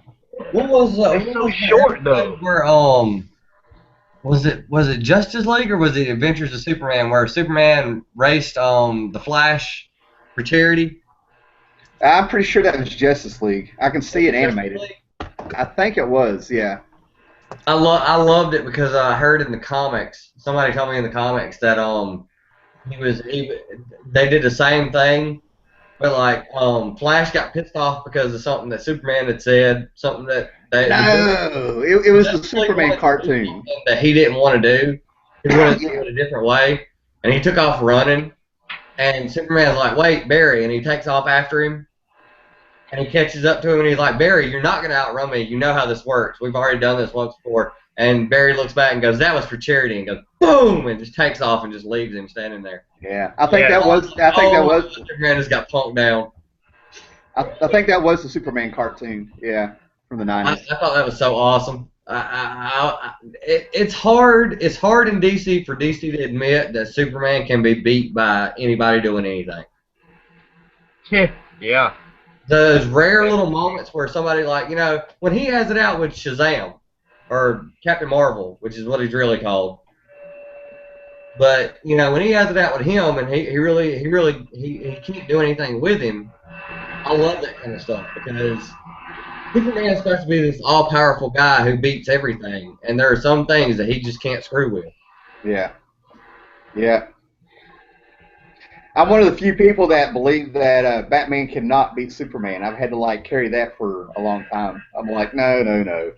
In reality, he can't. I mean, you have to face it. I mean, Batman's human for all his gadgets and science and all his brains. I mean, Superman can't be hurt, and he's got heat vision and super speed. That's why I came down to it. Yeah, I mean, that's how the Endgame storyline started out for Batman. He got attacked by the whole Justice League all at one time because Joker's gas or whatever infected him. And he beat the Flash by spraying grease on the ground. Yeah, he beat Aquaman by spraying him with some kind of foam that the more you move, the more moisture it takes away from your body. Is that just rehashing the Tower Babel storyline? Sounds like I'm sorry. I mean, it's probably just the same thing that they've done before. But the best part that I liked, which was so stupid, like I don't even know why I like it, was he got into a fight with Superman. Superman hit him and knocked him through a wall or something like that. He started fighting Superman, and Superman's beating the crap out of him. Superman takes him up in the air, and he was like, you know what? If you can't breathe, you can't fight. And he was going to take him up to the top of the stratosphere or whatever, and like make him run out of air. And he starts to take him, and Bruce like flips him over and wrestles with him a little bit, and he spits in his eye, and Superman just completely gives up and starts falling to the ground, and Bruce starts falling to the ground, and he's like, you know what? You can't beat Kryptonite Gum. Kryptonite Gum. And I was like, really? Kryptonite Gum? This is real? This was real? Yeah, this is the in-game storyline, the first issue. Oh, Wow. my goodness. Like he spit in Superman's eye with Kryptonite Gum and completely neutralized all his powers. Because he has a contingency for everything. He has a stick. My Chizulu story sounded real good now, ain't it? He has a stick of juicy fruit Kryptonite gum. Just in case. Superman gets a hold of him. So juicy fruit is that fruit stripes? Is that what the green stripe gum is? I mean, come on now. I guess we're wrong, Howler Mouse. Batman can beat anybody. He's Batman. Yeah. If it was a Tic Tac, I could believe it, but not gum. No, it'd have been ironic with a kryptonite lifesaver. Damn. Oh, man. Keychain. Like, you know what? I like Batman, but I don't like Batman enough where I didn't read that part and was like, okay, that's bull. Like, I know he has a contingency for everything, but kryptonite gum, really? Wouldn't that like give him radiation poisoning? And like, I'm sitting here and I have read some really bad stories before, man. But I mean, for this to be like close to modern age and the gum with kryptonite, I'm just like that tops anything I've ever read in any like Silver Age bad story, even the Superboy ones. I'm like, oh no. They gave Superman an ant head because that beats it. Like when I read it, the first thing that I thought was, there's a little saying where it's like, spit in your eye or whatever, spit chewing tobacco in your eye or something like that. That was what I thought when I read it. I was like, are you kidding me? That is awesome. Superman. I found this yesterday. It's Neil Adams' Superboy cover.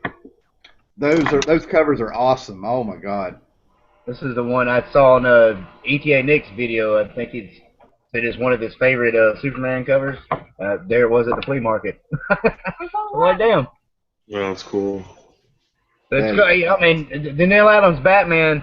I mean, this is in VG shape. If it was a Batman, somebody'd be wanting $30 for it. It's a Superboy cover. Oh, yeah, it would. $4. $4. That is awesome. Oh my gosh. That Batman thing's blown me away. I can't believe somebody was like, "How are we gonna get him out of this?" I don't know. And the guy happened to be chewing gum. He's like, "Wait, I got an idea." Yeah. Ridiculous. Oh my God. All right. Well, guys, I'm going to get off here. It's been a pleasure, and I'm glad you got on here, Kenny. I just wish we talked more, But sorry, I just ate, so I'm stuffed. That's what I'm gonna do. I'm sitting here starving. So, but appreciate it, guys. And it was a pleasure, man. I had a good time. Thanks for stopping by. Good time, man. Thanks a lot, guys. Appreciate it, man. Well, you guys carry on. I'm gonna check back in a minute. It's only taking about 10 minutes to cook. So awesome. Later, guys. Been fun talking to you live. Later, man. Great. Enjoyed it. I'll be looking for y'all next week. Cool. All right, take it easy. Okay. Okay, so I see Kenneth Brown now. Okay, you see me now? Oh, I hear you now. It's amazing. Miracle. Huh. Christmas. Is that what it was? Yours was overloaded. I guess so. Ugh. Which doesn't make any sense because I have Michael on there. Okay, so what doubles of Batman do you have? I have doubles. God, from in the ballpark of 280, somewhere around 280 Gotta to check something. like 500, and that goes Okay, for well, you have my address, so just go ahead and send those on. okay.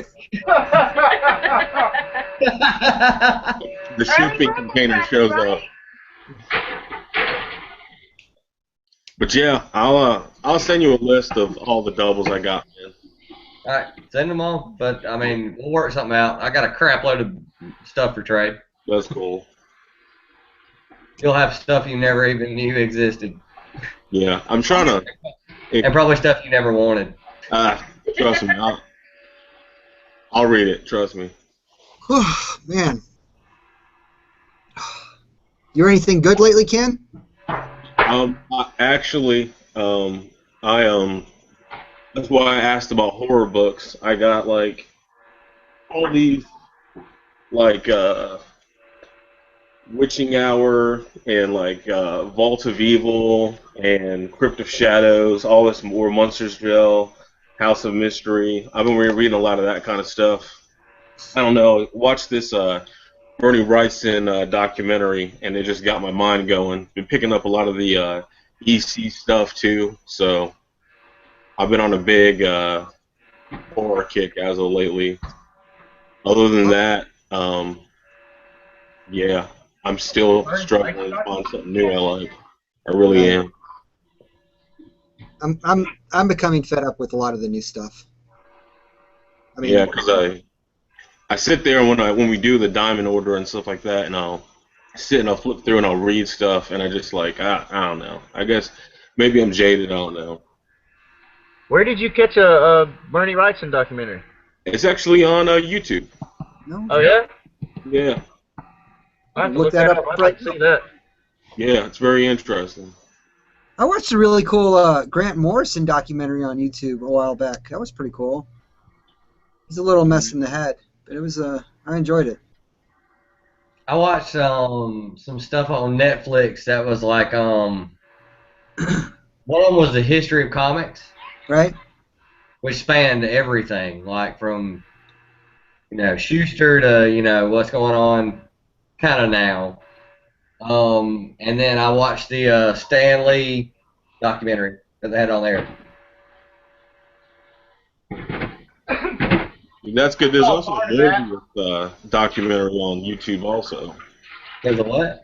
There's a Morbius documentary on YouTube also, and there's Really? like an H.R. Geiger documentary. It's pretty good too. Huh. Which I've been on the hunt to get some of his work, but I don't think the fiance is going to let me spend that much money. But Yeah, Giger's up there. Yeah. Way back when, I mean, like probably 20-something years ago, I found like this huge like tabletop art book of his stuff. It was like his sketches and character design. I mean, it was gorgeous stuff. But I mean, even back then, it was still like a $60 book. So I'm sure it's big money now. yeah, I would love to have a piece of anything from him, man. I really would. Yeah, like what's his name? Jonathan from Korn's microphone. Yeah, the Yeah. mic. Jonathan Davis. That'd be pretty cool. Jonathan Davis, yeah. Cool stuff. What was that Wrightson documentary called? Man, I can't remember the name, but if I find it, I'll like throw it up on Google Plus or something like that. Cool. Yeah, watch that, and I thought it was pretty cool. There's also like a little video of him drawing and teaching an art class. Yeah. Pretty cool, just the way that he works, even the way that he holds his pencils, almost like upside down. But Some of that stuff is kind of cool. I got stuck in like this whole loop of watching people do their thing on YouTube video wise, artists, and like who was it? I was watching this like Jim Lee do like a figure drawing at a con or something, and it was just like so kind of just like random. He's just kind of like this, and then it's done. I'm like, wow, that's like 7 strokes later, and it's just immaculate Jim Lee print, and it's like nauseating how easy he makes it look. yeah, I guess you do something for as long as he's done it, and he's got Bernie Wrightson's got nothing on him. I mean, Wrightson's been doing this forever, it seems like, in a good Yeah. way. So, yeah, like in his sleep, he could probably draw better than most people. Yeah, and it's the same way with him on that. He tries to explain it to people, and he's like just going along, going to town, and 10 minutes later, Frankenstein. And it's like, wow, that would take me 3 days to get the outline. Right.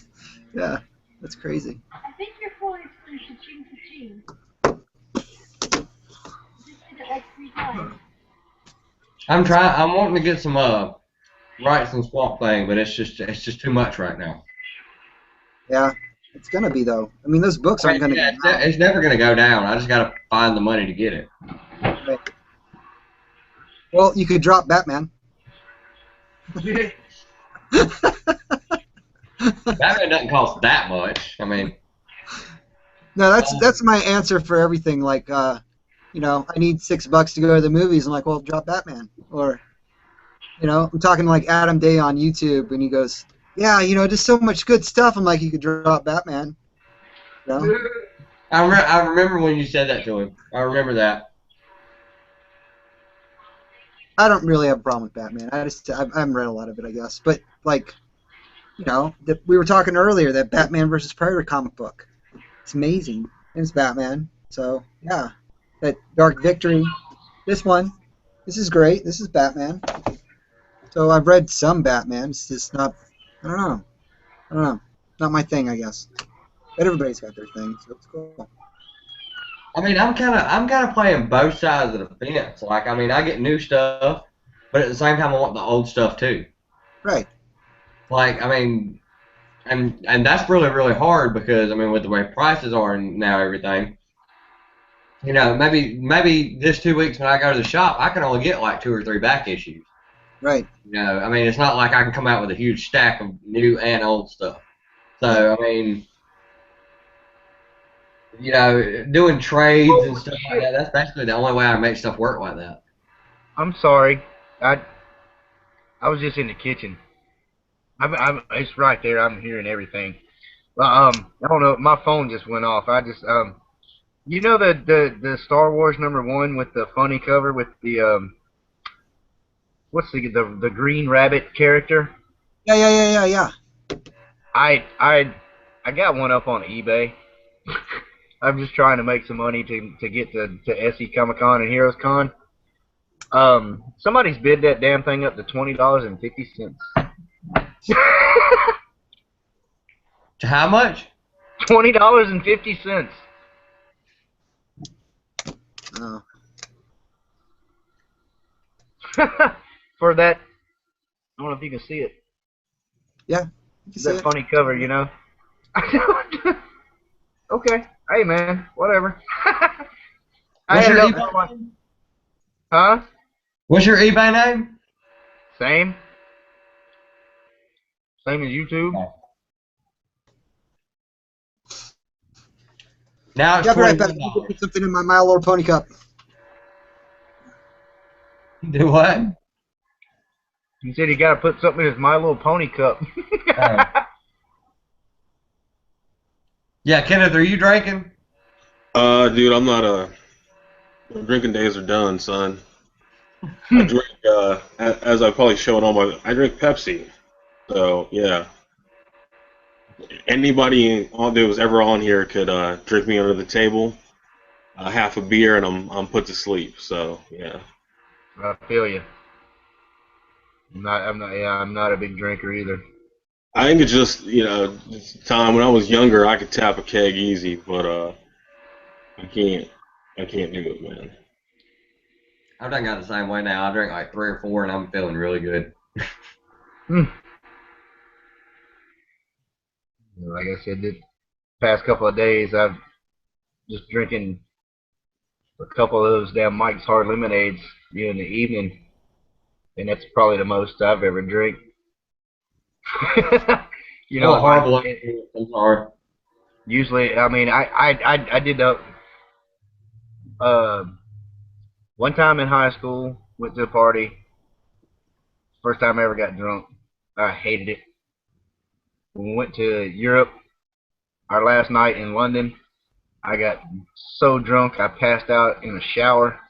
And I woke up with about 4 inches of water built up in the floor where the water was. It was a hotel, so the hot water was never ending, and it just, I mean, the steam just built up about 4 inches of water on the floor, and I didn't like that feeling either. So, yeah, no. That's about the most I've ever drank. Like I said earlier, I might usually I have maybe 1 or 2 drinks a year at most. Yeah, I used to drink all the time, but like when I hit 24, when I stopped playing in bands and stuff like that, I quit drinking. Now, So, what kind of music do you like most of the time? Like, I you mean, that you can always listen to. talking to me? Yeah, because you're always mentioning music, and I'm huge on music. Uh, that I always, you mentioned Jonathan Davis before. I'm a huge Korn fan. I've seen Korn about 15 times. This will be my second time seeing him this year. But I like a lot of death metal stuff. Like, I'm all over the place, you know. I like a lot of like more like aggressive stuff like that, but I really am all You're over. right up my alley then. I actually plan on doing like a spotlight on my vinyl collection and stuff. I collect a lot of like punk rock 45s, everything from like jazz, hip hop, funk, soul, country. As of lately, I've been listening to a lot of Nothing Face. I don't know if you guys knew who they are. Yeah, I know who they are. I listen to a lot of them, and then I've been listening to a lot of Pendulum. I don't know if you know who they are. They're like an electronic rock band. But yeah, I'm all over the board, man. I really am. Actually, I just found out today. I heard something about I like a bunch of people I know like Five Finger Death Punch, and the lead singer sounded really familiar to me. So I googled him, and it brought up his Wikipedia page. And I found out that there was a band in the 2000s called Moto Grader from Florida. Yeah, I remember them. That's the same guy who sings for Five Finger Death Punch now. Really, Ghost is the lead singer for Five Finger Death Punch. I never put two and two together. I never did either. I couldn't believe it. I was like, "Are you kidding me? Those two bands are totally different." Yeah, they are. And But I was like, "Are you kidding me?" So, and what got me on the Wikipedia page was it was like whatever his stage name is for Five Finger Death Punch, and then what his real name is, and it says also known as Ghost. And I was like, "Yeah, that's the same guy." yeah, I that's met him at Ozfest, and would have never drew the line. that's crazy, man. I like a little Five Finger Death Punch. Some of their I songs like them, but I couldn't figure out why I liked them, and then I figured out who the lead singer was, and now I know why I like them. You have I'm like a, most. Go ahead.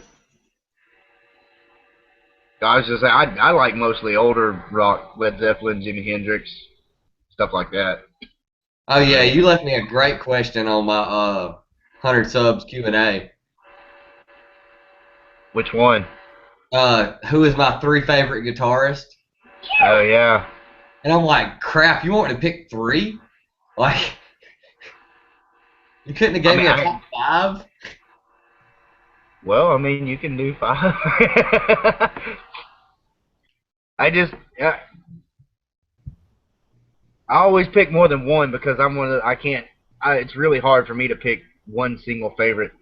That's one category I can almost do it though because That's like saying who's your favorite artist in comics? yeah. Or what's your favorite movie? Yeah, you I mean, know. favorite anything. I mean, really, I don't see how people pick. They just say, hands down, this is my favorite movie of all time, or this is my favorite song. Like, there's billions of songs, and you pick that one. I can't. I have to pick a whole list. So Scott, who are some of your favorite guitar players? Oh, Hendrix. My favorite guitar player, who I think is the most underrated guitar player, is Prince. Hey, there's a He's sleeper very pick. underrated. He's really good. Yeah, I mean he is every bit of a legend. He just, I don't know. I guess he just chose not to do as much guitar work as other stuff, but he's definitely freaking awesome. But I mean, I like I like Hendrix, Clapton, Jimmy Page. Um, I don't know. Like I said, I'm mostly into older stuff now. New music just doesn't get me anymore. I don't know why. Because we're getting old.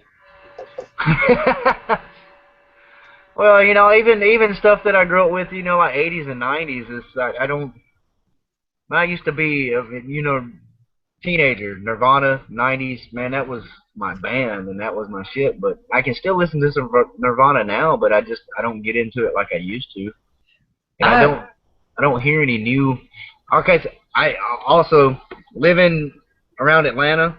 They screwed us on radio stations. There is not a rock station in Atlanta anymore. It used to be the home of rock Yeah. in the South, and now we've got every rock station turned to top 40 pop shit. So you flip through the stations. They even taken over the country stations around here.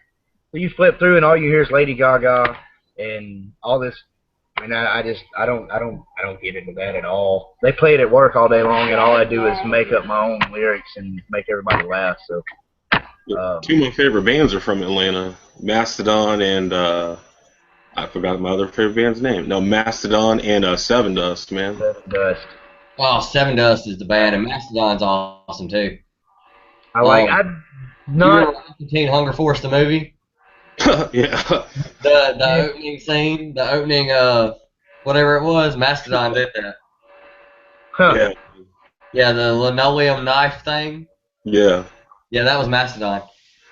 They're playing a show. There's a show in Atlanta that I want to go to, and it's literally like every kind of music. It's like, it's a Flogging Molly, Old Crow Medicine Show, Mastodon, Snow Snow Patrol or something Patrol. No Patrol. That's a band. Yeah. Yeah, like That's a weird combination of bands. yes, it is. It's like 20 or 30 different bands, and they're all different kind of genres. But the tickets are like $200 a piece. Oh yeah. Yeah, like so. Yeah, like I was like, are you kidding me? Like, it's like Mumford and Son. It's like some new country stuff and some like metal and some like punk and it's all jammed in one show.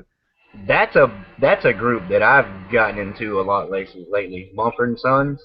Yeah. I know all their songs kind of sound the same, but I don't know. It's that Irish kind of folk music. I don't know why. I like Old Crow more than I do Mumford, but I like Mumford too. But I love Flogging Molly. I saw Mumford and Sons in a concert probably a year and a half ago. They put on a pretty good show. It wasn't exactly what I was expecting because you listen to the stuff they played on the radio and it was kind of acoustic, folky kind of thing, but it was like straight up rock show. It was interesting. I mean, I had like my fingers crossed for like the mandolin and everything, but they were all plugged in and standing in the front of the stage, doing their little rock star thing. It was pretty cool. See, it's amazing what everybody in this community has in common. Well, great minds think alike, right? Yeah, I know, right?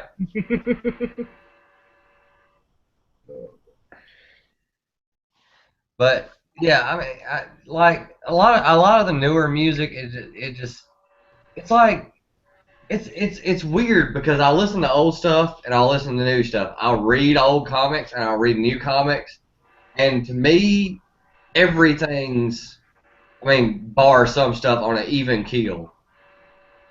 There's some stuff that's way better than others, but everything's pretty much on a level playing field. I don't think I could ever come into comics and just be like, I'm just getting all new stuff, or I'm just getting all old stuff. It'd have to be a little bit of both. Cool. Yeah. But I'm mostly into the back issues. So. I think I put a comment on Tim's video that said I'll get there one day. I'll get to the point where I'm like, I like the new stuff's just not doing anything for me, and I'm just gonna go back issue shopping. It's not all bad. It's really not. It's just there's a lot of stuff out now that's just crap, or could be cooler. You know, I don't know. I've talked about it a lot lately, but there's just. I'm looking at this stack of books that I picked up the other day, and like half of them suck. And I'm like, why am I buying them? I'm not into it. I should be getting something else, spending my money elsewhere. It's just, Yeah. I don't know. It's not like I have this huge discretionary income that I can just blow on whatever I want, and I'm buying stuff that I'm just not into. It doesn't make any sense. That's what kills me about these image number ones, man. I can't get a number one every month. I can't add a new book to my pull every month. That's the truth.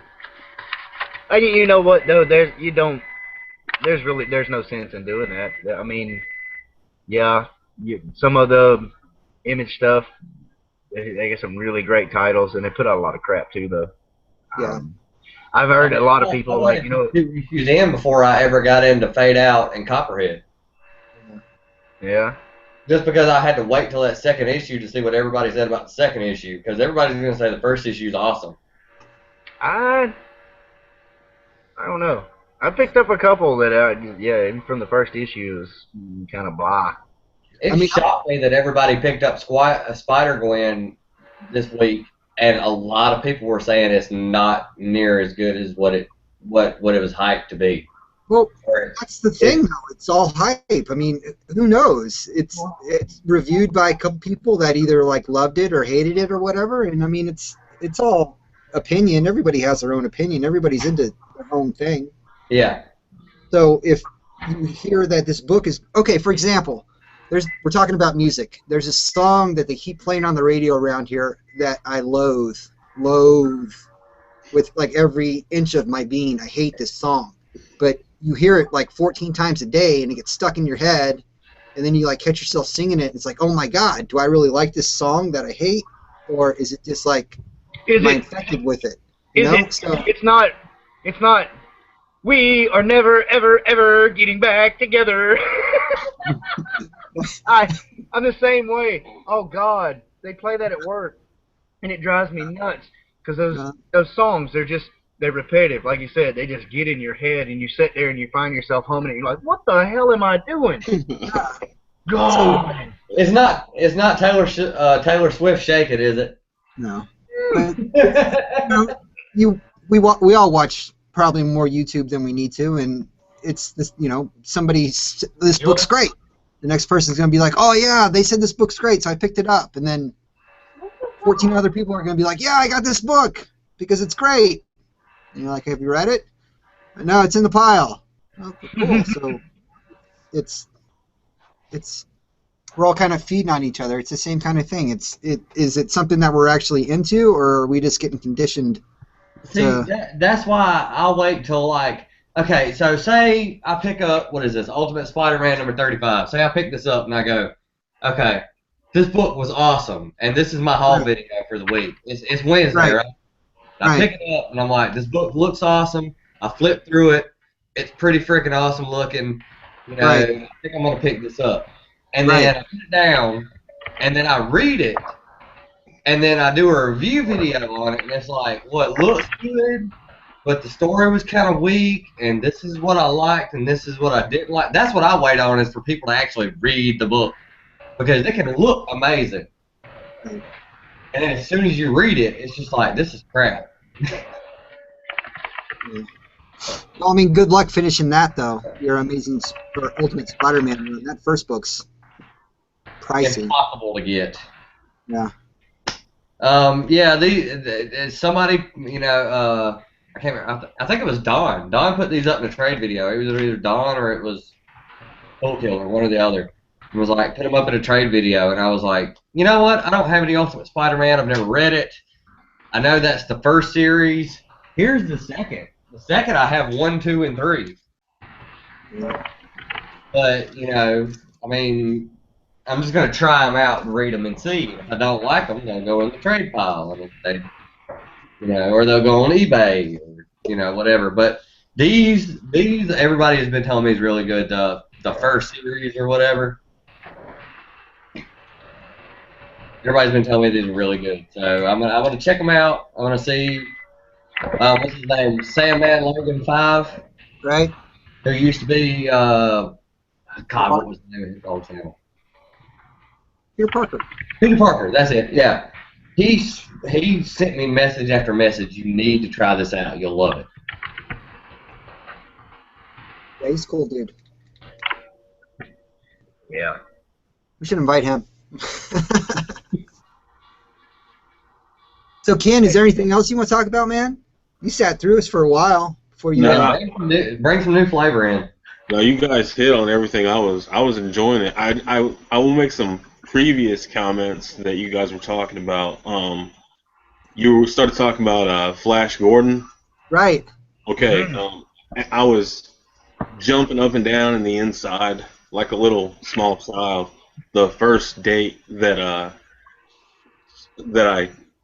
my first date with my fiance, I made her watch Flash Gordon, and she didn't get it, and I was kind of disappointed in the inside because I love it, and I actually wrote a Flash Gordon movie that I tried to get financed for a year, and I just got like every door slammed in my face, and yeah, I wanted Ashton Kutcher to play Flash. Just because of the way he looks, not for his acting skills or anything like that. I'd probably pick somebody different now, but he has a secret place in my heart that Flash Gordon is there. Love it. Yeah. Had a whole, wanted to have Mastodon do the soundtrack like Queen did and do a whole deal, and yeah, loved it. Absolutely loved it. I was elated you guys were talking about some Flash, man. That would be cool. That would be cool. I mean, if it's pop culture, it'll end up like, I'm not wanting to call this a show, but every Sunday I'm gonna start doing a hangout just because it's Sunday. People really don't have a lot to do on Sunday. Heck yeah. Yeah, I'm going to watch this every Sunday. You should do it. I've been watching it every Sunday. I think it's entertaining. And Tylox, my fiance, wanted me to tell you something. Oh God. Burrito.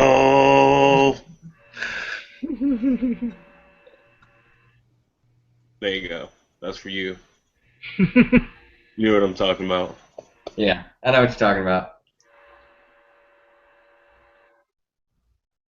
Anyway, dudes, I'm going to jump off here. I probably jumped on at the end because it's getting close to Ken's bedtime. Yeah, yeah, I think we're about done. What do we run? 4 hours this time again? Yeah. But that's 4 solid hours. I mean, the last one of these that we all did, it was like collectively. 7 hours. Yeah, it was 7 hours, but only like 4.5 of that was actually on a live. Bye, Ken. Oh man, he did it. Dang, he jumped off quick. Yeah. Oh well. Yeah. Yeah, this was definitely a good Did one. I tell him I don't know what burrito means? I don't know what burrito means. I thought that was like some inside joke with you guys. I'm thinking it's a Ninja Turtle reference because I put something on my Facebook about Go Ninja, Go Ninja, Go because I was watching Ninja Turtles 2. Oh, for a minute I thought it was a reference to Deadpool or something. But It must be. It's got to be because I'm I'm like one of the biggest Deadpool fans on YouTube. I'm like, Deadpool's awesome, even the new one. Everybody else is like, the new one sucks. I'm like, I think it's pretty good.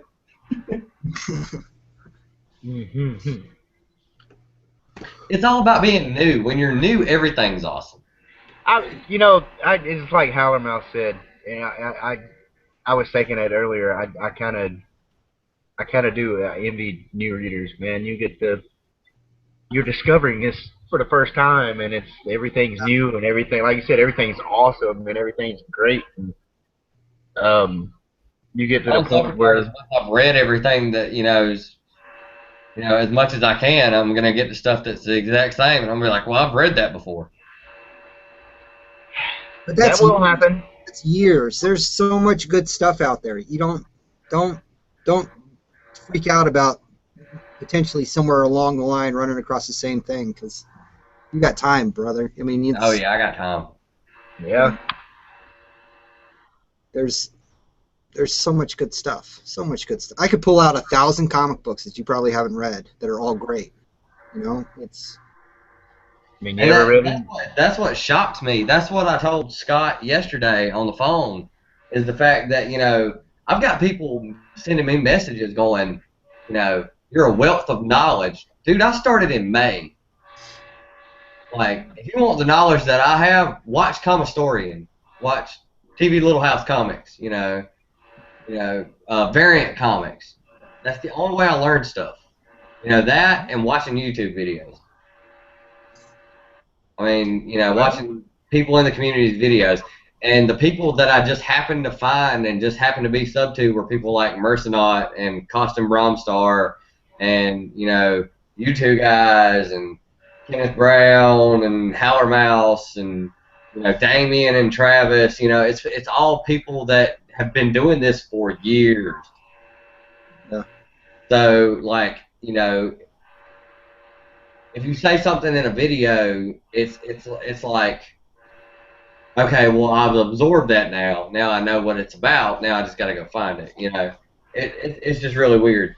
I can see where everybody's coming from that I'm new. I mean, like when I was younger, I watched like, you know, the X-Men cartoons and the Spider-Man cartoons, and they kind of jump around storylines and give you little tidbits of information here and there. And then you read comic books when you're younger that are your friends and stuff like that, so you know little stuff here and there, but you really don't know, you know, the thick of things. But Right.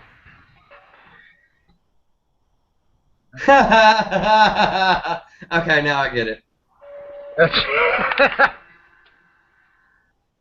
Kenneth Brown just sent me a message and said, "Come on, dude, Burrito, Invader Zim."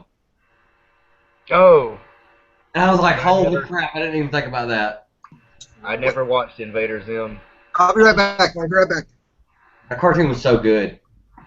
I heard that a lot. I guess that hit after I was out of high school, and for a while there I didn't have, you know, TV or cable or anything like that really. I mean, they were showing it on like Cartoon Network or whatever, and I was like, "You guys are really showing this?" Like, Well, read Johnny the Homicidal Maniac? oh, that reminds me, and damn, got to talking about all kind of stuff. It's kind of a spoiler of a video I've uploaded, and I haven't done all the processing and stuff to it. But I found at Second and Charles, Johnny the Homicidal Maniac, Trade paperback? issue number 1, Are you serious? Did you find 2? and issue number 2. Actually, I mean, did you find 2 of each one? No, Oh, you're killing me. the problem is, and this is a trip because of what this book is, and it's an indie book. Okay, Yeah. this is the 19th printing. Issue number 2 is a 14th printing. They But- were that good. They were $1, and yeah, everybody's talked so much about them, I picked them up. And I looked them up on eBay, and there wasn't a listing for a 19th printing, but like 15th, 16th, 17th printings, and people are trying to sell them for 10, 15 bucks. Like, what the hell? But yeah, I haven't read them yet, but it looks, I mean, it looks. Yeah, that book's a lot of fun, Scott. You're gonna dig that. Yeah, I loved them when I read them. When I read them, I was still in high school, and I love the crap out of those books just because they're so out of the norm. They're completely different. You're an Invader Zim fan? You recognize this? From Zim's house, over his couch. I don't see it yet. You don't see this? Hi, yeah. You know Oh that? yeah. Yeah. I painted. It's this hangs in one of the kids' rooms. I painted it for him. Invader Scott, you don't get it. Mhm. Invader Zim, he's got like this spaceship that's disguised as a house, so he fits in with everybody else. Yeah. And this picture is hanging behind his couch in his living room. Oh, okay. Yeah. Like, let's put it this way. Invader Zim. Weird looking like a green teddy bear thing. You'd have to see it. Two of my favorite moments in the whole show was when he was on his way to Earth. He was like, I'm going to inflict doom on the human race. And Gur was like, who's his like little assistant, was like, I'm going to sing the doom song. And the whole trip they're flying to Earth, all Doom does is go doom da doom da doom doom doom doom doom da doom doom doom doom doom doom. And like it was like, 19 light years later. And then it skips. And then it's like doom da doom da doom da, and it's like he's still singing the song. And they finally get to Earth. They're in the house, and something messes up in the house, and he's like in the basement in his laboratory, and he goes, something's messed up in the house, and he screams, Grr! And Grr pops out of the ceiling, and he goes, what did you do? And he was like, nothing. And he was like, wait, something's broken and it's not your fault? And Grr goes, I know, I'm scared too. Like, it's so cute, but it's funny as crap. Like, it really, really is. Johnny the Homicidal Maniac is complete the opposite. How did people not recognize that there was something odd about him? Even in his human Cartoon? he still didn't look human. Who, Gur? Or Zim? Yeah. Zim? Yeah. Gur did not look like, what was he supposed to be, a dog or something? Yeah, it was his, like, stuffed animal costume. Yeah. Yeah, he, like, had a zipper going up the middle of him. Yeah. And everybody believed he was a dog. Yeah. He just talked and walked on his back legs. Yeah. And it's just so hilarious. But Johnny the Homicidal Maniac was a completely different ball game. It was completely serious. It was funny in a morbid kind of way. If you don't have that morbid, funny sense of humor, like if The Crow didn't make you laugh all the time, you won't like it. No, you might like it. It's still good. It's really cool. And, I mean, the book went into 26 printings. I mean, there's a lot of people that love that book, and there's a reason for it. There's stuff that people like everybody likes, and you're kind of like, well, what the hell? Why? But then, like Johnny the Homicidal Maniac, I mean, it's good. It's good. It's really, like, that's the only thing I can think about it, is that it's really, really good. Like, yeah, I can't even describe it. It's like fringe comics. It's not for everybody, but it's one of those. I mean, you scored there, bud. Yeah, you got awesome. good. Yeah. Everybody should have Johnny in their collection, or Squee, or whatever. I mean. Oh, Squee! Don't even mention Squee. I don't know that one. Yeah, same dude. It's same guy. Yeah. I feel sick. It's all good. Anyway, fellas, I'm gonna have to call this.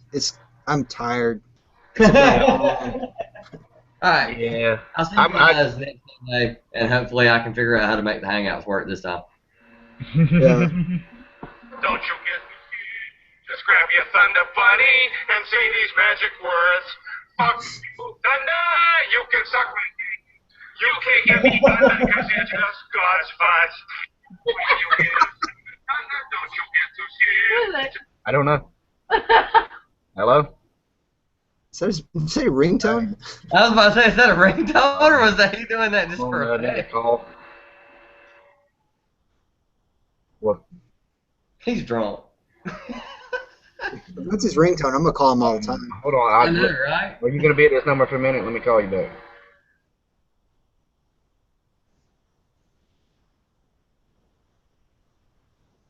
Let me. Well, I'll have to call you back in a minute. Then. Sorry. Was that your ringtone, Scott? Yes. I'm calling you all. I was about to say, we're going to go ahead and phone him now. Yeah, that's my ringtone. That's awesome. Yeah, no, for real, I'm calling you right now. Oh, you want to hear it again? Yeah, that's great. But don't call him during The Walking Dead, or his phone will be on silent, so you'll be wasting your time. Walking Dead's on right now. Is it really? Don't you get too scared. Just grab your Thunder Buddy and say these magic words. Fuck you, Thunder. You can suck my dick. You can't get me Thunder because you're just not as much. When you hear the sound of We're gonna get banned off of YouTube Hangouts. Oh my god. Yeah. Mine's better. Mine's I couldn't help it when I come across that. I was like, that's perfect. I hate it though if it goes off in the store after like, oh, you didn't. Somebody say something. Is it bad that my dad called me and I went to decline because we were on Hangouts? Yes. Call your dad. Yeah, that was my cousin. I gotta call him back real quick, and Yeah. All right, I'll see you guys next week. Yeah, this was a lot of fun, man. We're definitely gonna do this every Sunday. Oh yeah. I can't wait to see the rotating cast. Yeah. Hell yeah, that's cool. Yeah. Maybe next time I can be on it a little more, You huh? were on it. Well. Yeah. She got like 9 new subs. Yeah. Huh? You got a bunch of new subs. Did I really? Yeah. I haven't gotten any notifications. Check your YouTube. You probably got like 20 or 30 new subs. Thank you. You're welcome. Oh, Holy Lordy. shit, I might have hit 200. All right, I'm gonna go Yeah. eat. Later, fellas. All right, take it easy. Bye. Y'all take care.